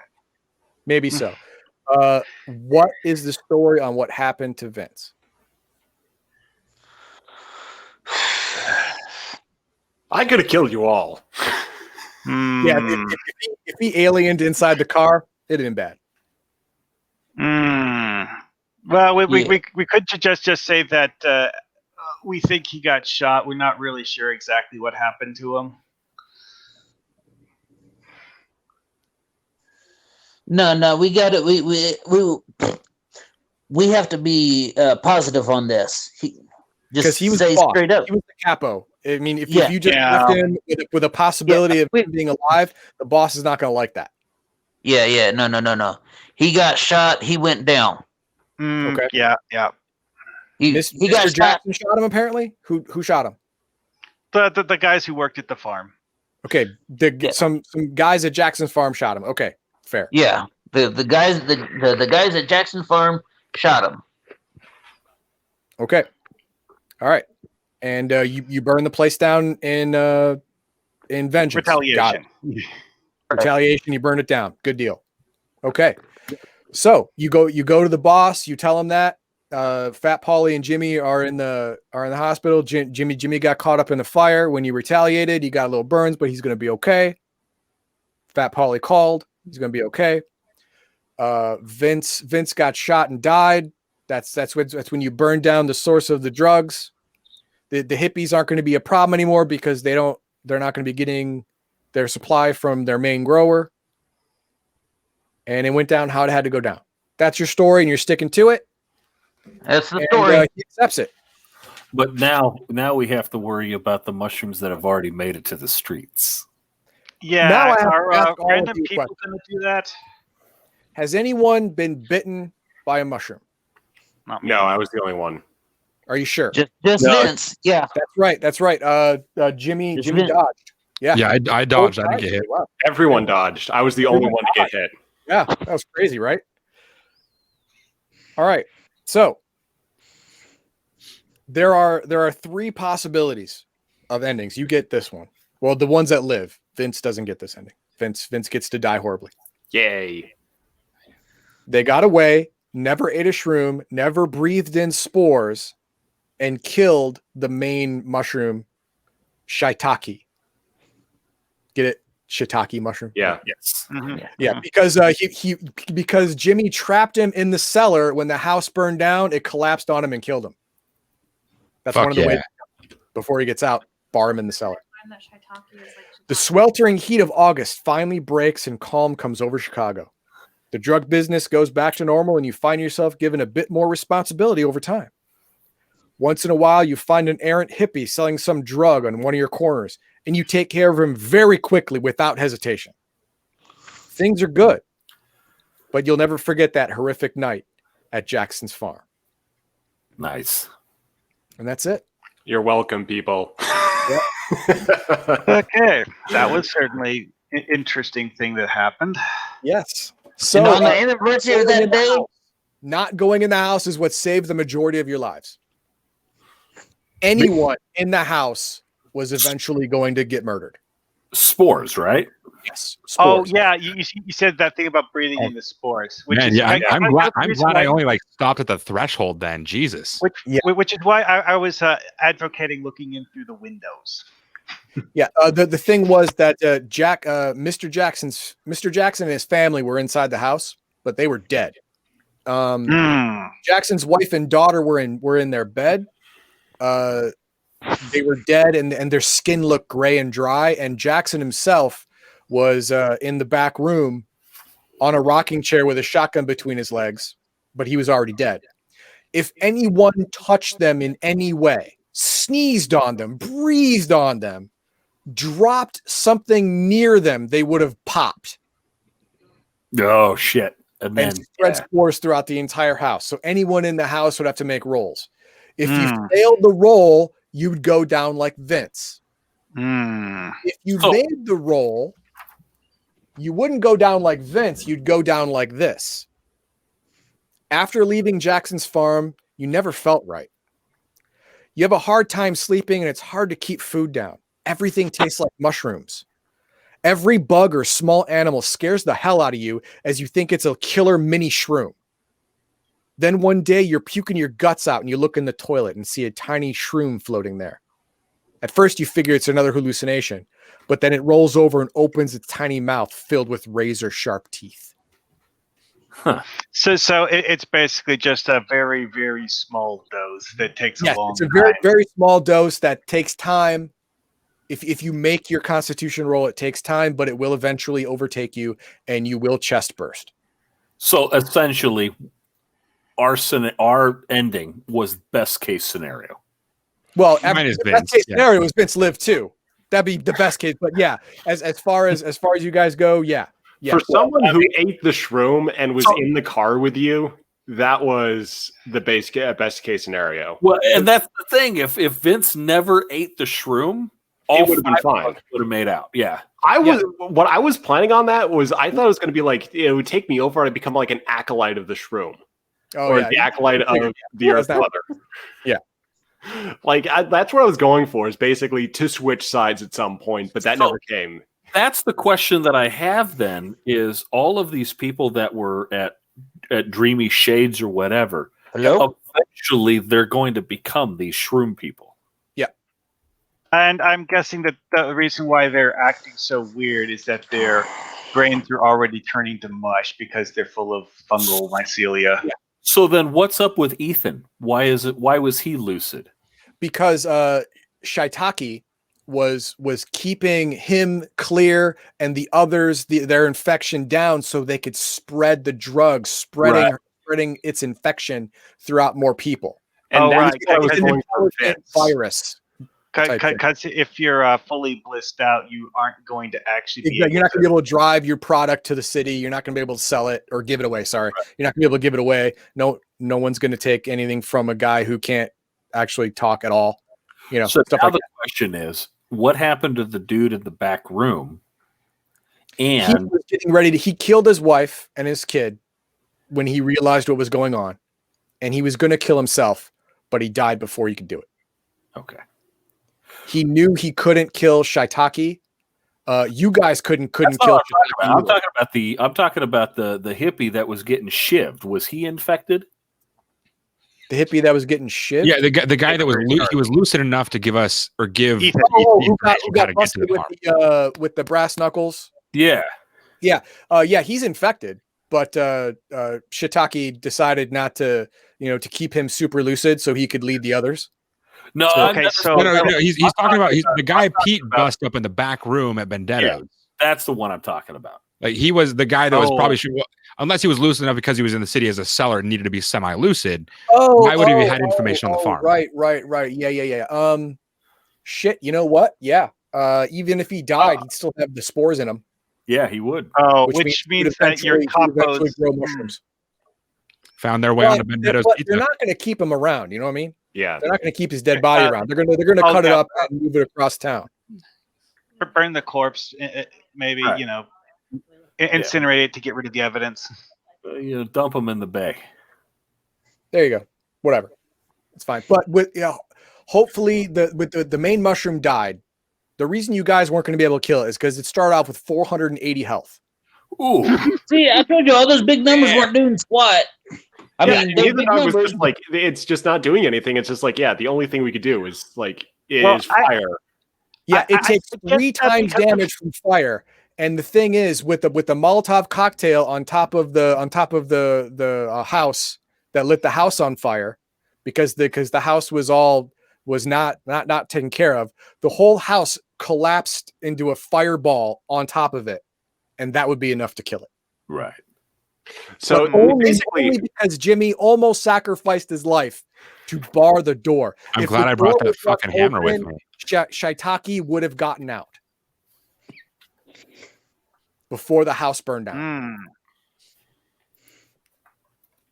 So now that Shiitake's dead, what does that mean for his ability to It manipulate means the hippies? that all your worries are gone. All the spores are inert. All of the hippies, the evil spores inside them die off. There's no problems. They're just normal hippies who are high all the time. Shiitake has been banished from this land, from this universe. So its mushrooms no longer have their mythos effect. They're just regular shrooms now. Well, okay. So the one in my pocket isn't going to come to The life. one in your pocket is not going to start moving around. It was never going to. Even when Shiitake was around, you have to eat it or smoke the weed. But I don't think you would do that anyway. Smoke the weed. Or burn them or whatever. I don't think you do that. The weed was contaminated with shiitake spores or something. Oh yeah. All the drugs from the Jackson farm. Okay. I was wondering about that. Yep. Okay, so now it is time to vote. Go ahead and throw in private chat who you want to vote for. I'm gonna look to see who won my little tally. This was a close one. The person who won did not win by a lot. Literally by 1 check mark. Everyone did a really good job. I'm just waiting. Oh God, yeah, it's a choice of two. It's just like I'm kind of wanting it to be a tie.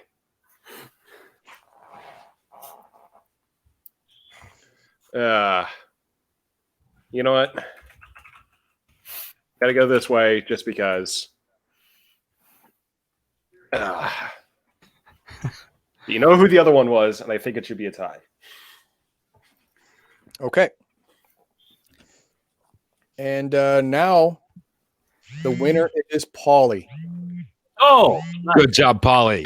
The winner is Paulie. Yeah. Excellent work, Craft. Go ahead and message me in Discord on what $15 or less Steam game you want, and it is yours. now may I ask what was the scoring? How did the scoring It work? was role play. It was if you attempted the Italian accent, whether it was good or bad, everyone got a point for that. If it was playing your character using information from your info sheet in game, you got a point for that. Yeah, that's why I sent Louis in first. The guy you least trusted.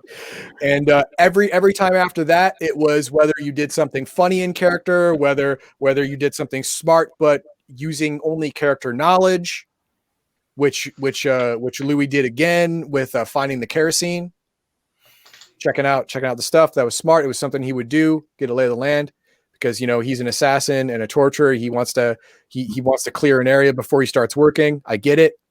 All that stuff. Everybody got points, and at the end, everyone got check marks every time that happened. That means everyone had at least 2 check marks because everyone played their character, and everyone used at least tried to use an Italian accent at least once. So one thing that didn't come up though was basically if it was going to be a situation where we're all going first, or we're all going to go down, and then Vince is basically I've basically just got to start taking people out as sort of a mercy killing. He would have gone for Jimmy first based on the private information. Yep. I completely understand that. I would have done everything I could not to let you, and that's why I did not even give a damn when you walked out that door. All right. So that's it. How'd you guys like it? What do you think about Shroomfellas? Yeah. That was very interesting, and definitely it was one of those choose your own adventure style things where it's a collaborative collection of choices, and that's really good. I do have one question though. I'm looking at the skill sheet, and it's what are magic points for? Magic points are used for to defend against some special abilities of mythos creatures. Like they will try and cloud your mind, or they will actually drain magic points. And you see, if your magic points get to nothing, you become unconscious. It's kind of like stun damage. Shiitake, if he got out, he does have powers that do affect your magic points, or are affected by your magic points, but you never let him out. So So out of curiosity then, if we drove the burning truck into the house, it would have basically, Shiitake would have just come out of the basement. Yes, but it would have immediately activated all of the mini mushrooms that were in the fields. Okay, so I would have gotten that, but we would have basically just awoken Shiitake. Yes. We see him coming out, and then we're screwed. Shiitake would have made it out of the basement because the door was not barred. Mm-hmm. And then if we would have beat feet from there, wonder what the ending would have been, because Shiitake is still alive. Shiitake is still alive, and that there is an ending here. They get away, never ingest shrooms or spores, but fail to kill Shiitake. You get back to your life in the mob, and after a couple of months, the horror at Jackson's farm becomes a memory. Hell, you've heard of worse things, and no goddamn shroom is going to kill you. You take care of the first random hippie that shows up in your territory with swift vengeance, but then more start coming, and each has that same look in their eyes as the ones at Dreamy Shades commune. They all seem to notice you and stare. Eventually, it bothers you enough that you decide this shit is downright creepy, and you pack everything and move to Vegas. Shrooms don't grow in Vegas, do they? Oh. Not yet. So basically, Chicago gets overrun with shiitake laced drugs, and it turns out bad in the years to come. Yeah, no, I imagine so. You actually saved millions of lives. Hey, look at us. You know, I mean, come on. Yeah, look at that. But yes, I have to it say- is more of a choose your own adventure thing because it was a convention on rails. It was meant to gauge role playing, not actual decision making. So that's why it'd be perfect for a one shot stream like now. And I said it'd be about 4 hours, and it was about 4 hours. So there you go. Yeah, I I have to think say, that, one thing I really liked is the way you described the way bullet impacts affected the big mushroom shiitake. It's because it's like it gets hit and it's like whatever. Well, yeah, it shimmers, it reverberates, and the pellets and bullets splat through it like a normal mushroom, but it keeps going. That's because you were doing so much percentage wise, so little damage compared to its entire health that it was like 1% stings. every time you hit it with a bullet or something like that. Yeah, it was like bee stings to it. It was nothing. Would there have been any chance of us hitting it and releasing spores from shiitake itself? No, there would not. Yeah, I was actually wondering about that too when I started looking at the head after you showed that picture. I'm like, it looks like it should be kind of a weakish spot, but it also might be like an attack spot. Now, in normal mushrooms, in the cap is where they store the spores. Right. So hitting that. There's also a kind of mushroom called a puffball where when it's ripe, When it ruptures. the thing just explodes and creates Exactly. No.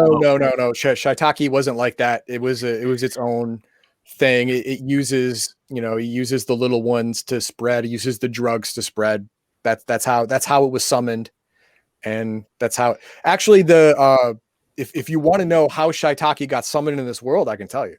Yeah. Sure, why well, not? so Yeah. one, to learn how it got summoned in the world, and two, did the hippies know that the family at Jackson Farm was already dead? No, the hippies did not know that. Actually, that is an interesting question. Is that who was actually handing off the stuff to the hippies? Because we didn't ever see anyone living there. Was it the people that had died? You never went in the house, so you didn't know that they were there but dead. But it was those people that were now dead.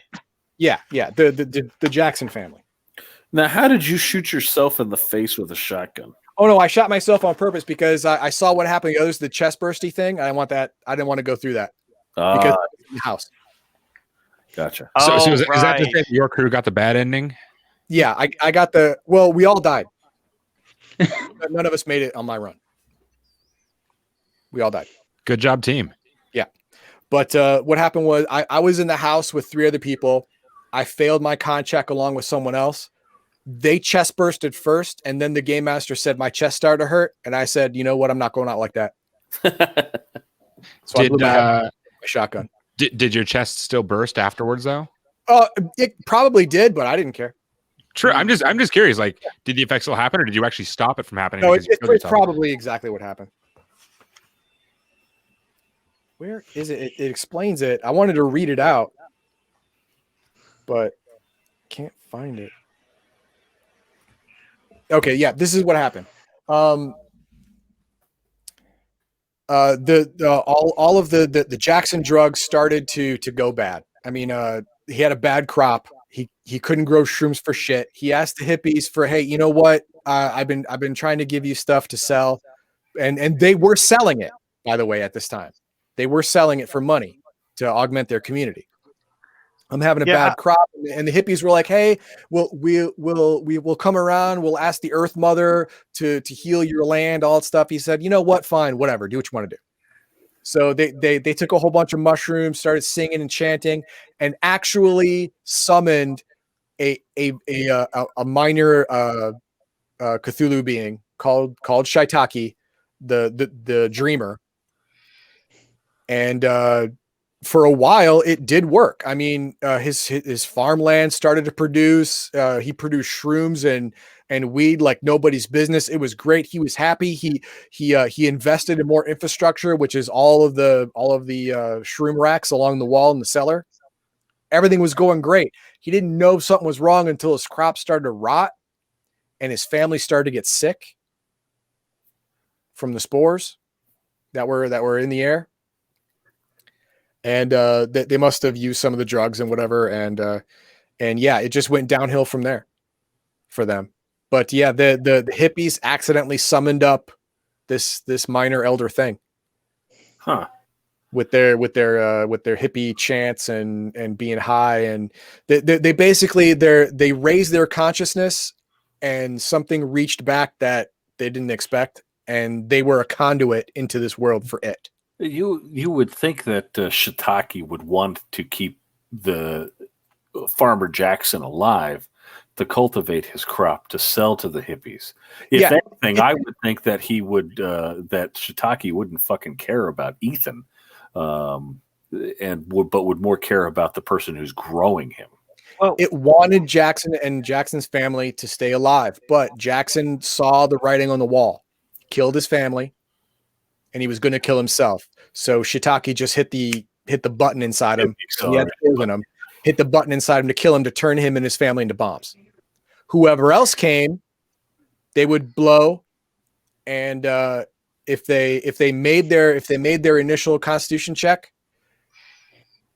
and they got the halfway good ending where they got the spores thing coming up, maybe they got taken over by Shiitake to run the farm again.